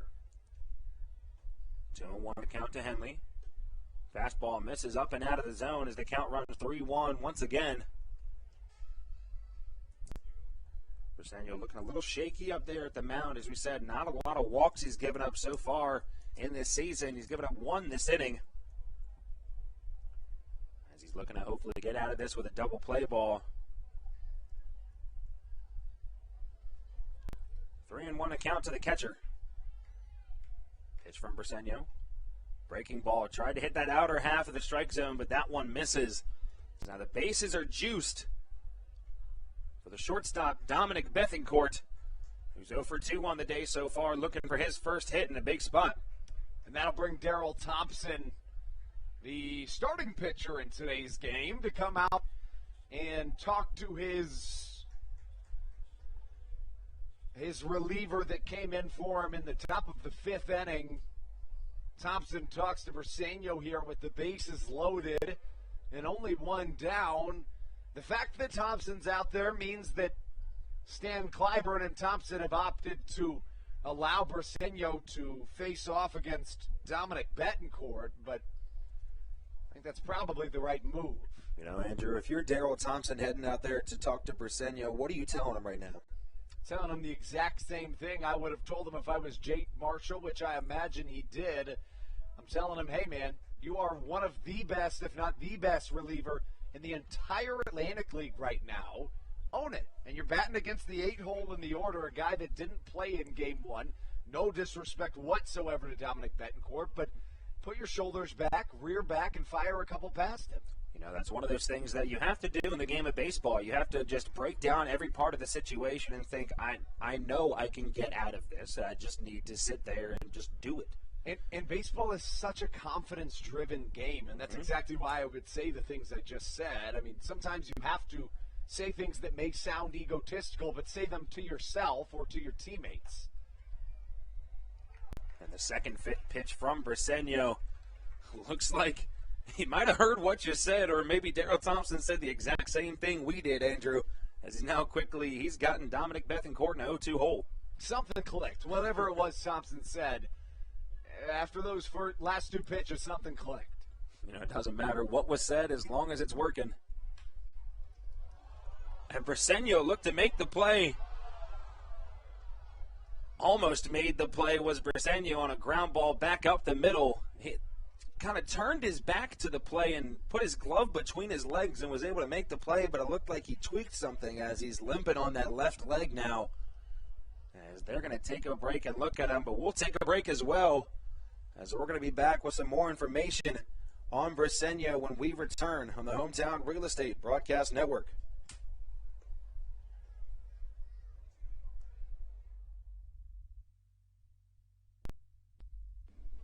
This is Sam Burton, and you're listening to the Hometown Real Estate Broadcast Network. Chick-fil-A of Charles County has been a proud supporter of the Southern Maryland Blue Crabs since their inception in 2008. For years, they have sponsored the Southern Maryland Blue Crabs, America's prisoners of war and missing in action. In between the second inning of each game, there is a moment of silence brought to you by Chick-fil-A. The Southern Maryland Blue Crabs appreciate and respect not only Chick-fil-A, but all of those that have served our great country. The seat that they sponsor was made possible by Chick-fil-A of Charles County. Thank you so much, and visit any of your Charles County Chick-fil-A locations today. The Charles County Department of Health encourages you to get the COVID-19 vaccination today. You can get it all over Southern Maryland or no matter where you are across the United States. Vaccinations are offered right here at Regency Furniture Stadium with no appointment needed. Charles County Department of Health and the Southern Maryland Blue Crabs urge you to take one for the team and get the vaccine.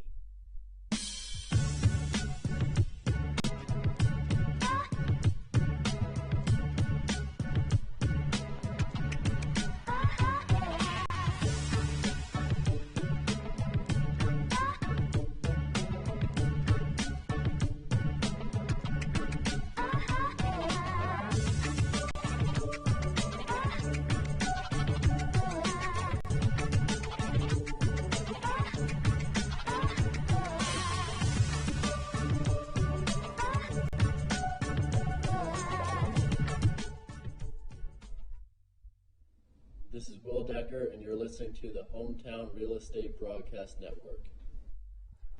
And it looks like Briseño's night is over with the injury he had in that last play. Andrew, you want to break us down what happened there? At this point, it appeared as though upon finishing his pitch, Briseño bends over, finishes and follows through in the exact same millisecond before he can even turn around to field his position. Betancourt lines one up the middle, and in an incredible move, Briseño flips and fields a ground ball in between his legs. But despite the incredible play, that's an awkward movement to make. So when he tries to turn back in the split-second decision, you don't know whether I go home, do I go second, even third. Home was probably the right move, so he turns, spins 180 degrees, but I think his cleat got caught in the pitcher's mound dirt. And, I mean, the body's not meant to make a strange movement like that. It looks like he tweaked his knee or his ankle maybe a little bit. I think he's going to be all right, but what happened in the play is while spinning, he dropped the ball, tried to pick it back up. He would have had time to throw it still, but I think his ankle was so bad he couldn't get to the ball, and that's why we have Matt Latos coming in. Yeah, we only hope that Briseño is feeling all right. He's going to get taken a look at. As you said, hope to be a minor injury, but as you said, Matt Latos now in the game. Normally the closer for these Blue Crabs. We saw him warming up in the bullpen on the left side, down the left field line, as he comes in, now down 3-2.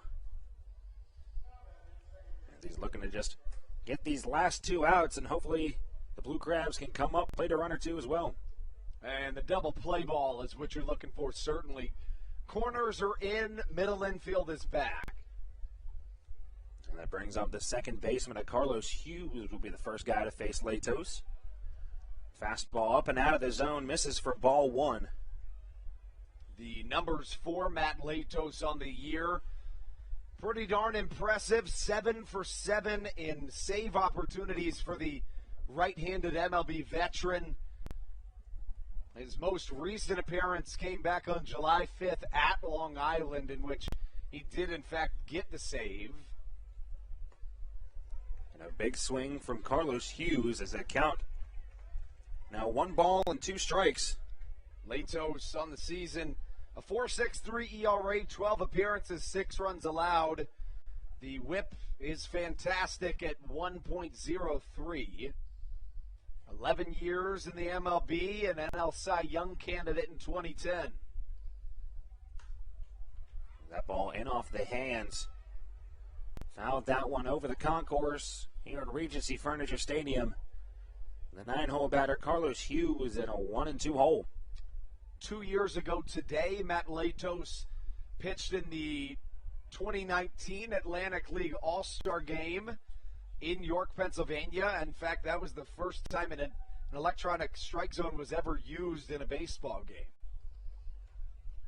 And the 1-2 pitch from Latos, breaking ball, strikes him out looking. Breaking ball just perfectly placed on that outer half of the strike zone, as now there's 2 away with the bases still loaded in the top of the 6th. Latos in 2019 was the Atlantic League Relief Pitcher of the Year, made his MLB debut at the ripe age of 21, logged over 1,000 innings in the MLB while accumulating a better career ERA than the likes of Mike Mussina, Josh Beckett, and many more. Spent a couple years with the Padres, a couple more with the Reds.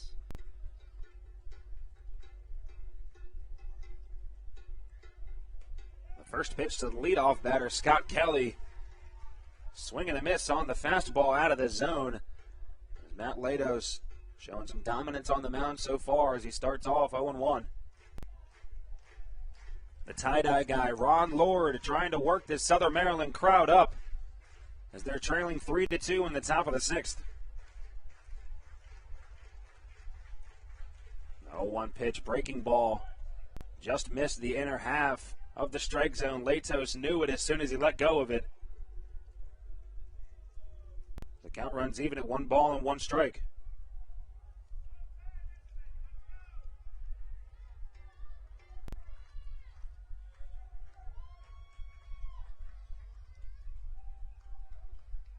Latos and Kelly both taking their time in between pitches.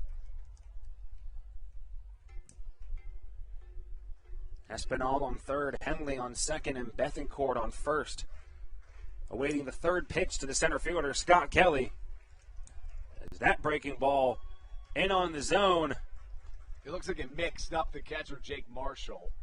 Yeah, it doesn't look. Saw? Yeah, I saw that as well. I don't know if Jake Marshall wasn't expecting a breaking ball, which is potentially what he's out there talking to Latos about now, or that ball just broke way more than he was expecting to. It looks like Latos tapped his chest and said, "My bad, my bad."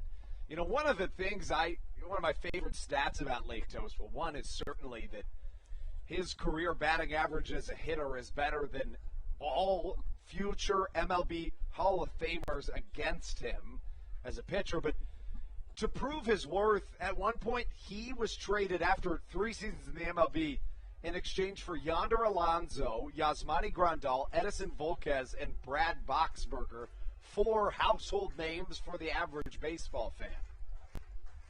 That is just an impressive stat to have as Matt Latos sits him down. 2 straight strikeouts for the closer. As the Blue Crabs head into the bottom of the 6th inning, trailing a run as they're down 3-2. That's about as clutch gets, Stevie. That's what you pay him the big bucks for. That's why you bring in the MLB veteran Cy Young candidate. And you know, despite the Blue Crabs being down 3-2, I think I'm going to use it. Sheesh. Matt Latos on the mound. We come back, Alex Crosby, Josh McAdams, and start it off for the Blue Crabs as we return on the Hometown Real Estate Broadcast Network. This is Sam Burton, and you're listening to the Hometown Real Estate Broadcast Network. There's nothing quite like when the Blue Crabs retire the side. At Wealth Management Partners, they're on your side for your retirement planning needs. It's never too early to start planning your retirement. Talk to the experienced financial advisors of Wealth Management Partners located right here in Waldorf. Call them today at 301-885-0955. Again, Wealth Management Partners. Call them today at 301-885-0955. Weiss Markets is a proud sponsor of the Southern Maryland Blue Crabs and has been since their inaugural season in 2008. Weiss Markets also presents one of the Blue Crabs' best and most famous promotions every single year. Kids can get in free to every single Blue Crabs game of every single year simply by wearing a jersey thanks to Weiss Markets. Weiss Markets can help you with all of your game day needs for a great price. Stop in at your local Weiss today. Eat better, spend less. That's wise. Weiss Markets is a proud sponsor of the Southern Maryland Blue Crabs.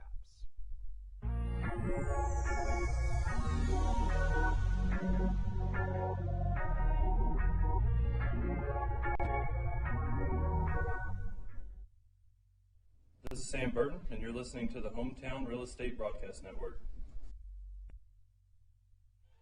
Welcome back inside Regency Furniture Stadium. Andrew Banster alongside Stevie Bowen as we take you into a 3-2 Blue Crabs game. Southern Maryland has now fallen behind the West Virginia Power. Taking you back through this contest, Southern Maryland scored 1 in the first and another in the second. The Power played at a pair in the bottom, make that the top of the 4th. And now another in the top of the 6th. Take you into the bottom half of the 6th with, after a up and down inning in terms of emotion, some exciting news to give you. We can now report that the Long Island game has gone final. They lost. So no matter what happens in this game, the Blue Crabs will be tied for first place at the very least. Now, should Southern Maryland come back and win this game, they would retake sole possession of first place in the Atlantic League by a half game. But that is certainly good news for every member of Crustacean Nation.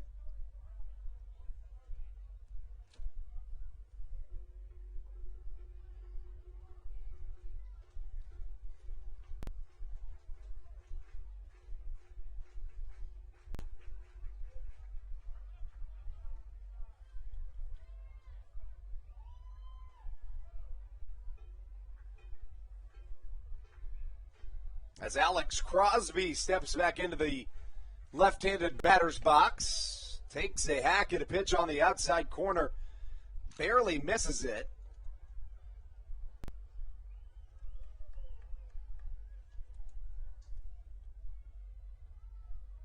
As he falls into a 2-2 count, he's facing off against a newcomer into this game as he dribbles one to the right side. From a knee at second, get it across to first for the first out of this bottom of the sixth inning. But we talk about the newcomer coming into the game here for the West Virginia Power after a Junior Figueroa very impressive start, especially in a game in which he hadn't pitched since 2017. The right-hander comes in 5 innings pitched on the day, 3 hits, 4 walks, 2 runs both earned. And now coming into the game is a right-hander, 5.59 ERA on the season. We saw him earlier today. It is Zilardo Cabrera. And as we know, it can be extremely difficult to pitch more than once in a single day.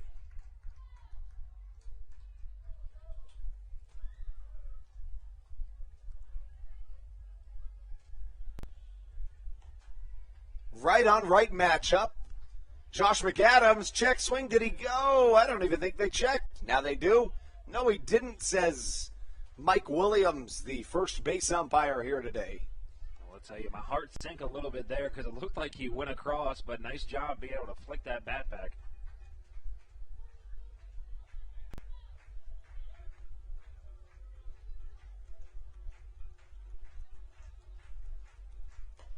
McAdams takes a pitch off the outside edge.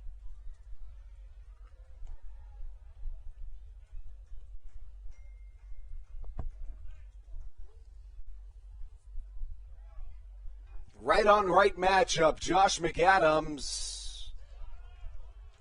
A check down to first once again. No, he did not. Now, it's something that's a little different than we've seen from Josh McAdams. And as we talked about, he's been on a roll as of recent, but had a lot of strikeout trouble in the beginning of this game, the beginning of this season. But nice job being able to hold back on a couple of those instead of just accidentally swinging through.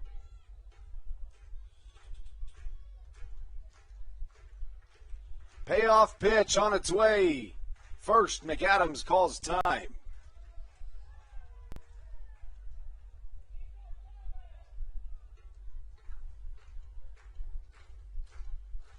The pitch, low and away as McAdams draws a walk.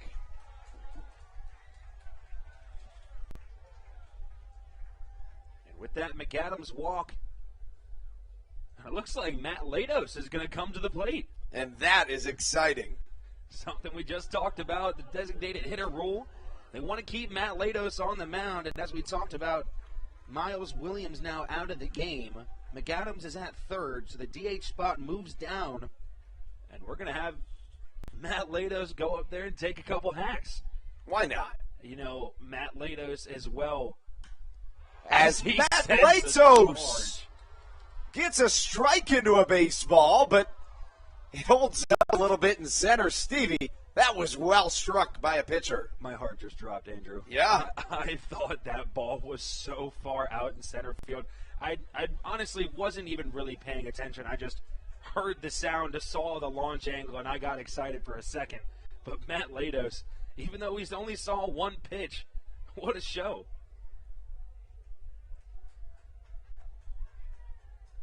And that's the second out of the inning.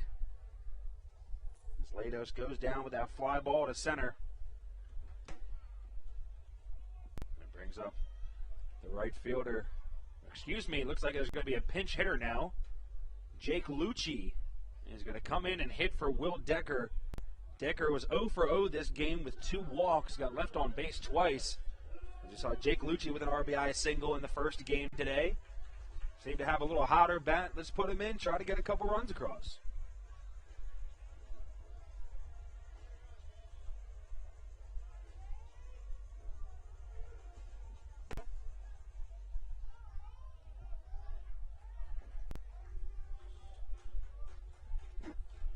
Jake Lucci at the plate. First pitch he sees, fastball. That one's going to be high and outside for ball one. Josh McAdams, who reached base on a walk, awaiting at first base. Jake Lucci, as we said, that left center power alley is his bread and butter spot. He loves it, and it's wide open at the moment. As the second pitch, fastball low in the zone, as Jake Lucci starts off with a 2-0 count.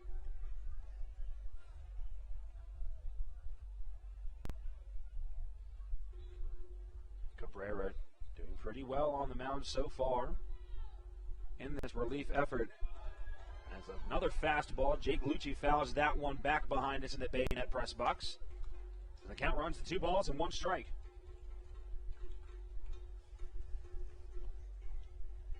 Jake Lucci, normally a guy we see filling in these roles in the Blue Crabs lineup, as we know, Matt Hibbert, Zach Collier, a couple outfielders currently on the injured list at the moment. Unable to play, we've seen Jake Lucci get a lot more playing time as of recent. He's a guy that can hold down that left side of the outfield, and he's done a nice job out there. And Jake Lucci off the bat sends one deep and far down the right field line. Is it going to be fair? And it looks like they call it foul. Jake Lucci was pointing to the left, thought it was fair as well, and we almost just saw some magic. As Lucci trots back to the batter's box with a 2-2 count. I think that might have been the farthest ball I've ever seen Jake Lucci hit to the right side. We talked about it earlier in this at-bat. He likes that left center gap as he normally goes to opposite field and drives it well. As he just turned on that one and sent it high and deep. As you said, 2-2 count now. 2 outs in the bottom of the 6th. And he's able to get a piece of that ball as he fouls that one away and stays alive in the inning. It looked like he swung right through it.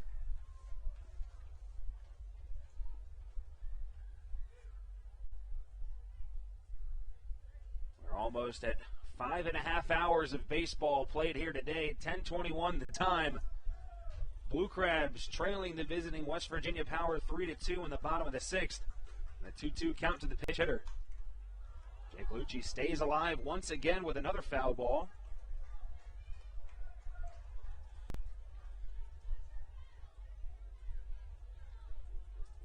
Nice job in this at-bat, being able to stay alive. And honestly, I really can't get over that foul ball. Almost home run we saw from Jake Lucci. But let's go. Blue Crabs chant echoing throughout Regency Furniture Stadium as the 2-2 pitch swung on by Lucci. That one, another one, fouled off to the right side as he stays alive. Count stays 2-2 with 2 outs in the bottom of the 6th. Take you back through the scoring. The Blue Crabs plated a run in the bottom of the 1st and the bottom of the 2nd. The West Virginia Power tied it up in the top of the 4th and then took the lead in the top of this inning, inning 6 right here. The Blue Crabs have Josh McAdams on first, Jake Lucci at the plate with a 2-2 count and 2 outs. Good eye by Lucci as he leaves the fastball high and out of the zone for ball 3 as the count runs full.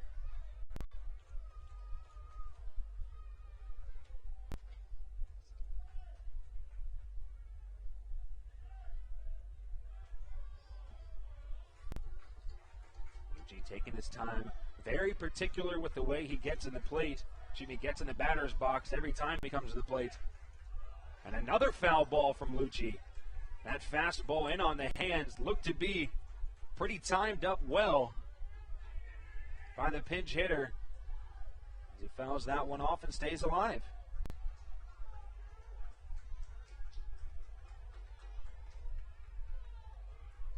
So we have just received official word that while we thought this was Eduardo Cabrera, this is in fact a right-hander, Maddox Conger, who the reason we thought it was somebody else was he's wearing a different jersey than the one in his roster.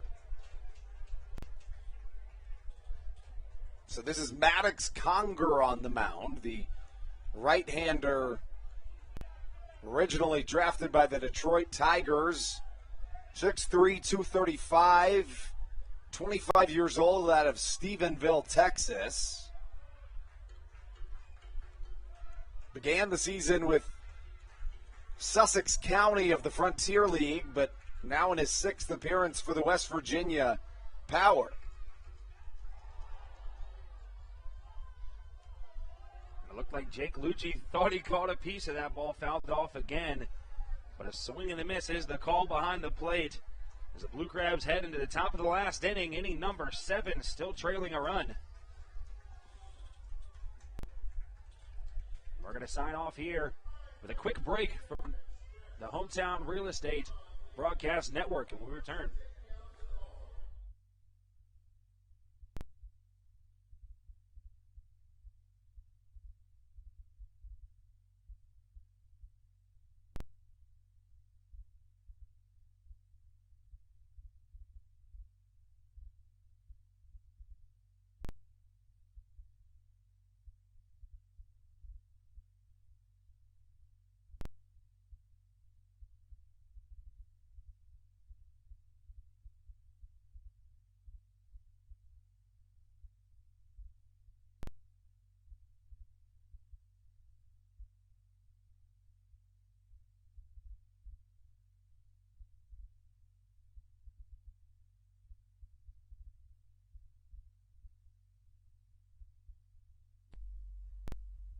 There's nothing quite like when the Blue Crabs retire the side. At Wealth Management Partners, they're on your side for your retirement planning needs. It's never too early to start planning your retirement. Talk to the experienced financial advisors of Wealth Management Partners located right here in Waldorf. Call them today at 301-885-0955.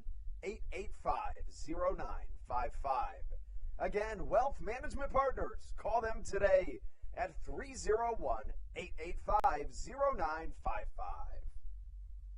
Weiss Markets is a proud sponsor of the Southern Maryland Blue Crabs and has been since their inaugural season in 2008. Weiss Markets also presents one of the Blue Crabs' best and most famous promotions every single year. Kids can get in free to every single Blue Crabs game of every single year simply by wearing a jersey, thanks to Weiss. Welcome back inside the Hometown Real Estate Broadcast Network. Matt Latos back out onto the mound for the top of the 7th inning. The right-hander was absolutely unbelievable after coming in with the bases loaded. As it looks like the ball gets past Matt Latos. Came in with the bases loaded and 1 down. Was right after Andres Briseño with the bases loaded. Twisted an ankle and was unable to complete the play and had to come out due to injury. So Latos comes in and strikes out back-to-back batters. But because of that injury and pretty bizarre and unique and unfortunate play, Southern Maryland now finds themselves down 3-2 in their final inning of work. Here on Christmas and July night at Regency Furniture Stadium. Again, even if the Southern Maryland Blue Crabs find themselves in a position in which they lose this contest, they'll still at least be tied for first place.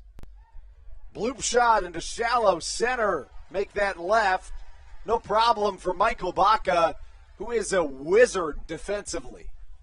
You know, we bring up his first couple games here at Regency Stadium with these Blue Crabs. His first game, he went 0 for 4 with 2 errors at the field. And then the game afterward had another error, and it's one of those things where you just think about, like, all right, maybe this isn't the guy to take over the shortstop spot, but he has really solidified himself as the captain of that infield. He is, as you said it perfectly, a wizard out there at short. You know, and that's the beautiful thing about having an individual like Stan Clyburn in his 49th year in professional baseball out there, a guy that he's seen it all, he's done it all, played in the MLB himself, and now having managed for over 30 years, collected over 1,700 professional managerial wins. He knows it when he sees it. So, to the untrained eye, or even to people that like us that have been watching baseball our whole lives, it's just a different level of understanding for guys like Stan Clyburn. We're lucky to have him here in Southern Maryland as Baca does it again. Throws across the infield on a more routine play. A 6-3 putout gives Latos 4 straight outs here in this contest. 3-2 the score. The West Virginia Power on top of your Southern Maryland Blue Crabs, who will have the chance to walk it off after this half inning in front of a packed crowd awaiting not only a walk-off win, but also a beautiful fireworks show that will follow. Big swing, big miss from Reamer Liriano, the MLB veteran as recently as 2017. Steps back into his right-handed batter's box against a fellow MLB veteran, Matt Latos. Right-on-right matchup. Fastball high, swing and a miss. I think that's what Latos does best when he's on the mound. He's going to attack you with that fastball. A lot of velocity behind it and a lot of control from him as well. That ball, I think, was just perfectly placed just out of the zone high. Liriano just had to chase it. In 2016, Liriano was claimed off of waivers by the Chicago White Sox. The very next year, he hit a solo home run off Trevor Bauer. Trevor Bauer, of course, a Cy Young winner, one of the bigger names in baseball. As Latos strikes out Liriano, and we'll take it into the bottom of the 7th right here on the Hometown Real Estate Broadcast Network.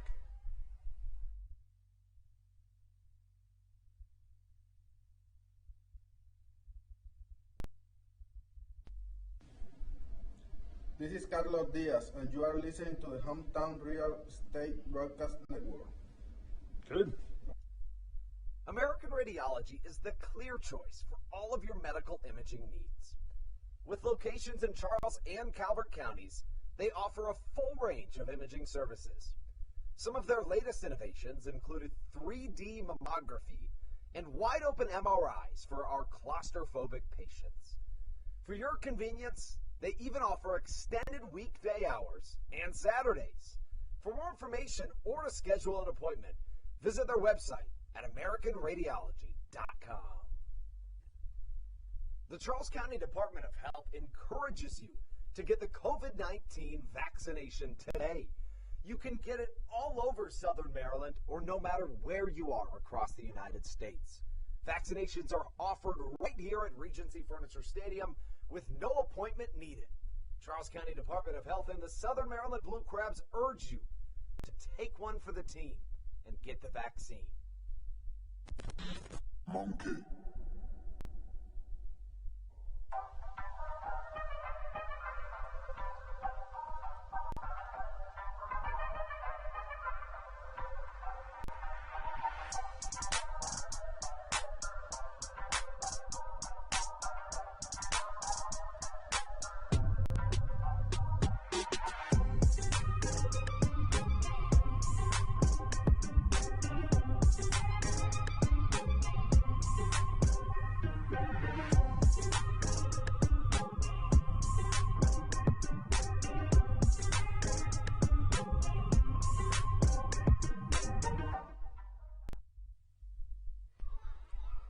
Arsenio Leone onto the mound for the West Virginia Power as we take you into the bottom of the 7th inning here in the second game of a 7-inning doubleheader here at Regency Furniture Stadium. Leon, an MLB veteran, 6'3", 222 pounds, out of Venezuela, made his MLB debut at the age of 30, which is pretty unique. He was a journeyman across the minor leagues, began professional baseball in 2005 and didn't make his professional debut until 2017, which is one of those stories you love to hear. Now out of the affiliated system, in here with the West Virginia Power. He has one save on the season, a 1-0 record with a 5.87 ERA in 6 games pitched. Faces off against a pinch hitter, Joe DeLuca.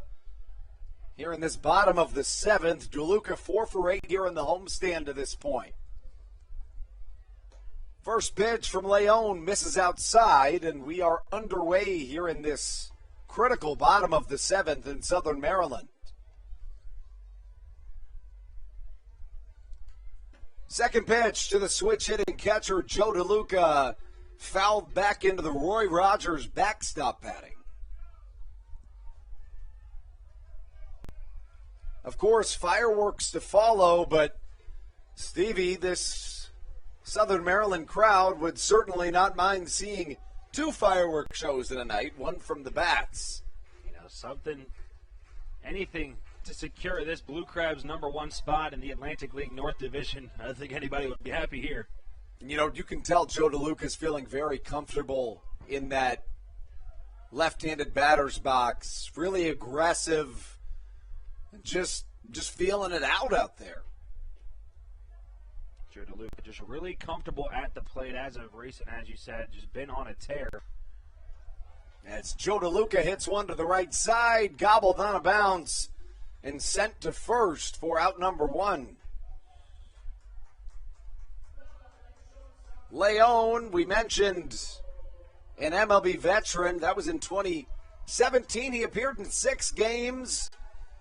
Pitched 6 2/3 innings of relief, allowing 9 runs, all earned. But you know what? At the end of the day, a 12.15 ERA, it doesn't really matter. He played in the MLB, and there is only a couple thousand people in the history of mankind that can say that. As a long shot, here comes Michael Baca into the left center power alley. It drops. Nearly a ground rule double, but stolen away as Michael Baca comes in clutch. 1 down here on the bottom of the 7th, and the shortstop doubles to left. You know, that just goes back to what I was talking about last inning. Michael Baca to start on this team did not have a great start, but then he does things like this. After a couple weeks with the team, he's finally comfortable up there and is able to go up there and produce for his team.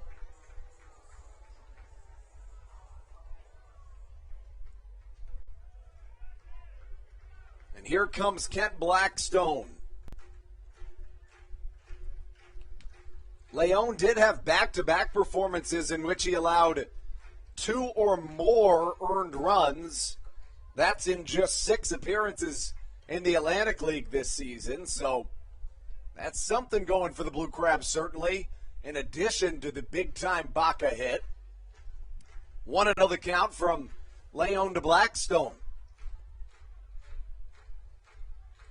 A look back to second as Baca dances back behind the bag. The walks haven't been a big issue for the MLB veteran, but again, I mean, you go back to the fact that he's allowed 2 or more earned runs in an inning in a third of his appearances. One of them you could blame on the walk, certainly. It was against the Lexington Legends. In 1 inning, he walked 3 batters, allowed a hit, and allowed 3 earned runs. That was back on July the 4th. On July 2nd, against the Lexington Legends, he pitched an inning, hit a batter, no walks. He allowed 2 hits, 2 runs, both earned. That's why the ERA nearly at 6 as Blackstone takes a swing that could have ended this ball game. Instead, the count 2 balls and a strike. And I think if Blackstone had made any contact with that ball, you were right. This game would have been over. He's almost swung out of his shoes on that fastball. And Regency Furniture Stadium would have erupted in elation.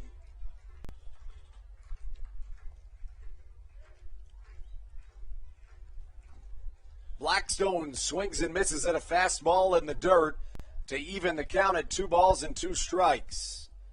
Awaiting on deck, the powerful bat of Dario Pisano, but we'll see if Blackstone can get something done first.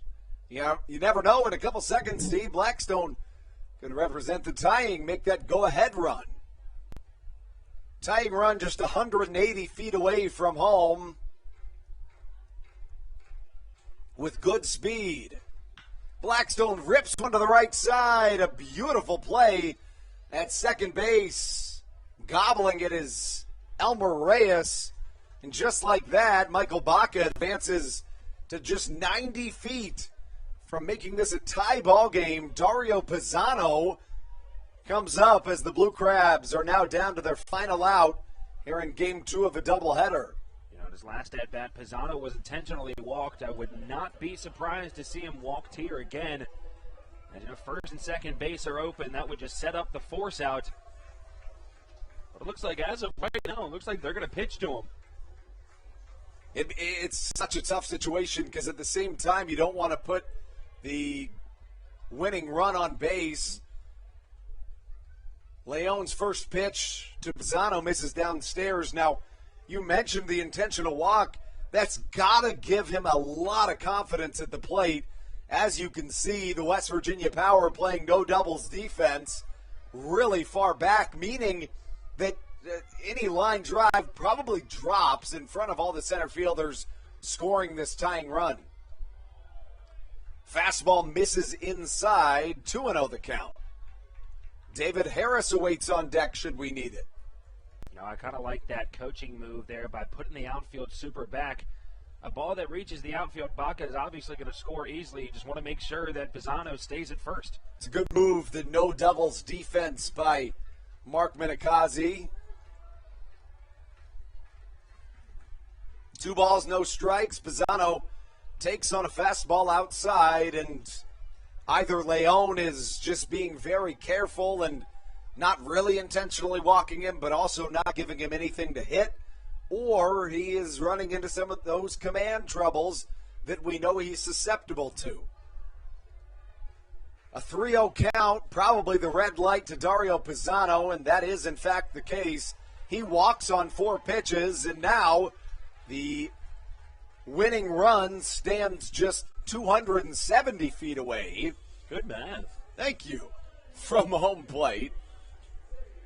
Of course, the bases are 90 feet from each other, but an interesting little tidbit, of course, would be with 18-inch bases that are larger in the Atlantic League, it makes the distance from second to third just a couple of inches closer than it would be.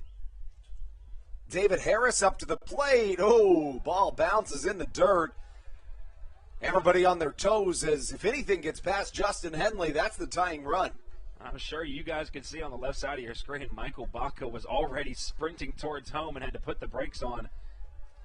But luckily, Alberto Calaspo wasn't really worried about him. He was able to get back. David Harris has been exceptionally good of late. He gets a good piece, but fouls it to the right side as we even at a ball and a strike. Is there any part of you, Stevie, that wonders if Dario Pisano is even thinking about swiping second base? Andrew, at this point of the game, it wouldn't be a terrible move, but I think also you have to be sure you're going to get there in second, because if that being the third out, I wouldn't be surprised if they try to throw him out. You're right. There's certainly no question about that. The 1-1. Harris takes in the dirt. It almost gets away from Justin Henley. And the speedster, Michael Baca, thought about coming home. It was the right move to not go home, but I wonder if he could have made it. Again, with that being said, it was the right move to not go home. Would you agree? Now, if you guys pay attention to Baca on third, as we talked about the other ball that almost got away, his secondary brings him to almost halfway down the line. If that ball, as you said, maybe kicks off maybe another foot or two, I think he scores easily. Right. It's always, you don't ever know exactly how far away it's going to get until it's too late. You either have to go for it or you stop. 2-1, smack foul to the on-deck circle where Alex Crosby awaits. 2 balls, 2 strikes. 2 on and just 2 runs in this game for your Blue Crabs. It's a whole lot of 2s, folks. Trying to make it 3 or more from the cleanup hitter, David Harris. The cowbell fills the airwaves here at Regency Furniture Stadium. The 2-2 incoming.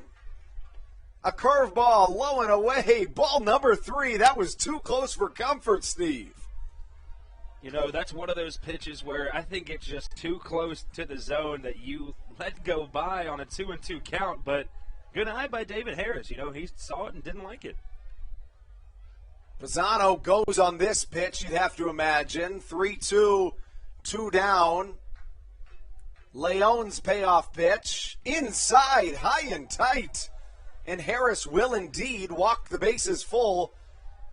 I don't think Pisano went on the pitch, but that is ball 4. Pisano's going to double check to make sure he is indeed allowed to go. I think more than anything, he was just making sure that he had the count right. Yeah, I don't think he knew that it was a full count. I thought he was maybe 2-2 at the time, but yeah, I'm very surprised to not see him go. It is better be safe than sorry, and by the point he was still back, you may as well make sure so you don't just get caught in a pickle. That brings up Alex Crosby. The no-doubles defense still in effect, but not quite as much. You don't need it in a situation like this. Single that drops to a center fielder, Scott Kelly, who plays deep, will score 2. Alex Crosby at the dish, right up the middle. It bounces off of Leon. It's a foot race to first. And Crosby is unable to get there. Really nice recovery from Leon in what looked like it could have been a very obscure tying run. You know, that ball up the middle, that's what we talk about in this game of baseball. It's all about a game of inches, a game of millimeters. The tiniest things, you know, play a factor in the game. I think if that ball was hit just 2 inches to the left, that ball is up the middle for a base hit, and the Blue Crabs are walking home with a win. So the Blue Crabs drop game 2 of the doubleheader, not quite sweeping the opposing West Virginia Power. We're going to have to sign off soon because the fireworks are going to overcome our audio abilities. The Blue Crabs split the doubleheader. They fall to 21-18. We are 7 seconds away from fireworks, folks. The West Virginia Power now 17-21. The Blue Crabs tied for first place in the Atlantic League North Division as we sign off on the Hometown Real Estate Broadcast Network. Thanks so much for tuning in. And until next time, let's go Blue Crabs.